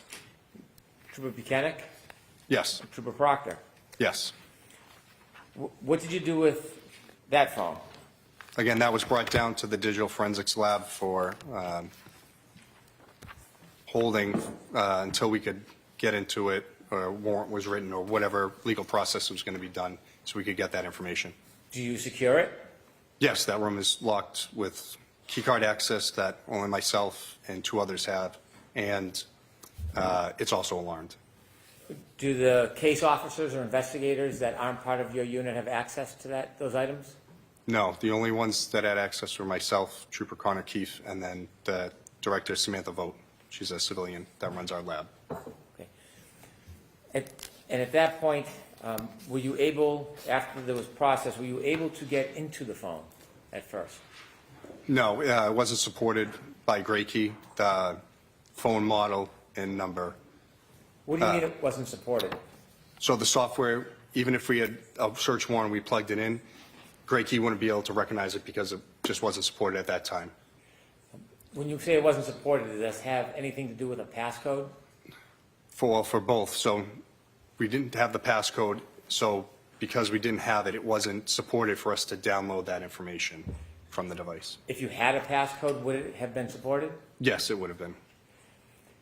So is there a process when you have a phone that you don't have a passcode for to be able to access the content of the phone? Yes, that's correct. We have to wait until we either have the passcode or the software and hardware is supported for the device where it can try to guess the passcode. So let me ask you some questions about software. In forensic data analysis, does software change frequently? Constantly. When the software changes, does it advance? Does the software get better? Yes. Yes, it does. At the time you first had the defendant's phone, the software you had was unable to access the contents? That is correct. What do? Do you look for other software or do you wait for updates? What's the process? If there is another software out there, we will use it to try to get the information. If not, we are at the mercy of waiting for the developers to come up with the information for us. Did you wait in this case? Yes, we did. We had to wait. Ultimately, did software advance so that without a passcode you were able to access? Yes.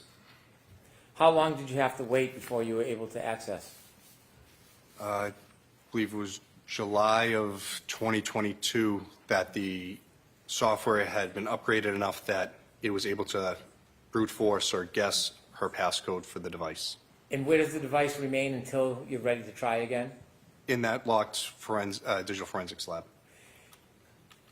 So when the software updates and advances, do you know that it will be successful or you plug it in and you try? No, so on Gray Key they have like a link where you can click and it brings up a whole matrix, so it shows every make, model of phone and then the software associated with it, and it says it can do a partial download, a full download, a password guess, and it tells us. So when there's a new update, we'll check that to make sure that the devices we have can be accessed. Did you make an attempt to have the software access the phone without a passcode? Objection, Your Honor. Would me approach, please?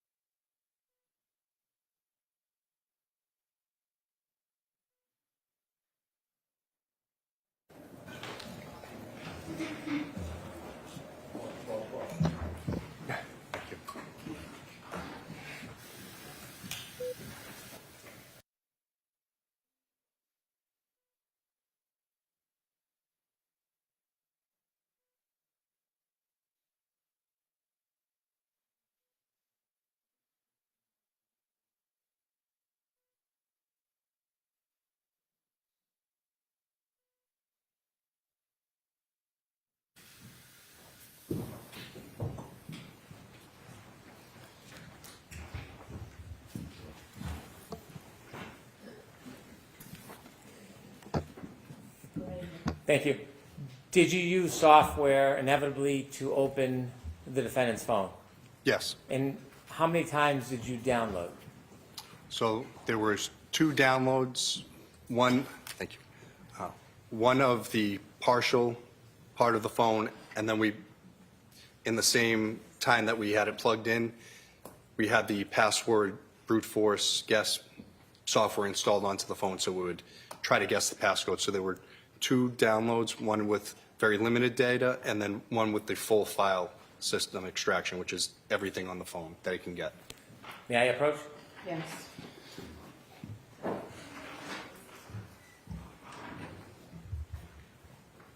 I'm going to show you 2 documents, sir. It's Ms. Alessio. Need a copy? Do you have an extra copy of both?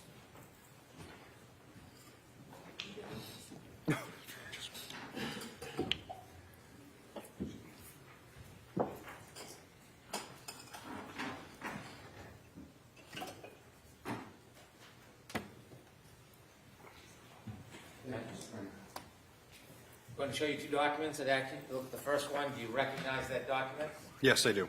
Is that a result summary from Gray Key for a search of the defendant's phone?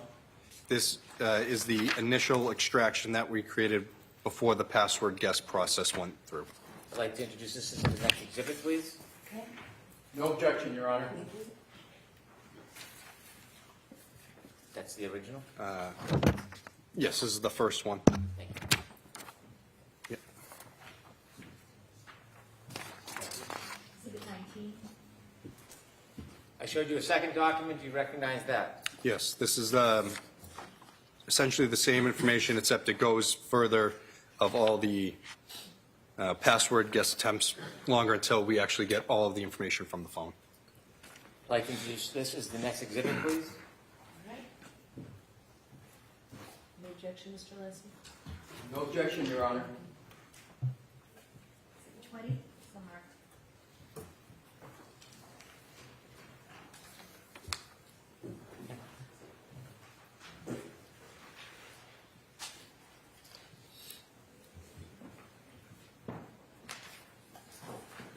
Could I have the previous exhibit as well, please? Sir, I'm handing you back Exhibit 19, which was the partial download. Okay. Exhibit 20, which was the subsequent download.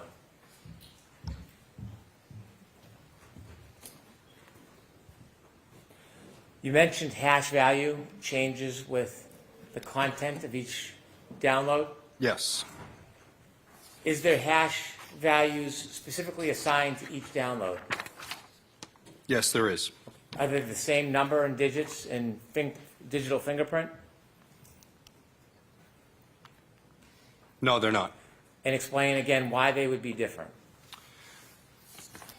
Again, the first one was the partial. It was only 45 gigabytes of data, so it has one number. The second download was 109 gigabytes of data once it got the passcode.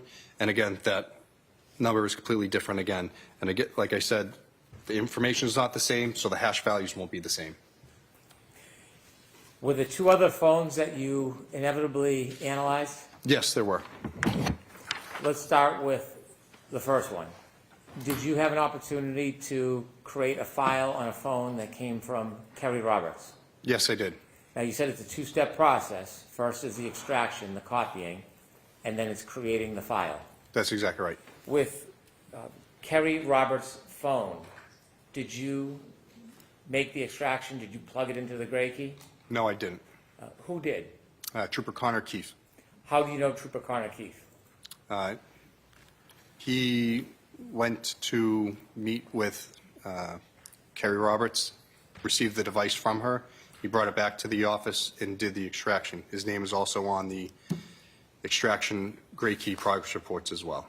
And he wrote 2 state police reports regarding it. Do you work with Connor Keefe? Yes. He works with, I'm sorry? Yeah, I would say we do the same, essentially the same job working together. So he's in your unit, Yes, he is. in the digital forensic unit. That's correct. That phone, did it come with any paperwork, any forms? Yes, he had 2 signed waivers of consent from both parties for each device, one for each device. And so as far as the copying, the extraction, you did not do the extraction on Kerry Roberts' phone? No, I did not. After it was plugged in and a copy was made, did you then access it? Months down the road. Were you assigned at that point to analyze or look at any of the data on that phone? Initially, no. At some point, did you create a file so that you could provide it to the parties? Yes, I did. Was that upon request? Yes, it was. And separately, did you know, or did you, let me ask it a different way, was a phone from Jennifer McCabe extracted? to your Yes, it knowledge? was. Did you do the extraction? No, I did not. Was the information, after extracted, again provided to a digital file? It would have been, yes. Did you, at some point later, did you make a copy to provide to the parties? Yes, I did. Can you tell us what a USEF reader is? So the UFED reader is a portable case that I can create through Cellbrite. Again, like I said, it's the exact same program that I would be viewing if I was sitting at my desktop. Instead, it can be made into a thumb drive to give to defense, prosecution, investigators, whoever. And there's no chance for the data to be manipulated because it's just a reader. When you have the digital file that's been extracted and then created into a PDF or a form that can be read, can you print the entire file on paper if you'd like? Yes, you could. Would that include, could you print it so it includes the entire content of the phone? Yes, it'd be thousands of pages, but yes, you could. Is there any way to isolate particular things of interest that you might want? For example, if you wanted just the chats between 2 people, is there a way that you could have a program isolate just those chats and then give you all of them in a form that you could read? Yes, so you can go in to cherry pick whatever information you're looking for to create into PDFs or other, it gives 5, I think, different mediums. You can have it output HTML, portable cases, XML files. If you wanted to create a document that had a number of people in communications, could you do that as well? Yes, you could. So you can pretty much set the parameters how you want if you want to search for particular items. Yes, it's very generous that way of being able to search for keywords, phone numbers, whatever it is, and then you can export that out into a PDF so you can print it. May I have a moment, Your Honor? Yes.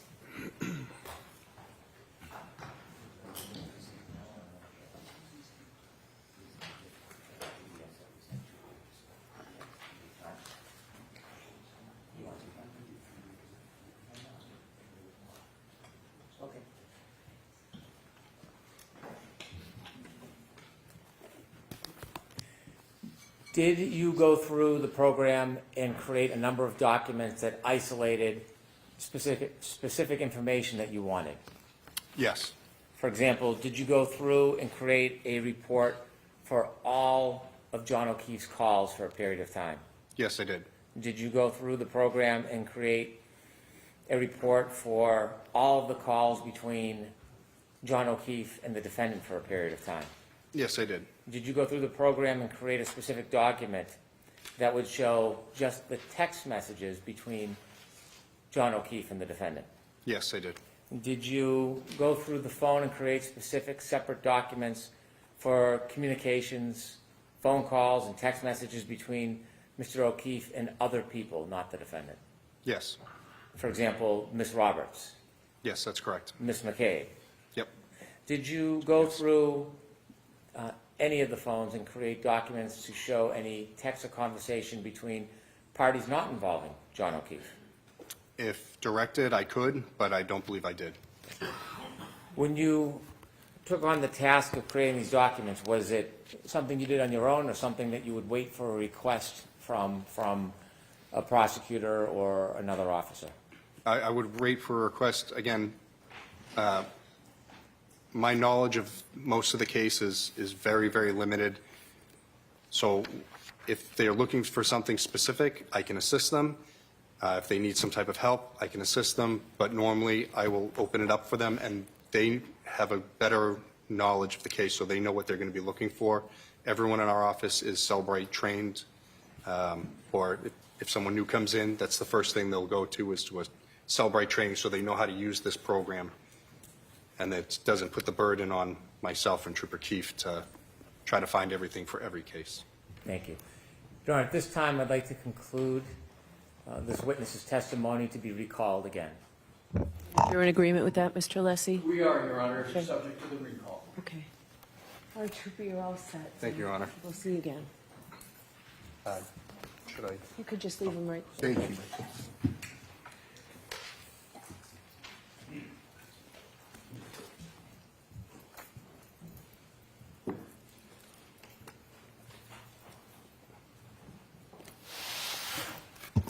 Do you have another witness, Mr. Brennan? May I? Yes, please.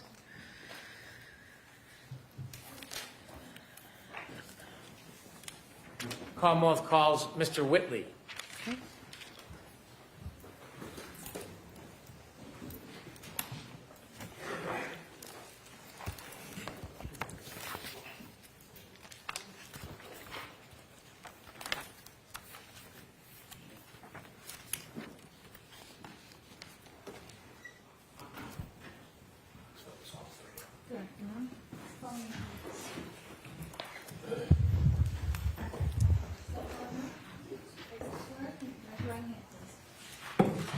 You solemnly swear the evidence given to the court and jury in the case now hearing to be the truth, the whole truth, and nothing but the truth, so help you God. I do. Thanks, you.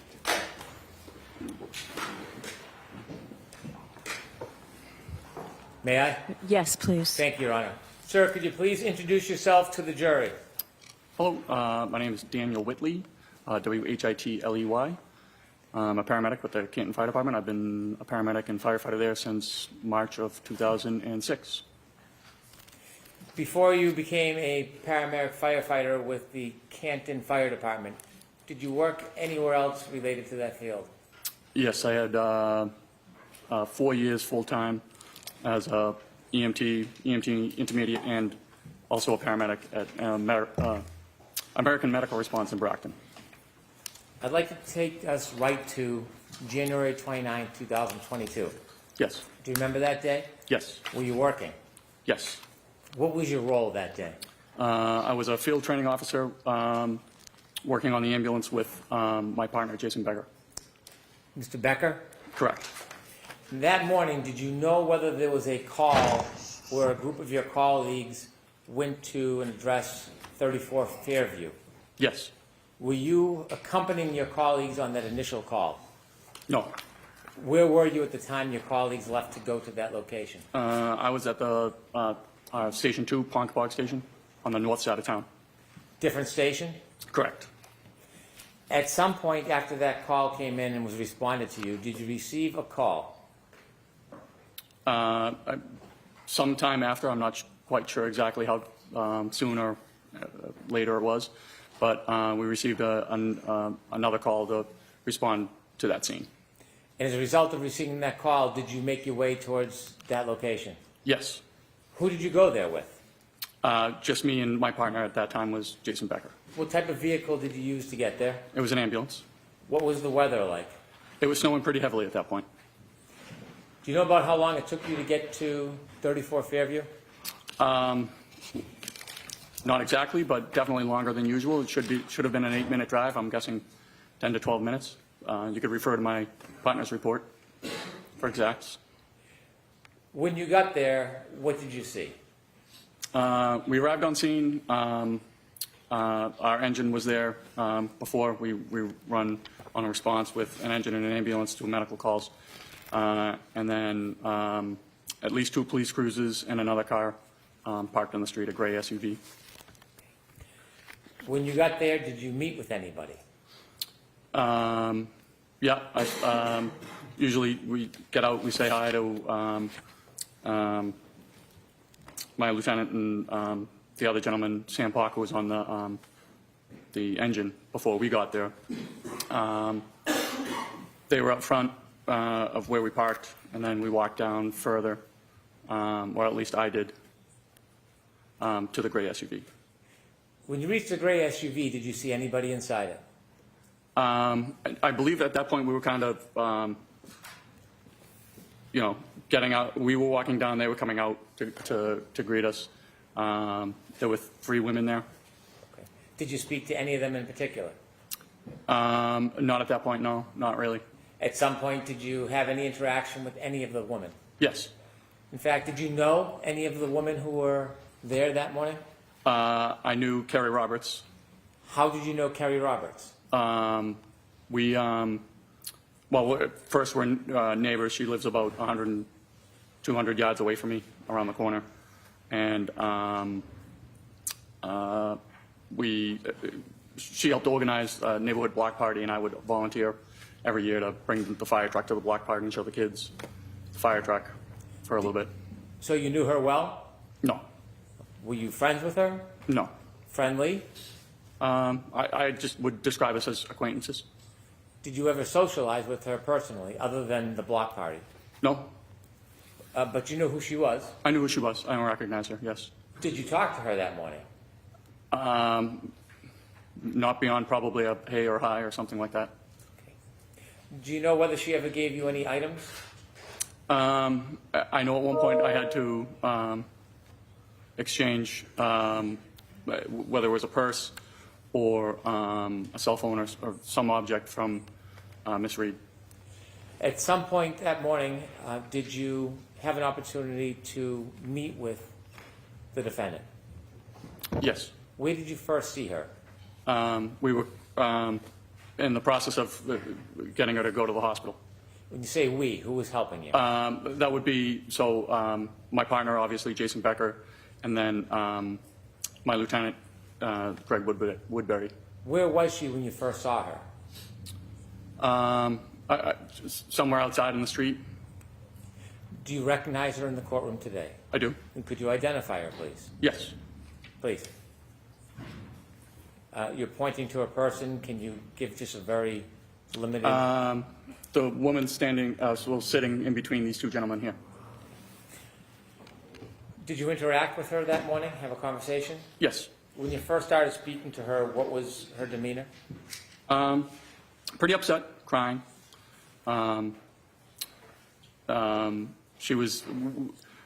We had a Section 12 in hand, which is a medical order or a police order to be taken to the hospital for a psychological evaluation. Did you discuss that with her? Yes. Yeah. Did you ask her to follow you or to come with you? Yeah, she did. And did that happen? To the ambulance, correct. So you went to the ambulance with the defendant? Yeah. And was Mr. Becker with you? Yes. What happens when you get to the ambulance? So it was snowing, and it was more to kind of just get everybody into a nice, warmer location where it wasn't snowing or windy or anything like that.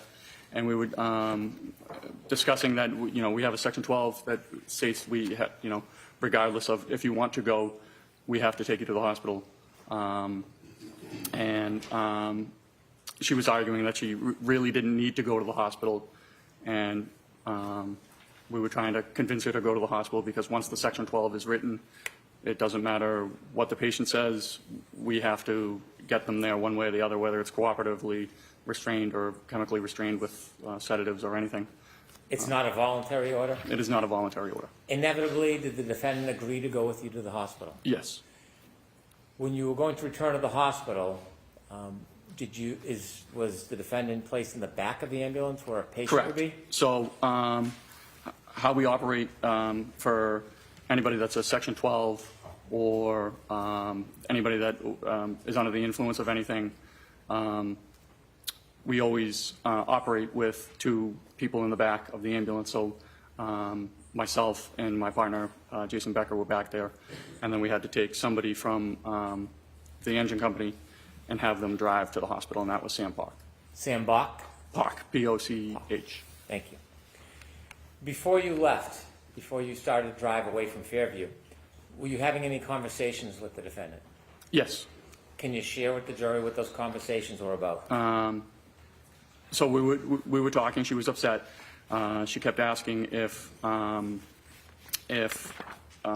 there was any chance her husband could be alive, and even sitting outside in the snow with no coat on for many hours. Did she indicate what many hours meant? How many? No. How often did she raise the issue of whether or not, or how long he could be out for? I'd say at least 3 to 4, maybe more. Part of your job is to care for patients? Correct, yes. Was part of your job to try to get them to the location safely? Yes.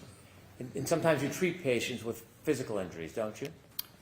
Oftentimes it is physical injuries, yes. Are you trained when you're trying to transport somebody on how to interact with them? Yes. Well, sometimes if they're upset, in this instance, she kept asking if there was any chance that he could be alive, and that we really didn't know what was the patient that ambulance 1 took. We really didn't know what his condition was, and but figuring that it was a hypothermia type case, being the conditions outside, we were trying to give her hope that there is a saying in the medical field, you're not dead until you're warm and dead. And I was basically, there's stories of children falling through ice and falling into rivers and being underwater for multiple hours and coming out, being resuscitated and having no neurological deficits. So I was telling her those stories just kind of to say, look, let's be sure we'll get to the hospital, we'll find out more there. Just trying to give her any sort of hope that her husband would be alive. Can you describe her demeanor when she was in the back of the ambulance with you during your interactions with her? She would go from pretty upset, crying. One instance where she kept saying, I can't take care of these kids, I can't take care of these kids, they're not my kids, and they're not his kids. And at that point I understood who ambulance 1 had taken, because John was pretty well known in the town for taking on the care of his niece and nephew. So I said, listen, it's okay. It looks like you have a very strong support system.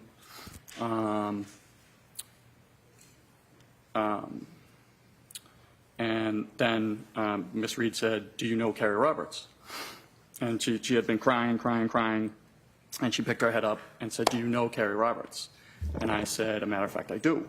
And she said, anybody who knows Carrie Roberts wouldn't say that about her. And I said, well, she did come to out early in the morning to look for your husband in a blizzard. And she just rolled her eyes and put her head back down. And I thought it was just bizarre. Objection. Move to strike. I'll strike that last sentence. Would you describe her demeanor as even through that ride? No.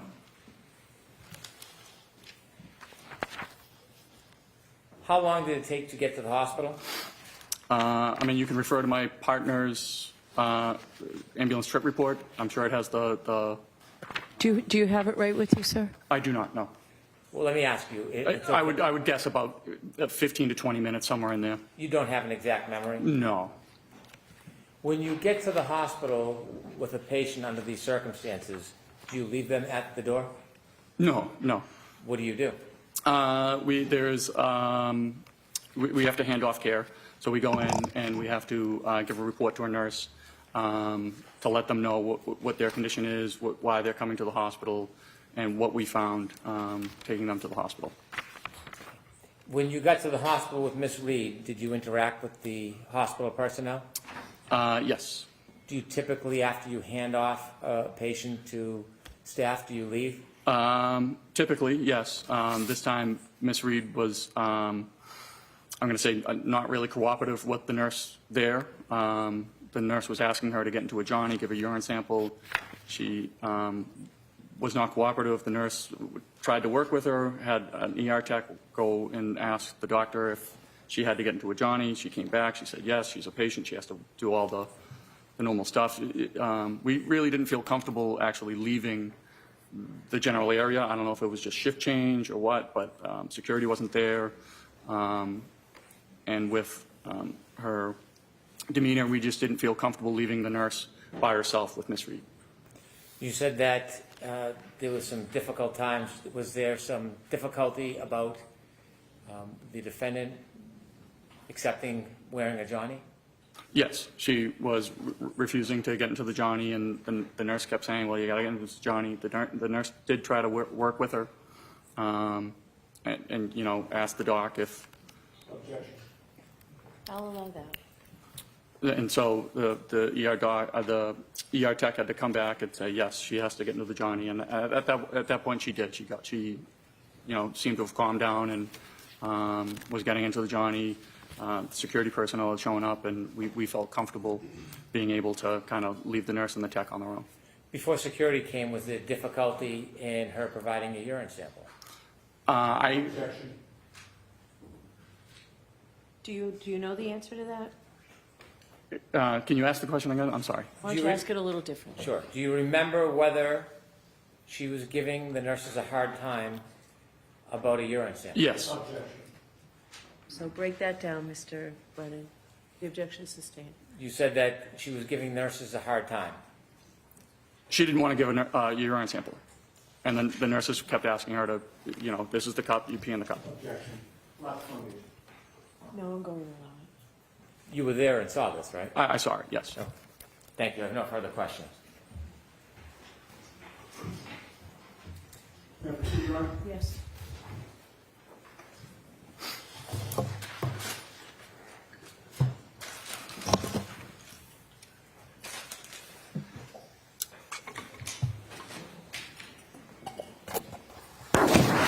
Good afternoon, sir. Good afternoon. Sir, you knew before you got into Ambulance 2 that you were heading to Fairview Road for what is called a Section 12, correct? We would dispatch for a Section 12, correct? Right. And that was not your first call for a Section 12, right?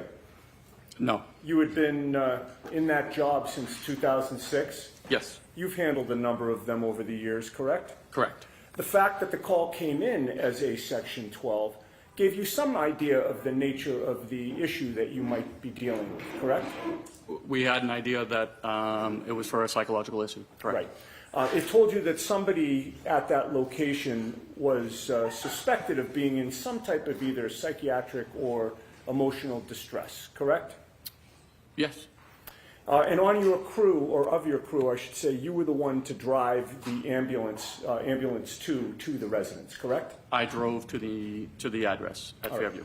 Now, you've said that when you got to Fairview Road, you don't recall the time, but you do recall that there were still emergency vehicles on scene, correct? I do.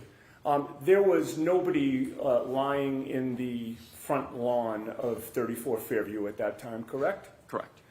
And do you know how much later after 6 a.m. you would have gone there?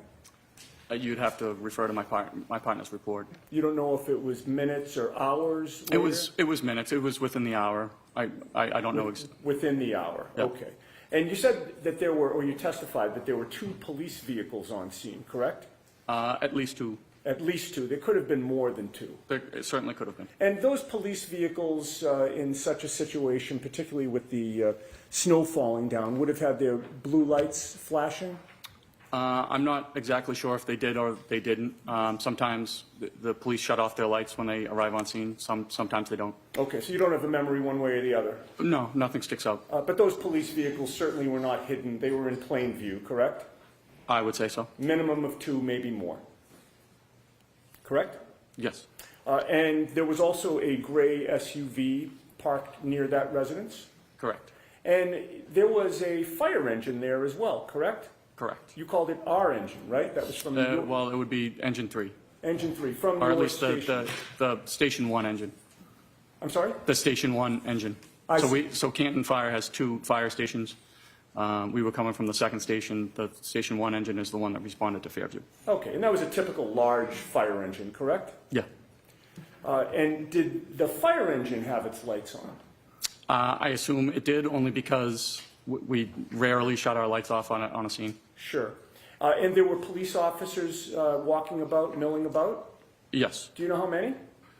I know I spoke with Officer Sarif and Officer Mullaney, Okay. And so were at there- least two. And you know them by name? Yeah, Canton's a fairly small town, so you know, you run into the police on a regular basis. Sure, and you work cooperatively with them, correct? Yes. Were there other police officers besides Sarif and Mullaney? I'm sure there could have been, but I don't recall ever speaking with them or interacting with them. Okay. Were there other EMTs or firefighters there when you got there?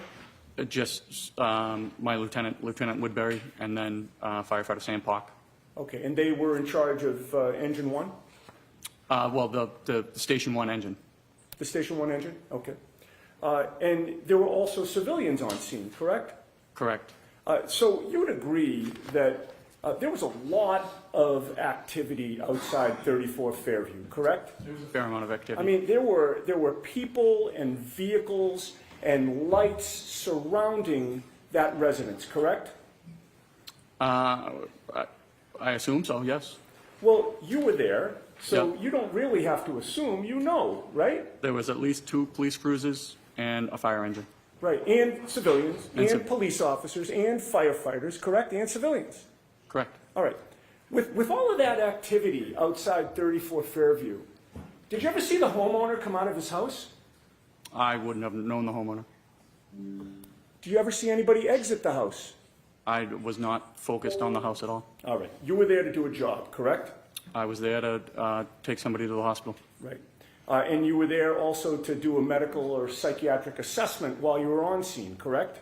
Well, yes, my partner was. Correct. All right. When you got there, you learned, well, I have to strike that. You knew going there that your patient would have been Karen Reed, correct? No. Okay. When you got there, you learned your patient was to be Karen Reed, correct? Yes. All right. And given the nature of the call, you knew when you arrived that you would be transporting her to the hospital, correct? Correct. One of the first things that you tried to do was to get a medical history from her, correct? Or my partner. All right. And you were present for that, correct? I may or may not have been. Getting a medical history is important so that you can pass along information to the hospital when you eventually arrive there with the patient, correct? Yes. And you know that when assessing and treating somebody, getting more information is always better than getting less information, correct? Not necessarily. Okay, so there are times when you'd like to get less information from a patient before you transport them? So it would be pertinent information. For instance, if somebody was complaining of chest pain and they had, stents placed in their heart, we wouldn't talk about how they had their tonsils removed when they were 12. Okay, fair enough. But getting more information is not going to negate the crucial information that you do get, correct? I mean, it certainly could in a critical stage. If there was a critical patient, we wouldn't typically overburden passing off a report to a nurse or a doctor with non-pertinent information. Okay. It's not your testimony that getting less information is always better than getting more information, is it? I would say getting pertinent information is better than having... That wasn't my question. My question was, is it your testimony that getting less information is always better than getting more information, sir? I would not agree with that, no. Okay, thank you. Now, the medical history that was taken from Ms. Reed listed her as having multiple sclerosis, right? I want to see it, Saba, please.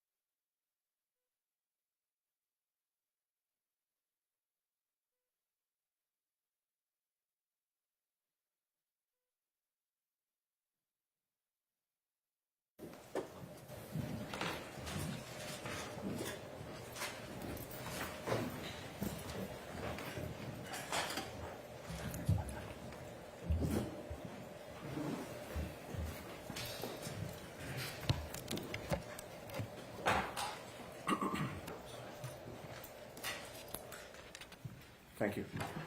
Sir, the medical testimony, history that your partner and you took from Ms. Reed listed that she suffered from multiple sclerosis, correct? Correct. And you know that that's a chronic disease of the central nervous system? It's my understanding. And what does chronic mean? I believe any disease lasting more than a certain amount of time. It could be 2 years, 3 years, 4 years. Persists for a long time Persistent. or constantly recurs? Correct. And it's a disease that affects neurological muscle control, correct? That's my understanding. And last question, it's also a progressive disease, which means it tends to get worse over time? My understanding. All right. Now, when you first interacted with Karen Reed after you got to 34 Fairview and encountered that whole scene, it was clear to you that a major focus for her was whether John O'Keefe was alive or dead, correct? Correct. Bless you. She asked if somebody could survive after having been found in the snow without a jacket, correct? For many hours, correct. All right. And you mentioned something about hypothermia, that you assumed that you may have been dealing with a hypothermia situation from earlier, correct? Well, she said that he had been out in the snow with no jacket on for many hours. And you assumed hypothermia was your testimony, correct? Yes. You are not qualified to diagnose hypothermia, are you? I'm not a doctor. Okay. And you don't know if your assumption about hypothermia was correct or incorrect, correct? Is my assumption correct? My question is that as you testify here today, after having dropped off Karen Reed at the hospital for that Section 12, you don't know if the assumption that you made that you were dealing with the hypothermia situation was correct or not. Is that right? Well, they were certainly working on him at the hospital as a hypothermia patient. You don't know if your assumption was correct or not, sir. I guess I don't. And you told her, in fact, that you could not speak to that, correct? I'm sorry, to what? In terms of how long somebody could survive outside, correct? I couldn't speak to his condition is basically what I was trying to say to her. All right. But she still persisted in asking you over and over if he was alive or dead, correct? Correct. She wouldn't let that go. Is that fair to say? Correct. And that was despite your not being able to give her an answer, correct? Again, we were just trying to sort of give her any hope. Right. Okay. So she kept asking it, and you were trying to give her hope that he could still be alive, correct? Correct. All right. Now, today you claimed that her demeanor had changed when you mentioned Kerry Roberts, correct? Correct. And the term that you used to describe her demeanor when you mentioned Kerry Roberts as being part of a support system, what term did you use? I'm sorry. When you just testified on direct examination, did you characterize the way that she reacted when you mentioned Kerry Roberts? She had been crying in her hands, and I said, it looks like you have a very strong support system. And she picked up her head. She had her face in her hands. She picked up her head out of her hands, looked at me, and said, "Do you know Kerry Roberts?" And I said, "As a matter of fact, I do." And she said, "Anybody who knows Kerry Roberts wouldn't say that about her." Okay. And you've previously described that in testimony last year as her being snarky was the term you used, correct? Correct. But you were first interviewed by the police on February 8th of 2022, correct? If that's what the report says, yes. About 10 days after this? About that. And the events of January 29th were fresh in your mind on February 8th of 2022, correct? As fresh as they are today.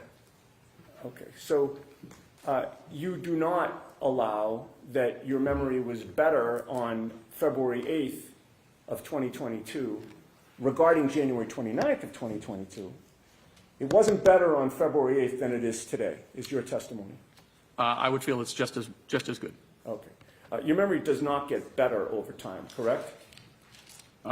For this case, it seemed to stick out to me.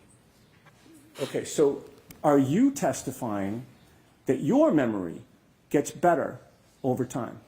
No, but That would be crazy, wouldn't it? correct. In that February 8th, 2022 interview, you were asked about Kerry Roberts, right? I'm sorry, what day? February 8th of 2022. Okay. You were asked about Kerry Roberts, right? I do not recall if I was or was not. You told the police that you knew Kerry Roberts from your neighborhood, correct? Okay, yes. And you've testified today that she just lived 200 yards away from you, right around the corner, right? About that. And you told police that you had seen Kerry Roberts on scene at 34 Fairview when you got there, correct? Correct. You also told police that Karen Reed, had told you about making statements about her wanting to die, correct? Correct. But on February 8th of 2022, just 10 days after these events, you never mentioned to the police during that interview that Karen was snarky in any way, correct? I don't know if I did or I didn't. I don't know if it would be in their report.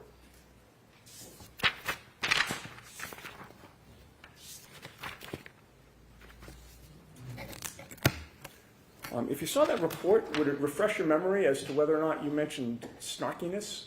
I don't think I mentioned snarkiness that day, no. Okay. All right, well, that answers my question. Okay.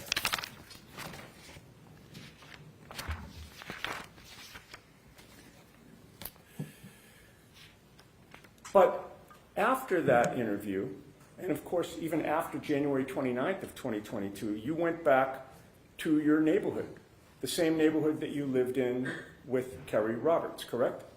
Correct. Do you still live in that neighborhood? I do. Does Kerry Roberts still live there? She does. So you and Kerry Roberts have continued to live in the same neighborhood for years after January 29th, correct? We have. And before you ever encountered Karen Reed that day, you had interacted with Kerry Roberts in the past, correct? Briefly, yes. Well, you were both on the same neighborhood Facebook page, were you not? Yes, that's why I volunteered to bring the fire truck to the Right. block So party. one time she had posted on that neighborhood Facebook page that she wanted to have a fire truck at the neighborhood block party, correct? Correct. And that's when you replied and volunteered that you would bring the fire truck to that block party as she requested, correct? Correct.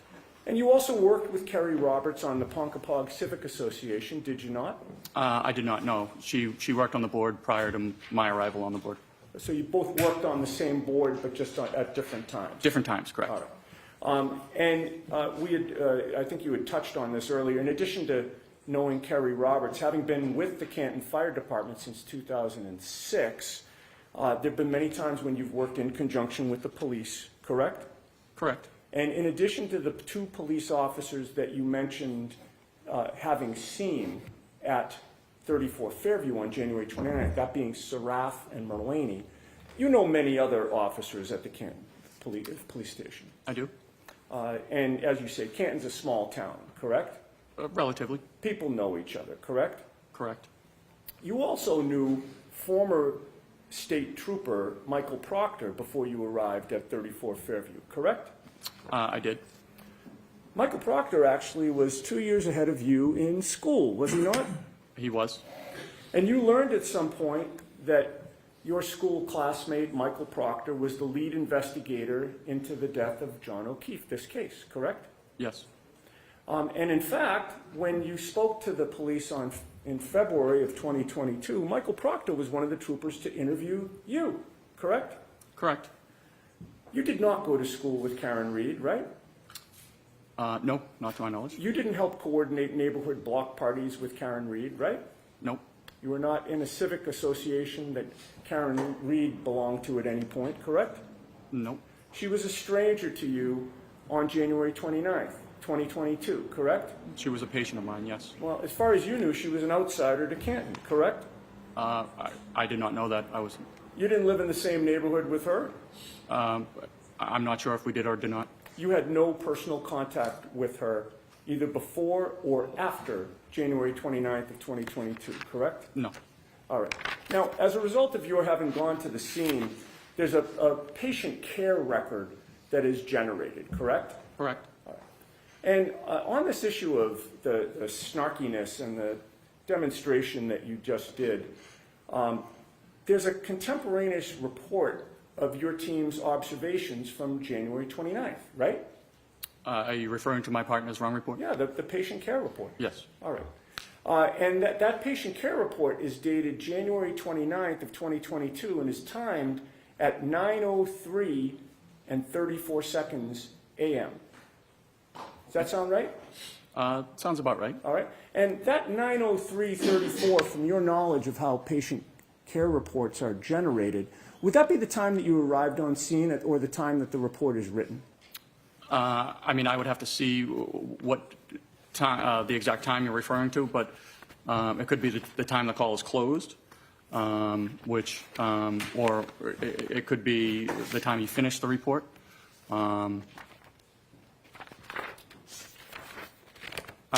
There could be multiple reports. I'm not exactly positive which report you're talking about. Okay. In any case, it was from that morning, correct? Well, it did.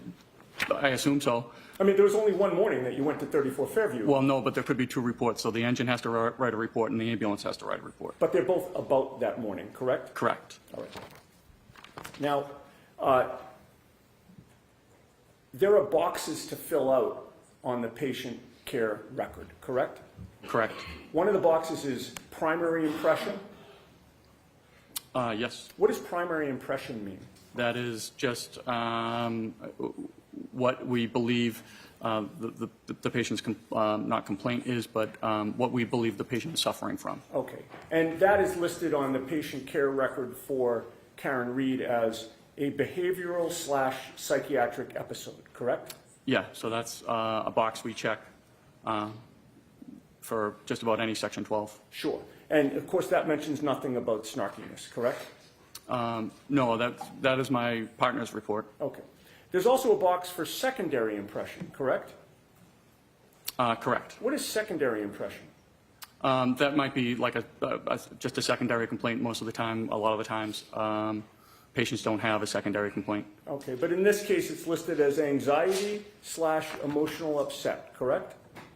Yes. All right. And again, that mentions nothing about snarkiness, correct? That's my partner's report, yes. There's also a box for signs and symptoms, right? There is. And nowhere in the signs and symptoms box is snarkiness mentioned, correct? No, I don't think that would be medically appropriate. And then in the patient care record, it's recorded that Karen was found sitting in the front passenger seat of a friend's car, crying and visibly upset but cooperative, right? If that's my partner's words, yes. All right. And those words, actually nowhere in the patient care record is it listed that she was snarky in any way, correct? Again, that would not be something we would put into a patient care report. And you did not put it in, correct? It was my partner's report, and no, we did not put it in. Okay. And once Ms. Reed agreed to go with you in the ambulance, it's fair to say she was still upset and crying, correct? At times. If I may have a moment. Sure.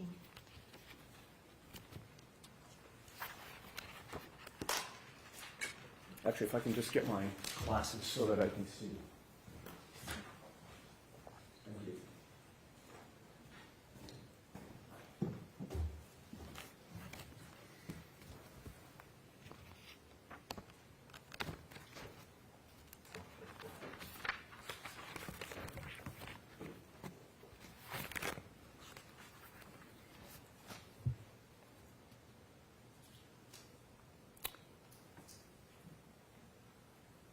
Okay. You had just testified that you said at times she was upset and crying when she got in the ambulance, correct? Correct. You testified on April 21st of 2022 before the grand jury, did you not? I did. And that was 3 months after the events that you're testifying about today? Roughly. And your memory back then was fresh, was it not? Yes. And you were asked the question, once she was in the back of the ambulance and she agreed voluntarily to go to the hospital, did she appear to calm down at that point? Do you remember that question? I do. And your answer was, I mean, she wasn't arguing against us at that point. I mean, once she, agreed to come with us voluntarily, I mean, she was still upset, crying, and talking on the phone. Do you remember that answer? I do. All right. You didn't mention in that answer that it was only at times that she was crying and upset, correct? No. Okay. The whole time, from beginning to end, Ms. Reed was constantly worried about John, was she not? Objection. Sustained. You recall that she was on the phone at one point speaking to someone that she called Papa, correct? Correct. Did you later learn that Papa was John O'Keefe Sr.? I am just learning that just now. All right. And in any case, you heard her say to Papa, is he dead? He's dead, isn't he? Sustained. You could hear on the other end of the line that Papa was saying something to her, correct? The objection sustained. May I approach? The witness or me? Sidebar. Okay.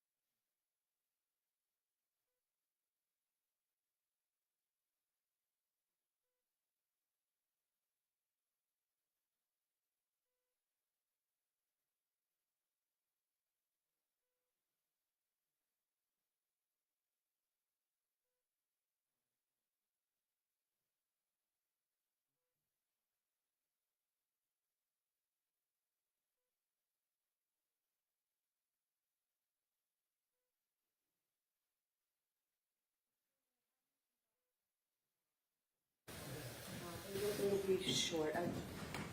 I don't want to keep you folks here until 4:30. it's been a long day. So I'm going to release you today, have you come back tomorrow. We'll make every effort to start right at 9 tomorrow. Please follow those cautions. Do not discuss this case with anyone. Don't do any independent research or investigation into this case. If you happen to see, hear, or read anything about this case, please disregard it and let us know, and be very careful on your social media, okay? Thank you. Have a good night. All rise, please. Please follow me.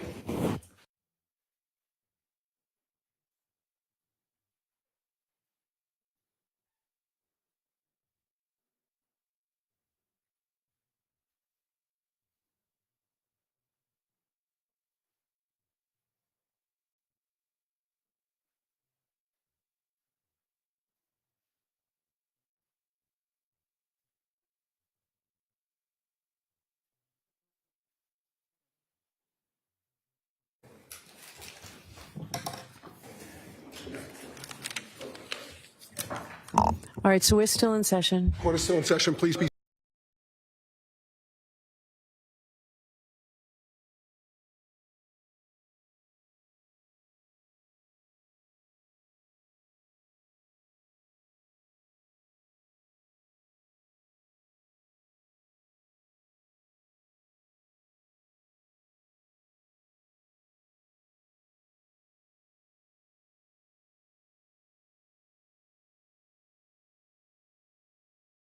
If you don't, you don't. I thought we had provided it to the court. If we haven't, we will. May I have a moment? Sure.